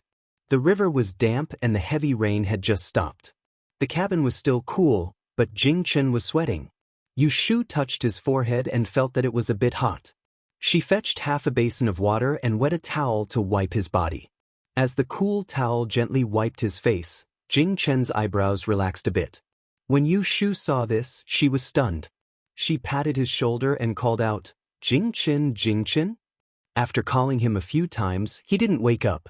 She knew that he was still unconscious. Yu Shu sighed. She just remembered that Jing Chen had offended Kei Dixing. She remembered Qing Zheng's warning and her eyes flashed. She stretched out her index finger to press on his bulging eyebrows and said in a low voice, "Even if you are an unlucky person who offended Kei Dixing, I can't just leave you alone. At most, I'll let others have less contact with you. If you want to be unlucky, then I'll be the only one who will be unlucky." Yu Xiaoxiu was ordered by Dr. Sun to go to the warehouse to get the herbs. When he came back, he saw Yu Shu wiping the sweat of the half-naked man. He quickly closed the door and ran forward to pull her. "You're a girl, what are you doing? Go back to your room, I'll do it." Yu Shu's hand was pulled by him. When she turned around and saw him making a fuss, she secretly laughed. Not to mention that Jing Chen was still wearing long pants. Even if he took off all of his clothes, she wouldn't be embarrassed. Not to mention his upper body was wrapped like a dumpling. What could she look at? On the contrary, Yu Xiaoxiu was young and men and women were wary of each other, so she was very fussy. "Xiaoxiu, don't you recognize who this is?" Yu Shu held Yu Xiaoxiu's hand and asked him to take a closer look at the person on the bed. Yu Xiaoxiu stared at the person on the bed in confusion. He felt that this person was quite good-looking, so he asked suspiciously, "Have we seen him before?" Yu Shu patted his head and said, "Idiot, isn't this hero Jing Chen? Have you forgotten?" "Hero Jing Chen?" Yu Xiaoxiu shouted in surprise, but Yu Shu quickly covered his mouth. "Shu, keep your voice down. Do you want to attract people here?" Yu Shu said angrily, "We can't let people know that we know him, understand?" Yu Xiaoxiu shook his head. His eyes were full of question marks. He didn't know why they couldn't let people know that they knew him. Hero Jing Chen was not a bad person, and he had saved them. "Are you stupid?" Yu Shu said earnestly, "If they know that we know each other, they will definitely ask about his background. At that time, how will we answer?" "We are now the nephews of seventh uncle, and we can't tell them that Jing Chen saved us. We still have to lie. If Jing Chen wakes up and they ask, we will be exposed, and they will suspect us for no reason. You saw that Chiu Biao, how fierce he is. He might throw us and Jing Chen off the boat together, so you have to keep your mouth shut, understand?" This was what Yu Shu used to scare Yu Xiaoxiu. The real reason was that she didn't know how Jing Chen got into this state. If she blindly revealed his identity, it would not be safe for Jing Chen, who was seriously injured. Everything had to wait for him to wake up first and ask him clearly. Yu Xiaoxiu nodded, indicating that he understood. Only then did Yu Shu let go of him and gave him a towel. "Okay, you come and wipe his sweat. I'm going to boil the medicine. After a while, I will use Xiaoxiu's horoscope to calculate the 8 characters of his birth. If something bad is going to happen, it will be easier to avoid it." Jing Chen had a fever the whole day. Yu Shu and Yu Xiaoxiu worked together to force the medicine down his throat. His fever only subsided at night. During this period, Dr. Sun came to see him once. Seeing that Yu Shu had taken good care of him, he praised her a few words and left after checking Jing Chen's pulse. The siblings had lunch in Jing Chen's room. Yu Shu and Yu Xiaoxiu discussed it for a while. They were afraid that Qiu Biao would cause trouble again at night and harm Jingchen. Originally, they wanted to stay and guard him, but they were afraid that it would arouse suspicion. So, they went to find Bai Qing and asked him to send someone to sleep in Jingchen's room. After listening to their proposal, Bai Qing's face showed a difficult expression. During the day, because Qiu Biao sent someone off the ship without permission, the two quarreled. The group of guards were very dissatisfied with him, so it was not good to arrange people from there. The handymen on the ship all took turns to be on night duty. They all had their own things to do, so they couldn't spare any extra people. It was even more impossible to ask other businessmen to move to the same room as Jingchen, a victim of unknown origin. Seeing Bai Qing's expression, Yu Shu immediately knew what was going on. She asked, "Uncle Bai, is it inconvenient?" "It's like this." Just as Bai Qing was about to say that he would move to the same room as Jingchen, Yu Shu said it first. "If it's inconvenient, why don't Xiaoxiu and I sleep in the same room with him tonight?" From the beginning, Yu Shu didn't intend to use other people's hands. She was worried about Jingchen's fate. On the one hand, she was afraid that he would really harm others. On the other hand, she didn't trust others to take care of him. Thus, Bai Qing looked hesitant. "Yes." Yu Shu vowed, "Uncle Bai, don't worry. With the two of us watching, we absolutely won't let anything happen to him." She said it as if she was thinking for Bai Qing's sake. She had a youthful look of loyalty. Bai Qing didn't notice her careful thoughts. He smiled and said, "All right, but the room downstairs is too small. I'll find someone to send him to your room upstairs and add another bed." But Yu Shu readily agreed. Yu Xiaoxiu wanted to say something, but she pinched his back and held it back. After it was settled, Bai Qing asked someone to carry Jingchen upstairs with the bed. This movement alarmed Xia Mingming, who was next door. She ran to Yu Shu's room and saw Yu Shu instructing two boatmen to carefully put Jingchen down on the bed. She knew that the bloody person who was rescued yesterday morning was going to sleep next door. She immediately made a fuss and asked someone to send Jingchen down. Yu Shu didn't pester her. She went straight to the door and asked her to find Bai Qing. She didn't know how Bai Qing sent Xia Mingming away. In short, she didn't come to make trouble again. After dinner, Yu Shu could see that Yu Xiaoxiu was unhappy. She brewed the medicine and pulled him to the bedside to talk. Yu Xiaoxiu still cared that Jingchen was a man. He felt that it was inappropriate for a girl like Yu Shu to live in the same room with a man. Yu Shu deliberately used morality to educate him. Only then did Yu Xiaoxiu let go of his grudge and accepted the reality that before Jingchen's injuries improved, they had to sleep in the same room. Boiling medicine on the ship required a stove. The smell of charcoal smoke was very strong. Yu Shu placed the stove in the ventilated corridor. She opened the door halfway to let the light from inside the room shine out. She squatted at the door and used a fan to blow air. When Zhao Hui was sick, Dr. He taught her the trick of brewing medicine. Thus, she didn't get smoked. But squatting next to the stove in the summer was another kind of suffering. She hung a wet towel around her neck. When it was warm, she would wipe her sweat. When her feet were numb, she would stand up and stomp. When her back was sore, she would hit it twice. Yu Xiaoxiu finished the math problems that Yu Shu gave him. He looked up and saw her like this. He hurriedly walked over. "I'll do it. You go in and sit for a while." "It's almost done." Yu Shu waved her hand behind her. She lifted the lid with a cloth and poked it with her chopsticks. When she felt that it was almost done, she asked Yu Xiaoxiu to go in and get a bowl. She slowly poured the medicinal soup out of the small pot. She skimmed off the medicinal dregs and brought it in to feed Jingchen. It was quite difficult to feed medicine to an unconscious person. Fortunately, they had experience from taking care of Zhao Hui. The siblings helped Jingchen up from the bed. One opened his mouth and the other filled the bowl. Not a single drop spilled out of the bowl. Jingchen was fished out of the river yesterday. His bloody clothes had been thrown somewhere. Bai Qing probably found his pants for him. There were no bloodstains. However, there was a sweet and fishy smell in his messy hair.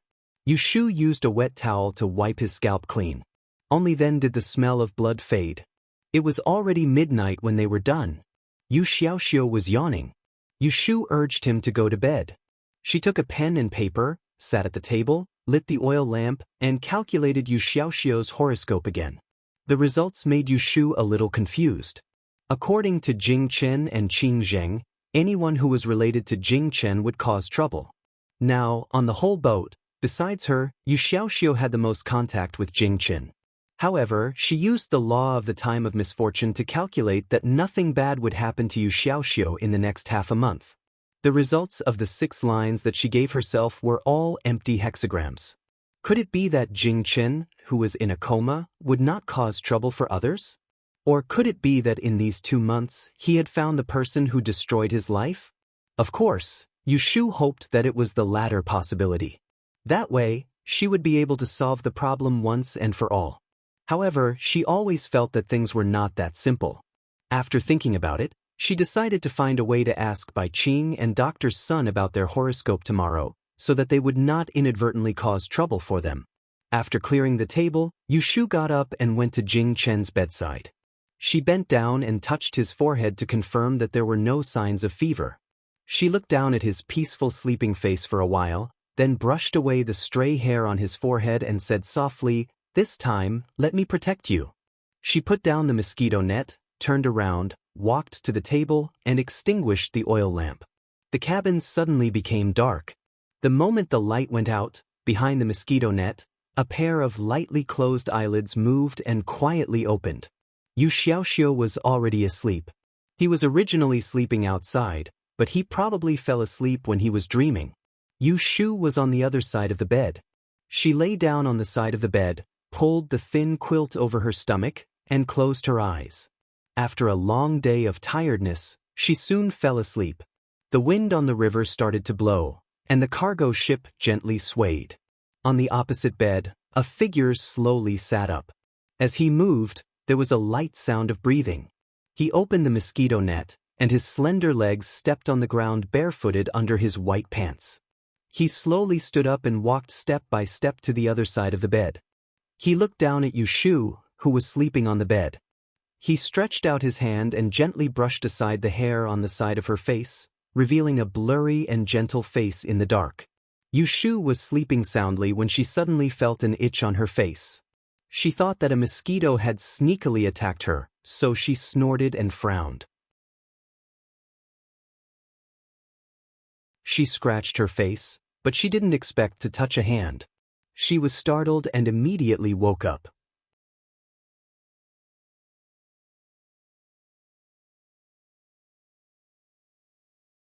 Chapter 126.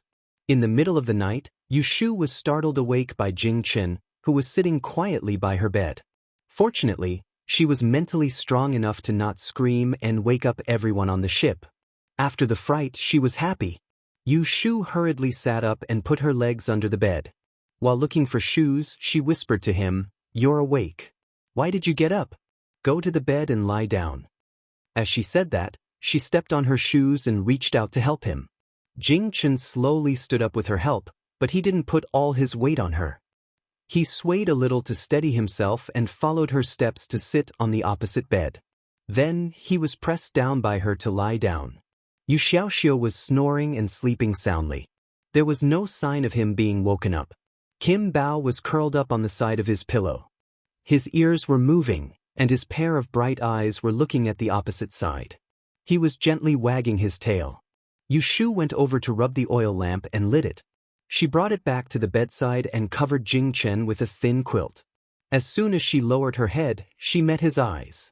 She had a stomach full of questions waiting for him to answer. When the questions came to her mouth, she asked, "How did you get like this?" Jing Chen's lips slightly opened and moved, but no sound came out. He raised his hand in confusion and touched his neck. He shook his head at Yu Shu. Looking at his movements, Yu Shu had a bad premonition. She asked nervously, "Is your throat not feeling well? Can I get you a glass of water?" Jing Chen opened his mouth again, but still no sound came out. Yu Shu panicked a little. She got up and brought the teapot over. She poured some water for him and helped him up. She fed him the tea and put the cup aside. She stared at him and asked, "How is it? Do you feel better?" Jing Chen's mouth moved, but no sound came out. He shook his head at Yu Shu, touched his throat, and shook his head again. Yu Shu would be a fool if she still couldn't understand. Jing Chen didn't have a sore throat, but a mute. She pursed her lips tightly and forced a smile to comfort him. "It's okay. It's probably hurt your throat. I'll ask the doctor to take a look at you at dawn." Jing Chen didn't panic. He just frowned slightly, rubbed his neck, and looked up at Yu Shu. He reached out and pointed at her, and then at himself, as if he wanted to express something, and he had a questioning look on his face. Yu Shu thought he was asking why she was here, so she explained softly, "I want to go to the capital, so I found someone I know to go with the caravan. You are now on a cargo ship. Yesterday morning, they fished you out of a small boat in the river. Jing Chen, who hurt you like this? Were they pirates? Enemy? Or did you offend someone on the way?" Yu Shu felt that the possibility of the first two was very small. First, Jing Chen's martial arts weren't bad, so normal pirates couldn't do anything to him. Second, he just left the sect, so what kind of enemy would want his life? When Jing Chen heard her words, he lowered his head and looked at the layers of gauze on his body. He raised his hand to touch the wound on his abdomen, took a light breath, shook his head, and closed his eyes in pain. None of them? Yu Shu couldn't think of any other possibilities. She turned her head and saw a pen and paper on the table. Her mind moved, and she took it and handed it to Jing Chen. However, she found that his hands were wrapped in gauze, so he couldn't hold the pen. She couldn't help but feel depressed. Seeing him in pain, she could only temporarily suppress her doubts and warmly said, "It's too late, you should sleep first. We'll talk tomorrow." "All right, the people on this ship still don't know that we know each other. Do you want to tell them your identity tomorrow?" Hearing this, Jing Chen didn't nod or shake his head. Instead, he opened his mouth, pointed at her again, and patted his chest, doing the same action as before. His eyes were full of doubts. Yu Shu was confused. "What do you want to say?" Jing Chen looked a little anxious. He reached out and touched Yu Shu's hand. His index finger that could move gently poked at her finger. Yu Shu was tickled by his tickling, so she tried to hold back her laughter and dodged twice. However, his other hand held her down, stubbornly trying to push away her bent finger. Yu Shu seemed to understand what he wanted to do. She opened her palm and saw Jing Chen's index finger pointing at her palm, writing stroke by stroke. She stared at her palm and softly read, "I cannot remember what anything can remember." She was stunned for a moment, and the next moment, her eyes widened. "You don't remember anything?" Jing Chen nodded. His expression was a little sad. Yu Shu covered her mouth with her hand and stood up.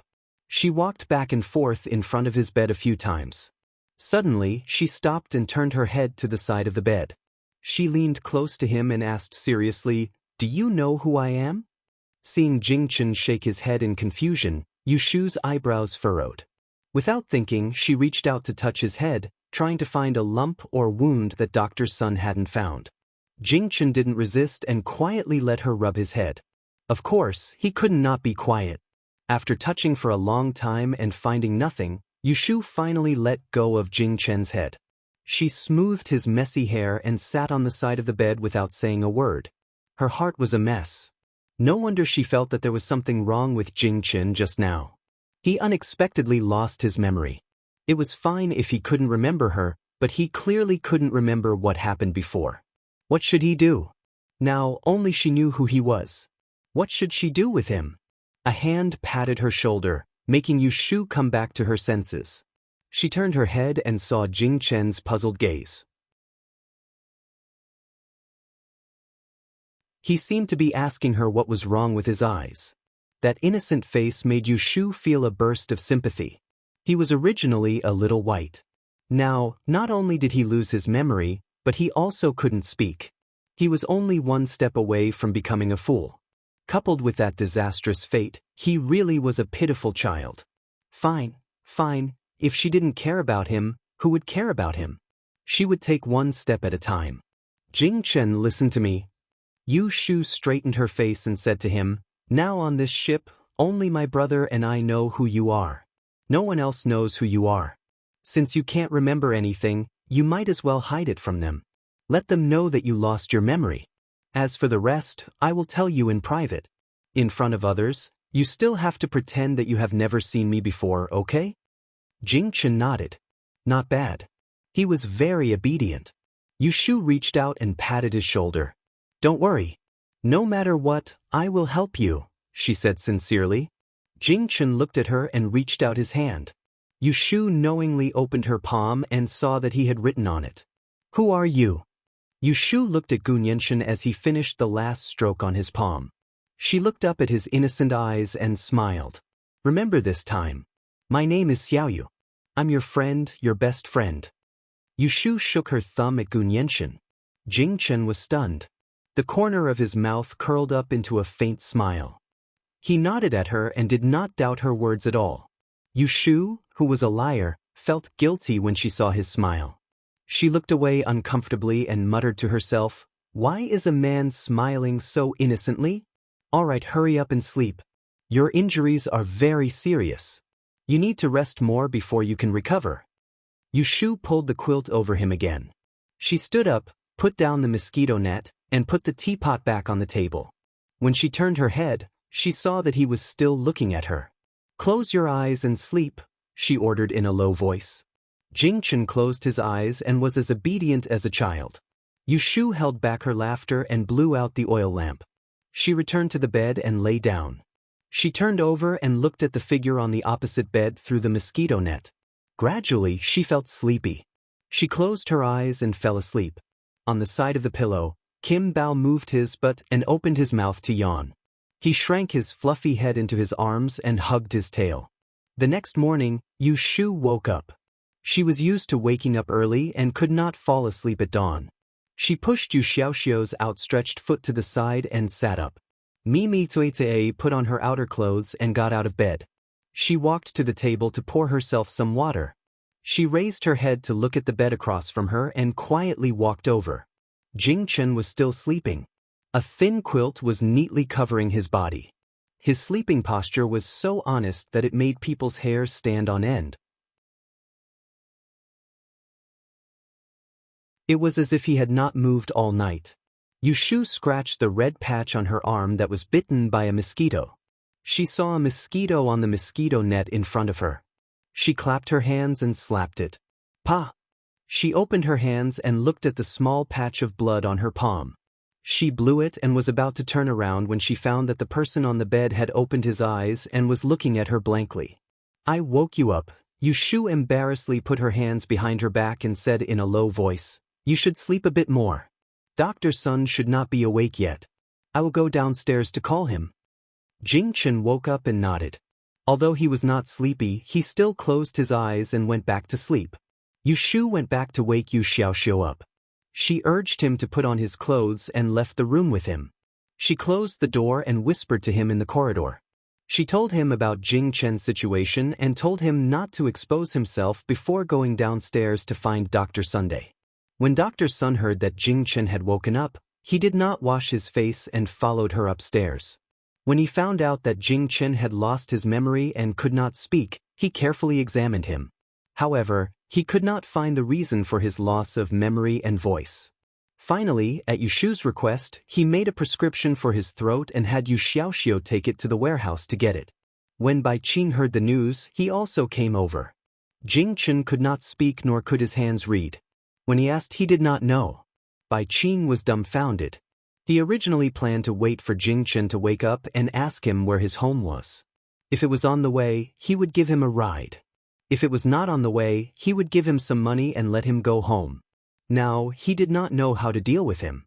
Yu Shu saw that he was in a difficult position and took the opportunity to interject, "Uncle Bai, we should save him to the end. In any case, we are still far from the capital. We should bring him along. Who knows, he might remember in a few days. It is better than giving up halfway and letting him fend for himself." Bai Qing thought about it and did not have any other way. He said, "This is the only way. Ashu, I will trouble you and Xiaoxiu to look after him for a few more days. This person is really pitiful.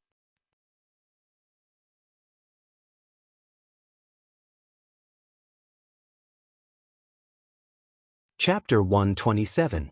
In the end, Jing Chen still stayed on the ship. Yushu was afraid that he would bring trouble to the caravan, so she wanted to obtain the birth dates of Bai Qing and Dr. Sun, who had been in contact with Jing Chen. Unfortunately, the birth date was a rather private matter for people. It was fine to tell outsiders the year, month, and birthday, but the birth date was not something that could be easily revealed to outsiders. Unless it was a marriage, or if it was to go to the hall to ask for a divination. It was rude to rashly ask for the other person's birth time. Considering the friendship between Yushu and Bai Qing, it was not to the extent that she could pry. She asked in a roundabout way, but she only knew that Bai Qing was 31 years old this year and was born in September. To avoid suspicion, Yushu had to give up the idea of judging the disaster for the two of them. When she concentrated on looking at Yu Xiaoxiu's birth time, she would tell her own divination when she had nothing to do. Anyway, they were all on the same boat, so there should be some signs that something was going to happen. After Jing Chen woke up that night, he got out of bed in the middle of the night. The next day, he was strictly ordered by Yushu to stay in bed. He was not in good spirits. Except for eating and drinking medicine, he slept the rest of the time. Just like that, 3 days passed. Jing Chen's voice showed no signs of recovery, and his memory was still blank. Yushu tried to induce him to recall what happened after he left Yang City, but to no avail. Fortunately, Jing Chen did not show excessive emotions because of the 2 heavy blows of amnesia and speechlessness. He very calmly accepted the reality, took medicine on time, and obediently rested. There was no need for her to worry about him at all. The only thing that made Yushu embarrassed was that when Jing Chen was awake, he would always write on her hand and ask her about himself. It was clear that he did not care about amnesia. However, Yushu's understanding of Jing Chen was limited to the short 2 months in Yang City. She could not tell him much, and the secret that he was destined to offend Kidu Star was hard for her to say. She really could not bring herself to tell him that he was actually a jinx under such circumstances. She had to hide this part and told Jing Chen that he was a Taoist and went down the mountain to find someone. They met in Yang City. Later, when Jing Chen said goodbye to her and met him again, he became like this. She did not know what happened during this period. Jing Chen did not stay awake for long, so he did not ask many questions.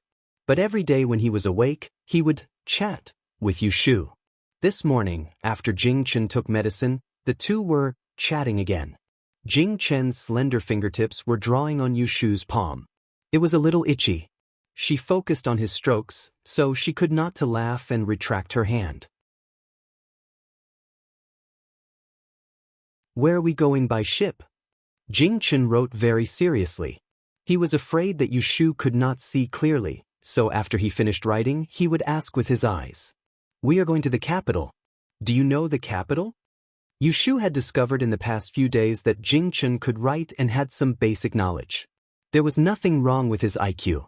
It was just that he couldn't remember everything and everyone. Jing Chen shook his head, indicating that he did not know where the capital was. Because Yushu knew that he grew up in Longhu Mountain, he did not have much contact with the outside world, so she was not surprised by his ignorance. She patiently explained to him, "The capital is where the emperor lives." "Do you know the emperor? He is the most honorable person in the world." Jing Chen nodded.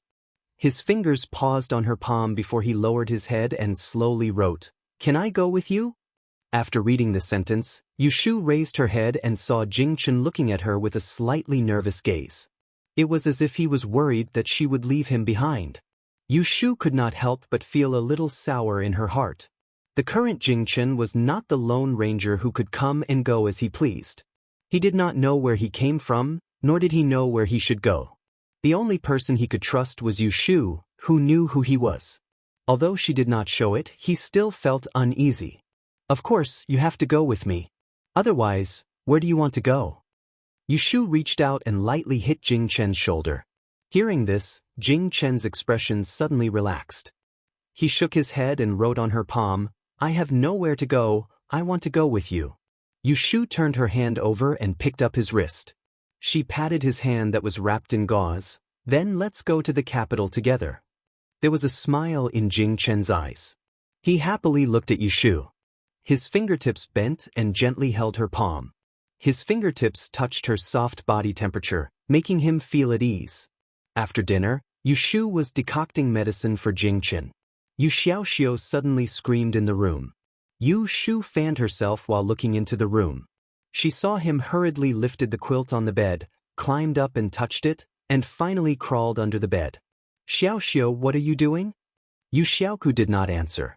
After a while, he crawled out from under the bed, squatted on the ground, and said to Yu Shu with a sad face, Kim Bao is missing. Ah! Yu Shu's hand movement stopped, frowned and said, weren't you feeding it during dinner? How can it disappear? I don't know, I just went downstairs to pee, and came back to read a book for a while. It disappeared. Yu Shu immediately put down the fan and went into the room with Yu Xiaoxiu to look for it. In the end, they even looked under Jing Chen's bed, but there was still no trace of Kim Bao. Ever since Kim Bao left Yang City with the siblings, it had been very obedient, except for the fact that it liked to take Yu Xiaoxiu's clothes and grind its teeth. Other than trying to bite through Yu Shu's money bag several times, it did not do anything excessive. At first, Yu Shu and Yu Xiaoxiu would put it in a small bamboo cage. Later, when they saw that it had no intention of running away, they thought that it was cooked, so Yu Xiaoxiu didn't bother it anymore. When they slept, they just put it aside casually. When they woke up the next day, it was either sleeping next to Yu Xiaoxiu's pillow or nestling at Yu Shu's feet. But they didn't expect that the little thing would run away just after the siblings stopped worrying about it. They didn't have time to be angry. What Yu Shu and Yu Xiaoxiu were afraid was that it would be seen by other people on the boat and be killed as a mouse. The sound of them rummaging woke up Jingchen, who was sleeping. He moved and turned his head to see Yu Shu coming out from under his bed. He was puzzled, so he knocked on the side of the bed twice to arouse Yu Shu's attention. Yu Shu heard it and looked up to see that Jingchen was awake. She knew that they were too loud, so she apologized, go back to sleep. The medicine hasn't healed yet. It's Kim Bao who disappeared. Let's look for it. Jingchen knew what Kim Bao was. Everything he came into contact with now was new, so he didn't feel anything wrong when he saw the little thing raised by Yu Shu and Yu Xiaoxiu. Seeing Yu Shu's anxious figure, Jingchen didn't want to sleep anymore. He wanted to help, so he sat up on the bed with his arm. The pain from the wound made him frown uncomfortably. He reached out to press his abdomen and raised his head. He saw a person standing at the door and said to Yu Shu with an ugly face, Hey, your thing ran into my room. Yu Shu heard the voice and turned around. She saw Xia Mingming standing outside the door with her arms crossed and a fierce look. Knowing that she was talking about Kim Bao, Yu Shu quickly got up from the ground and followed Xia Mingming to her room with Yu Xiaoxiu. Under Xia Mingming's angry gaze, they took Kim Bao from her bed and were chased out of the room. The quilt that Kim Bao had been lying on was also thrown out. As soon as they returned to the room, Yu Shu rewarded Kim Bao with 2 bounces on its head and left it to Yu Xiaoxiu to educate. She turned around and saw Jingchen sitting on the bed. She walked over and asked, Are you thirsty? Jingchen shook his head and looked at the empty door with a confused expression. Following his gaze, Yu Shu looked at the door and said, That's Xia Mingming. She lives next door. She spent money to hire a caravan to send her to the capital. She's on the same path as us. Don't be fooled by her bad temper. She's not a bad person. Jingchen's lips moved, but he didn't make a sound. He wanted to tell Yu Shu that when he saw the person at the door, he had a strange feeling. He couldn't tell what it was, but he felt that it was very important. He raised his hand and wanted to signal Yu Shu to come over and write for her to see. But Yu Shu suddenly turned around and rushed to the door, screaming, My medicine! She laid on the stove and fanned the fire with a fan. She didn't see Jingchen's action. Jingchen looked at Yu Shu's busy back and hesitantly put down his hand. Suppressing the strange feeling, he slowly lay back on the bed. For the past few days, Yu Shu had been busy for him. Every day, she woke up early and went to bed late. He had seen it all. Unless it was necessary, he didn't want to bother her with anything. He wanted to recover quickly so that she wouldn't be so tired. The boat traveled on the river for another 2 days and docked once.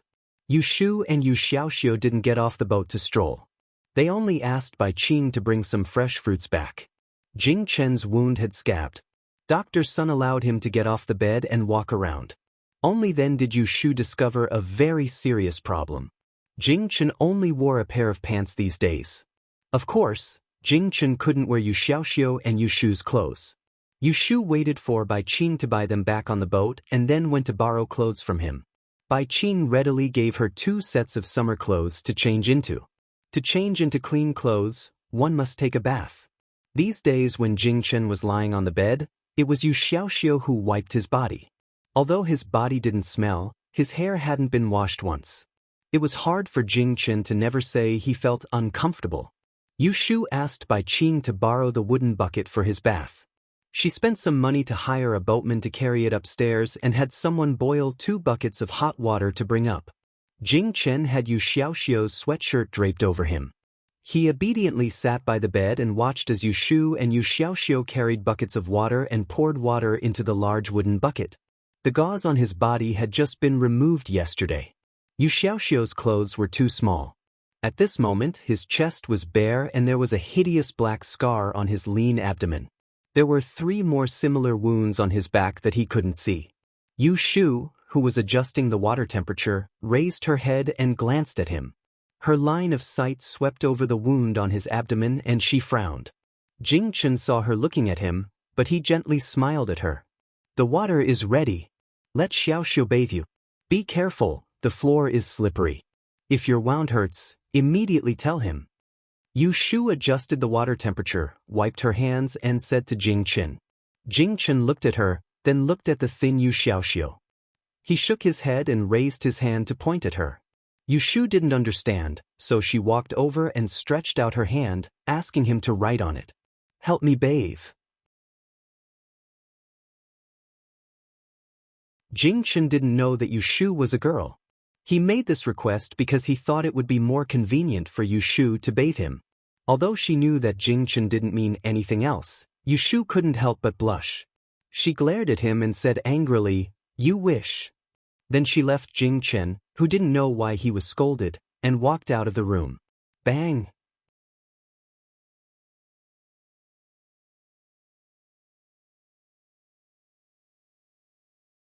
Chapter 128. After Jing Shan took a bath and changed into clean clothes, Yu Shu returned to the house. She called the boatman to carry the wooden bucket away and asked Yu Xiaoku to find Dr. Sun to get the medicine. She found a rag and squatted on the ground to wipe the water, while looking at Jing Chen openly. Jing Chen was sitting on the edge of the bed drinking water. His black hair was tied behind his neck, revealing his fair neck. He lowered his eyes, and the curvature of his eyelashes softened his overly straight facial features. Bai Qing's clothes were a little old-fashioned in both color and style. However, the round collar and wide sleeves of the lotus leaf collared shirt did not look baggy on Jing Chen. Even the tacky embroidery at the collar could not discount his handsome temperament. However, Yu Shu still felt that he was more suitable to wear the white Taoist robe. That kind of spotless appearance was more like Jing Chen. Looking down, Yu Shu's expression became strange. Bai Qing was about the same size as Jing Chen, but his pants were short on Jing Chen's body, revealing a part of his calf. This made Yu Shu wonder how long this person's legs were. After drinking the water, Jing Chen let out a sigh of relief. Seeing Yu Shu staring at him, he looked down to see if there was anything wrong with his body. Finally, his gaze fell on his pants that were half short. He knew that the problem was there, so he pulled his pants, but he could not cover it. He had no choice but to look at Yu Shu helplessly. His eyes seemed to be saying, "There's nothing I can do." Yu Shu was amused by his expression and couldn't help laughing. She said, "Make do with it first. When we get off the boat, I'll buy you a new one. You used to only wear Taoist robes. There are 3 identical ones, white with black Taoist patterns embroidered on them. I even washed your clothes." Jing Chen couldn't speak, so he quietly listened to Yu Shu talk about the past. Occasionally, he nodded in response to her to show that he was listening carefully. Because there was no one to interrupt them, Yu Shu unknowingly became a chatterbox. She rambled on and complained a lot. When the floor was cleaned, she sat at the table and continued to talk to him. When Yu Xiaoxiu knocked on the door and came back, she realized that she had been talking nonsense for almost an hour, and Jing Chen just sat there and listened to her. Yu Shu awkwardly said to Jing Chen, "Look at me, I was too engrossed in talking and forgot that you're still injured. You shouldn't sit for too long. Lie down quickly." Jing Chen waved his hand, indicating that it was fine. He was indeed a little tired from sitting, but compared to lying on the bed, he preferred to listen to people talking to him. The merchant ship would stop at the shore every 2 or 3 days to buy goods along the way. It rained last night, so the ship just stopped today. Early in the morning, Yu Shu frowned and read Yu Xiaoxiu's horoscope again on a piece of paper. The results showed that Yu Xiaoxiu would be in a flood tomorrow. Her law of the time of disaster could be calculated as far as half a year.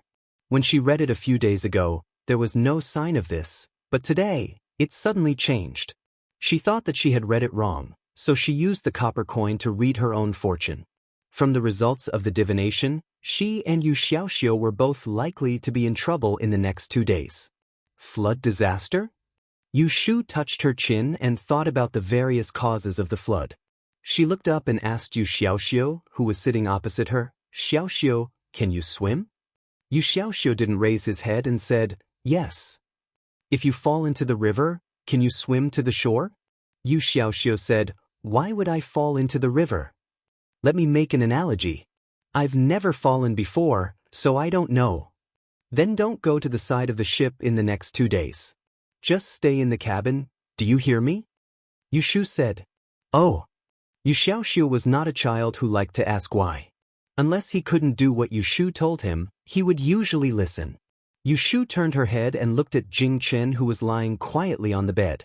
She really wanted to read his fortune and see the power of K to star. Unfortunately, Jing Chen lost his memory, so there was no way to know his horoscope. Ding Ning told Yu Xiaoxiu that there was a flood disaster, but Yu Shu was still worried, so she went downstairs to find Bai Qing. She asked him how many days it would take for them to arrive at the destination and changed carriages. When she came out of the cabin, she saw the sailors adjusting the sails in preparation for docking. She found Bai Qing in the lower cabin. Bai Qing told her that according to the direction of the wind these 2 days, they would be able to disembark in another 3 days. Yu Shu was afraid that the flood was caused by the ship accident, so she deliberately followed him around the bottom cabin. She pretended to be interested and asked questions. After confirming that there would be no safety risks, she left with relief. On the second floor, when she passed by Xia Mingming's door, the door suddenly opened. Xia Mingming came out with a heavy heart and almost bumped into Yu Shu. Yu Shu dodged and called her, "Mingming, where are you going?" "To find Bai Qing." Xia Mingming replied absent-mindedly and hurried downstairs. She didn't know what was so important that she didn't even get angry when Yu Shu called her Mingming. When Yu Shu returned to her room, she forgot about this matter. It wasn't until dinner time when a boatman knocked on the door that she knew that Xia Mingming hadn't returned to her room for a whole day. It turned out that when the boatman delivered lunch to Xia Mingming's room at noon, he didn't see her there. He thought that she had gone out, so he put the food on her table. However, at night, the boatman went to deliver lunch again and found that no one had touched the lunch on the table. Xia Mingming still wasn't in the room, so he went next door and asked Yu Shu if she would be with Yu Shu. "She didn't come to find me?" Yu Shu thought of seeing Xia Mingming in the morning and felt that something was wrong. She said to the boatman, "You go downstairs and find her. I'll ask upstairs." The boatman hurried downstairs. There were 9 rooms on the second floor. Other than her and Xia Mingming's room, there were 6 other rooms. Yu Shu went to ask one by one, but no one had seen Xia Mingming. The boatman also looked downstairs, but he didn't see her. Yu Shu made a prompt decision and went to find Bai Qing with him. When Bai Qing heard that Xia Mingming was missing, she immediately found Qiu Biao and asked him to send someone to look for her on the boat. However, after an hour, no one found Xia Mingming. Bai Qing realized the seriousness of the matter. In the middle of the night, she asked everyone on the deck of the boat. At this time, a boatman stood up and said that when the boat docked at Qingshui in the morning, he saw Xia Mingming holding a bag and quietly getting off the boat. After listening to this, Qiu Biao said suspiciously, "Could she have left?" Bai Qing said, "Why did she leave without saying goodbye to me?" Qiu Biao said, "How could she have fallen into the river?" There are people on the entire side of the boat. She is such a big person. If she really fell into the river, even listening to the sound of the water, it would be impossible for no one to find her. It would be hard for her to drown. When Bai Qing heard this, her face fell. What are you talking about? If something really happened to her on our boat, are you going to take the responsibility? Qiu Biao's face also fell. If something happened, you want to push it to me? Qiu Biao and Bai Qing quarreled last time, and after a few days, their relationship became better recently. However, their temperaments were not compatible. When the two of them talked, it was inevitable that there would be a smell of gunpowder. Seeing that they were about to quarrel again, Boss Su quickly came out to be the peacemaker. Alright, both of you stop talking. Boss Bai is thinking about our Tihan's reputation. But what Biao said makes sense. If someone really fell into the river, it would be impossible for no one to see her. Now that she is missing, she must have left. Didn't someone see her getting off the boat? Qiu Biao said to Bai Qing, since Boss Su has said so, why? Do you want something to happen to someone on our boat before you are happy? Bai Qing did not argue with him. She turned around and asked someone to check Xia Mingming's room. They found that her luggage was also missing. Only then did they confirm that she quietly left when they docked in the morning. Bai Qing dispersed the crowd. Those who should rest rested, and those who should be busy went back to work. Yu Shu watched from the beginning to the end. She did not mention that she saw Xia Mingming in the morning. She stood alone on the deck for a while. When she saw that the crowd had dispersed, she went to the helm and found the boatman who saw Xia Mingming in the morning. When did young Master Xia leave the boat? The boatman thought for a while and said, after the boat docked for a while. Did she leave before or behind Boss Bai? Yu Shu knew that every time they arrived at a place, Bai Qing would bring people to disembark and buy some things. Later, the boat didn't stop for long before Boss Bai left early. The boatman looked at Yu Shu in confusion. Why does young master ask this? Yu Shu smiled bitterly. I borrowed a tael of silver from young Master Xia. I haven't returned it to him yet. The boatman laughed. Then, someone called him to go back to work and he left. Yu Shu looked at the moonlight that was sinking into the blue waves of the river. She expressionlessly turned around and entered the cabin. As soon as she returned to the room, Yu Xiaoxiu came to welcome her. Jing Chen was also sitting on the bed. You still haven't found her? After being reminded by Yu Shu several times, Yu Xiaoxiu would only call Yu Shu's sister when they were alone. She left the boat in the morning. You two should quickly go to sleep. Yu Shu urged the two to sleep. She sat at the table and poured a cup of water. She held it in her hand and sipped it. Xia Mingming suddenly disappeared. This matter seemed very strange to her.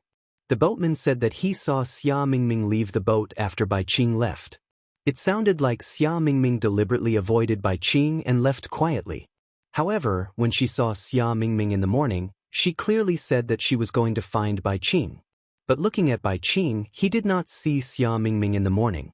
Looking at the time, when Xia Mingming went to find Bai Qing, she had just seen Bai Qing. The boat had not yet docked. At that time, Bai Qing was still on the boat. Xia Mingming had time to find him. Then why didn't Bai Qing see her? Did Xia Mingming leave without saying goodbye, or was the boatman lying? Yu Shu analyzed and felt that the latter was more likely than the former. If the boatman was lying, then his purpose was intriguing.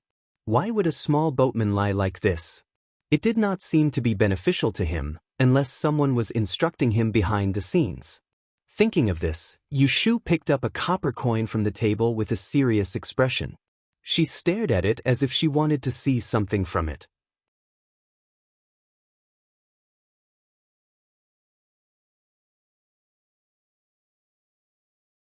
Chapter 129. Because of Xia Mingming's sudden disappearance and the two ominous signs in the morning, Yu Shu felt uneasy. At night, after Yu Xiaoku and Jing Chen fell asleep, she quietly got up, touched the match on the table and quietly went out the door. There was a bamboo lantern hanging in the corridor on the second floor. The dim light shone on the place where Yu Shu left her room. The room she chose was the one in the middle upstairs, and Xia Mingming's room was next to hers. The corridor was very quiet, and the guards who were patrolling at night were all downstairs. Yushu looked outside to make sure there was no one outside, and then she stepped out, closed the door behind her, and walked next door with the help of the wall. She reached out and pushed the door, and with a soft squeak, she went next door. The room was dark. Yushu and Yu Xiaoxiu had come to find Kim Bao a few days ago, so she still had some impression of the furnishings in the room. She felt her way to the table, lit the oil lamp on the table, and the room was instantly lit up. She walked around the room with the oil lamp, trying to find some clues, but to her disappointment, the room was very clean. Bai Qing must have asked the boatman to clean the room at night after she confirmed that Xia Mingming had left. The quilt on the bed was neatly folded, and the stool on the table was placed very orderly. There was nothing unusual. She extinguished the oil lamp in disappointment and put it back on the table. She thoughtfully retreated to the door, opened it, and closed it. When she turned around, she bumped into a wall of people. She was so startled that she took a step back and grabbed the door frame in a panic to not fall to the ground. "What are you doing here?" Yushu looked up and saw Qiu Biao's unfriendly face in front of her. Her mind turned quickly and she giggled, "I came out to pee at night, but went to the wrong room." As she said this, she squeezed past him and reached the door of her room in 2 or 3 steps. She looked back at Qiu Biao, and without waiting for him to speak, she shrank back into the room and closed the door with a bang. Qiu Biao frowned as he watched her disappear. He raised his hand to close Xia Mingming's door and walked to Yushu's room. He stood there for a while, his ears twitching. When he heard that there was no movement in the room, he turned around and went downstairs. On the bed, Yushu watched as the figure outside the door disappeared before she let out a sigh of relief. She covered her nose with her hand and sniffed, recalling the smell she smelled when she bumped into Qiu Biao. After thinking for a moment, her eyes flashed. Qiu Biao's clothes actually had the fragrance of Xia Mingming's powder. The two of them must have been in close contact today. How could a girl like Xia Mingming get so close to a man, unless it was involuntarily? In this case, Xia Mingming's sudden disappearance made sense. Assuming that the boatman lied and Xia Mingming did not leave without saying goodbye this morning and did not fall into the river, then there was only one possibility for her disappearance. She was still on the boat and was hidden somewhere. Yushu was very sure that there was something wrong with Qiu Biao. If Xia Mingming was hidden by Qiu Biao, then she must know something. Lying on the bed with her hands behind her head, Yushu frowned. Qiu Biao was the captain of the guards of the caravan. If he had bad intentions, then the people on the boat would be in danger. Maybe the flood mentioned in the divination was this incident. Should she go and discuss it with Bai Qing? No, Bai Qing and Qiu Biao were also a bit impulsive. If she told him now and accidentally caused trouble, then she would beat the grass and alert the snake. Moreover, all of this was just her hypothesis. The probability did not mean that it would definitely happen. It seemed that she still had to find Xia Mingming first. After thinking for a whole night, Yushu woke up early the next morning and woke up Yu Xiaoxiu. She put Kim Bao in a bamboo cage and gave him a few words before leaving. Yushu wanted to find Xia Mingming on the boat. She was afraid that if she made too much noise, it would arouse Qiu Biao's suspicion. So, she used Kim Bao as a cover and searched upstairs and downstairs. If someone asked, she said that her little pet ran away. Just like that, she felt her way from the 2nd floor to the 1st floor and wandered around the deck before finally finding the bottom cabin. Yushu met Qiu Biao in the bottom cabin. Qiu Biao had already heard from others that Yushu was looking for something. Seeing her looking around, he did not stop her and asked her. Instead, he gave a look to his men. After a while, Yushu found that no matter where she went, there was someone following her. She sneered in her heart, but on the surface she pretended not to see it and searched the bottom cabin. Sure enough, she found a suspicious place. In the dark corner of the entrance to the bottom cabin, in an inconspicuous place, there were 2 round wooden barrels. The height reached Yushu's chest and the lid was sealed. The space inside was enough to fit a person. The reason she was suspicious wasn't because of the barrels themselves, but because as soon as she approached, someone called out to her, "That bucket is filled with rancid water. When the boat docks, we have to throw it away. Don't touch it. If your hands get stained, you won't be able to wash it off." Yushu's hand stopped half a foot away from the barrels. She turned her head to look at the guard who had been following her since the beginning and then looked at the barrels. Her face revealed a look of disgust. When she turned around, she put her hand behind her back. At an angle that the guard couldn't see, she knocked her fingers on the 2 barrels. From the vibration that came back to her fingers, she immediately found something different. Of the 2 barrels, one was empty. This discovery immediately made Yu Shu excited. At this time, the guard suggested that she go to the kitchen to look. She took the opportunity to leave the bottom cabin. Before she left, she didn't forget to glance at the 2 barrels in the corner to remember which one was empty. After a cursory look around the kitchen, Yu Shu hurried back upstairs. She closed the door and rushed to the window, ignoring Yu Xiaoxiu's questions. She opened the window and stuck her head out to look down. The entrance to the lower deck was right below. As soon as she lowered her head, she could see the stairs leading downstairs from the deck. There was a guard standing nearby, as well as 2 shipwrights. A moment later, Qiu Biao brought his men up from the lower deck and headed east. Yu Shu's nails clawed at the window. She quickly calculated in her mind how she could divert the people near the bottom cabin away so that she could go in and check the barrels. Her shoulder was patted lightly. Yu Shu came back to her senses. She turned her head and saw Jing Chen standing behind her, dressed neatly. He looked at her with a slightly worried expression. He raised his left hand and clenched it into a fist. Then he opened it again and shook his palm twice. After Jing Chen lost his ability to speak, he always relied on writing on Yu Shu's hand to communicate with her. After a long time, Yu Shu felt that it was troublesome. Thus, she figured out a few simple hand gestures and taught them to him. Using them as sign language, it made it easier for him to express some simple meanings. For example, right now, he was asking her, "What happened?" Yu Shu shook her head. Looking at Jing Chen's weak body, she felt depressed. If Jing Chen was not injured, then things would be much easier. She could swagger to get Xia Mingming out. If Qiu Biao dared to turn against her, she could let Jing Chen beat him to the ground. Thinking of this, she suddenly thought of a question. She hesitantly asked Jing Chen, "Let me ask you, do you still remember that you know martial arts?" Jing Chen tilted his head. His eyes were confused. Yu Shu understood his expression. Her face fell. Unwilling to give up, she stretched out her hand and gestured. "Martial arts. It's like this. It's used to fight. You were very powerful in the past. You knew Qinggong, you could walk on walls, and you could even use a sword. Do you remember that you have 2 swords?" Jing Chen looked at her expectant eyes. He knew that whether or not he knew martial arts was very important to her. He didn't know why he didn't want to shake his head and tell her that he didn't remember. His lips moved and he lowered his head to avoid her gaze. Seeing this, Yu Shu understood. Although she was disappointed, she didn't want to see him blaming himself for doing something wrong. She smiled and comforted him. "If you don't remember, then don't remember. You treasure those 2 swords. If you really remember that you lost them, you will definitely be heartbroken. It's better not to remember." Only then did Jing Chen raise his head. Seeing that there was no reproach on her face, the corners of his mouth curled up slightly. He took her hand off his shoulder and wrote in her palm, "I will remember." N. Yu Xiaoxiu was at the side. When he saw Jing Chen holding Yu Shu's hand, he couldn't stand it anymore.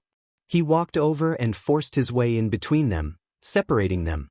He pretended to look outside the window and asked Yu Shu, "What were you looking at?" Yu Shu shook her head. She returned to the bed and sat down. After thinking for a long time, she decided to discuss with Bai Qing.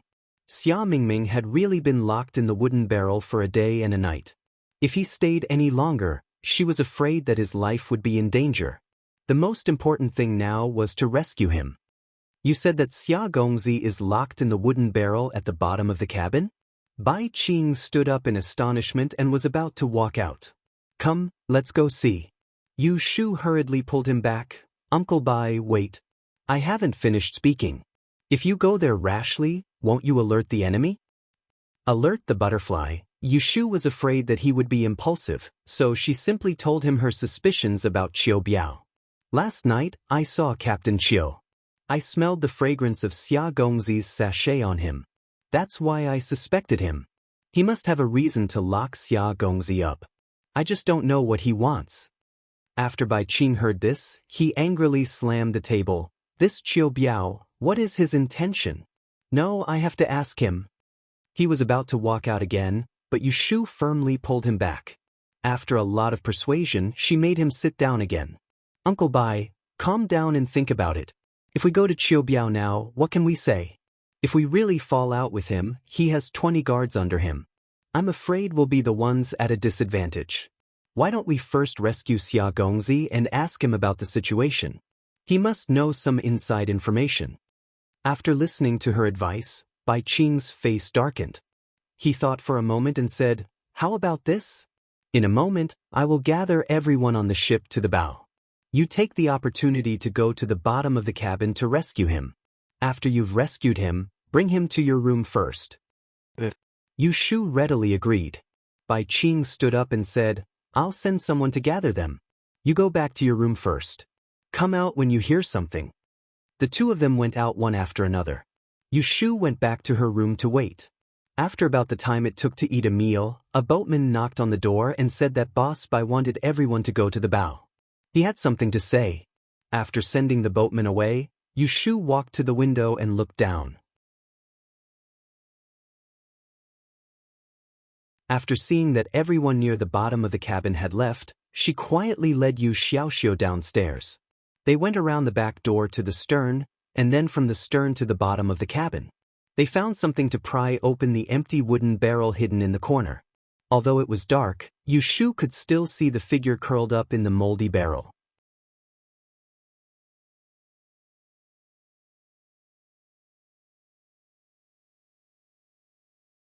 Chapter 130. Yu Shu and Yu Xiaoxiu pour Xia Mingming out of the bucket. The sundries in the bucket can be used as a weight. Even if someone touches the bucket, they won't find out that the person inside is gone without opening it. They go back to the second floor. Jing Chen is sitting on the edge of the bed, holding the bamboo cage that Yu Shu threw to him before leaving. Looking at Kim Bao inside, he grits his teeth. Seeing them carrying a person in, he stands up in surprise. Jing Chen closed the door. Yu Shu is sweating. Although Xia Mingming is not heavy, it is hard to carry a living person who weighs 70 or 80 kilograms upstairs. Jing Chen puts the bamboo cage on the bed and obediently goes to close the door. Yu Shu and Yu Xiaoxiu put the smelly Xia Mingming on the bed. They turn their heads and take a few deep breaths before they feel better. Yu Shu bends down to pull the cloth off Xia Mingming's mouth. She reaches behind her to untie her. She pats her dry face and whispers, Mingming Mingming, wake up. Xia Mingming has been locked up for a long time. She feels hot and stuffy. Yu Shu pats her face red, but she doesn't wake up. Fortunately, she is still breathing. Unable to wake her up, Yu Shu wrings a wet towel and wipes the dirt on her face so that she can breathe more easily. When she is about to untie her clothes, she looks up and sees Yu Xiaoxiu and Jing Chen staring at her. She says with a straight face, turn around. Turn your head away. Yu Xiaoxiu turns around without hesitation. Jing Chen looks at Yu Shu with confusion and gestures. What's wrong? Looking at his innocent face, Yu Shu explains patiently, this is a girl, and you are a man. A girl's body can't be seen by a man. I'm going to take off her clothes. You can't see it. Jing Chen looks at her as if he understands. Yu Shu's face darkened. You have to marry her after seeing her. Seeing that she was angry, Jing Chen tactfully turned around and did not question her any further. After a while, he realized that something was amiss. Why could Xiaoyu watch if they could not? Wasn't Xiaoyu a man like them? Yu Shu unbuttoned Xia Mingming's shirt, leaving only the undergarment for her to breathe in. She grabbed the fan at the head of the bed and fanned Xia Mingming with all her might, calling her name incessantly. After a while, Xia Mingming's eyelids moved and slowly opened. When Yu Shu saw that she was awake, she fanned even harder and asked, Mingming, how are you? Do you recognize who I am? When Xia Mingming saw the moving faces in front of him, he knew that he was saved. Tears rolled down his cheeks as he raised his trembling hands and grabbed onto Yu Shu's sleeves tightly. Yes, it's me. Don't cry, it's okay. You're safe now. Yu Shu saw that Xia Mingming recognized him and reached out to wipe away her tears. Did Qiu Biao lock you in the wooden barrel? Qiu. Qiu. Xia Mingming nodded with great effort. Her throat was so hoarse that she could barely make a sound. Yu Shu quickly poured a glass of water and helped her sit up. She then fed her a few mouthfuls of water. Why did he lock you up? Do you know anything? After drinking the water, Xia Mingming could speak again. She leaned in Yu Shu's arms and said weakly, I know the art of disguise. Yesterday morning, I predicted that the cargo ship would be hijacked tonight. Many people would die, so I went to find Bai Qing. I wanted him to be prepared in advance. I met Qiu Biao downstairs, so I reminded him first. He said that he would bring me to see Bai Qing. He brought me to a place where no one was around and knocked me out. She finished her story intermittently. Yu Shu's mood was a little complicated. As she expected, Qiu Biao hid Xia Mingming. The boatman must have been instructed by him to lie about seeing Xia Mingming get off the ship. The reason why Qiu Biao did this must be because he was guilty. The hijacking that Xia Mingming predicted must have something to do with him. In other words, Qiu Biao was a traitor. But Xia Mingming not only knew the art of disguise, but also could predict in detail that the cargo ship would be hijacked tonight. Wasn't this too amazing? One must know that her law of time of calamity only predicted that Yu Xiaoxiu would be in a flood today. It was definitely not as accurate as Xia Mingming's prediction. What kind of calculation did she use? How did you predict it? Yu Shu could not help but ask an off-topic question. She was actually a little shocked that she had encountered a disguise technique that was even more powerful than her law of time of calamity. Xia Mingming looked hesitant, not knowing how to answer. Seeing her troubled expression, Yu Shu immediately knew that she had asked a stupid question. Powerful disguise techniques were usually not leaked. If it was anyone else who asked her about the law of time of calamity, she would definitely not tell them. Now was not the time to think about this. Since she knew that Qiu Biao was a traitor, she had to think of a way to subdue him and avoid this flood. Xia Mingming saw Yu Shu's expression change back and forth. Thinking that she did not believe her words, she anxiously grabbed her and said, What I said is true. This cargo ship will be hijacked tonight, and people will die. That Qiu Biao is not a good person. He must be in cahoots with the pirates. Believe me, I really predicted it. Seeing that she was agitated, Yu Shu comforted her, I believe you. Don't talk for now. Rest for a while. Come, drink another cup of water. Yu Shu poured another cup of water and slowly fed it to her. Her mind was filled with thoughts of how to avoid this disaster. She did not notice that Xia Mingming's gaze, other than gratitude, also had a strange look on her face. Putting down the cup of water, Yu Shu helped her lie down. Xia Mingming looked down and saw that her upper body was only left with a thin chest wrap. Her face instantly flushed red and she raised her hand to cover her chest. When Yu Shu saw this, she was afraid that this little girl would misunderstand that she was taking advantage of her. She quickly pulled the blanket over her and explained, Don't misunderstand.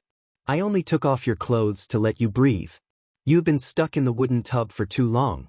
If I don't do this, I'm afraid something will happen to you. Xia Mingming did not fall out with Yu Shu. She bit her lips. Her face, which had been wiped clean by Yu Shu, was now as red as a rose. You know. Know what? Yu Shu froze for a moment. She understood that Xia Mingming was referring to her female body. She found it funny in her heart.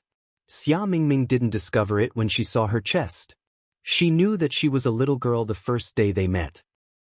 Yes, I know. As soon as Yu Shu admitted it, Xia Mingming turned around and turned her back to her. Yu Shu had no time to guess what this little girl was thinking.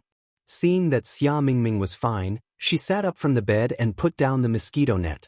She said to Jing Chen and Yu Xiaoxiu, who had been punished to stand for a long time, Okay, you can go back. The two of them turned around. They consciously did not look at the bed. Their gazes fell on Yu Shu.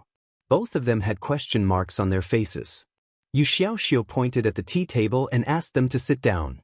Since things had come to this, There was no need to hide it from them anymore. He told them everything in full detail. You heard it just now. This caravan's guard captain, Qiu Biao, had bad intentions. He was obviously knocked unconscious and hidden in the wooden barrel. I went to find Uncle Bai earlier. He gathered everyone to the bow of the ship and gave me space to rescue Xia Mingming. We didn't let Qiu Biao find out. Uncle Bai will come to find us later and we can discuss countermeasures.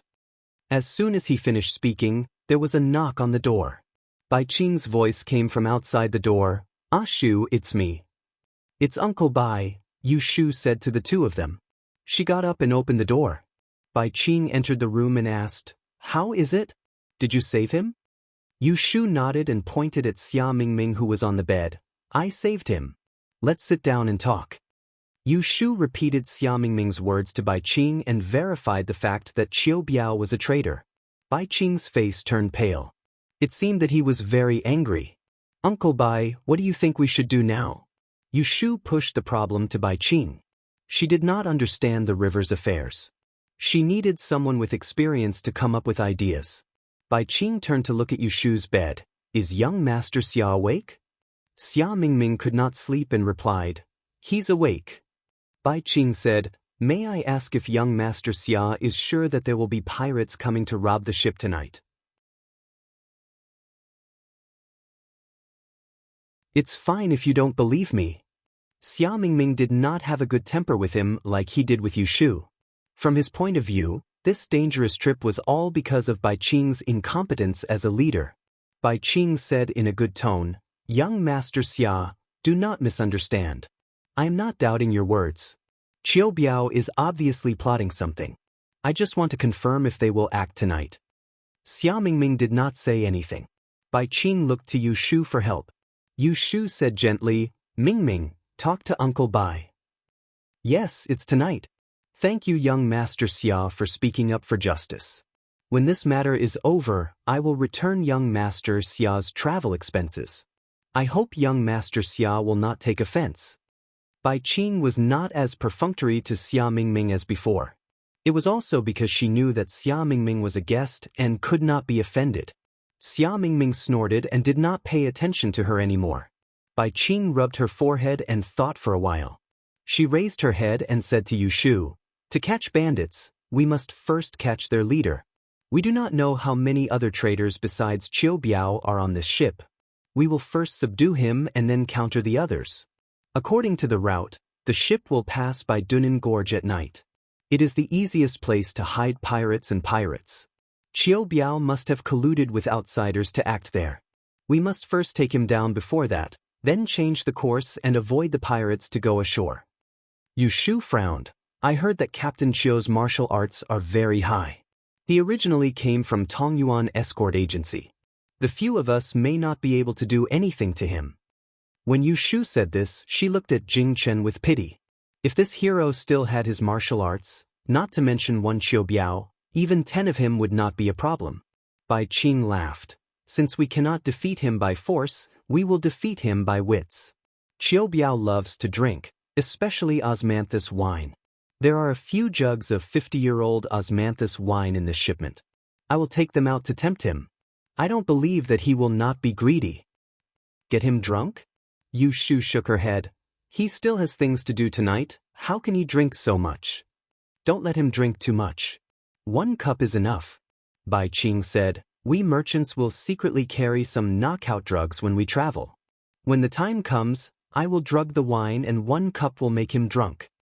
Yu Shu clapped her hands happily. "That will be great." Yu Xiaoxiu and Jing Chen listened to their discussion from the side. They could not interrupt. The difference was that the former could not interrupt and the latter could not. You're tuning in to the Passion Pages YouTube channel.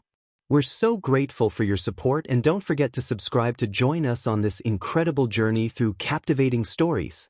Your generosity through donations truly makes a world of difference, as it's the primary source of revenue that allows me to expand and enhance this channel for you.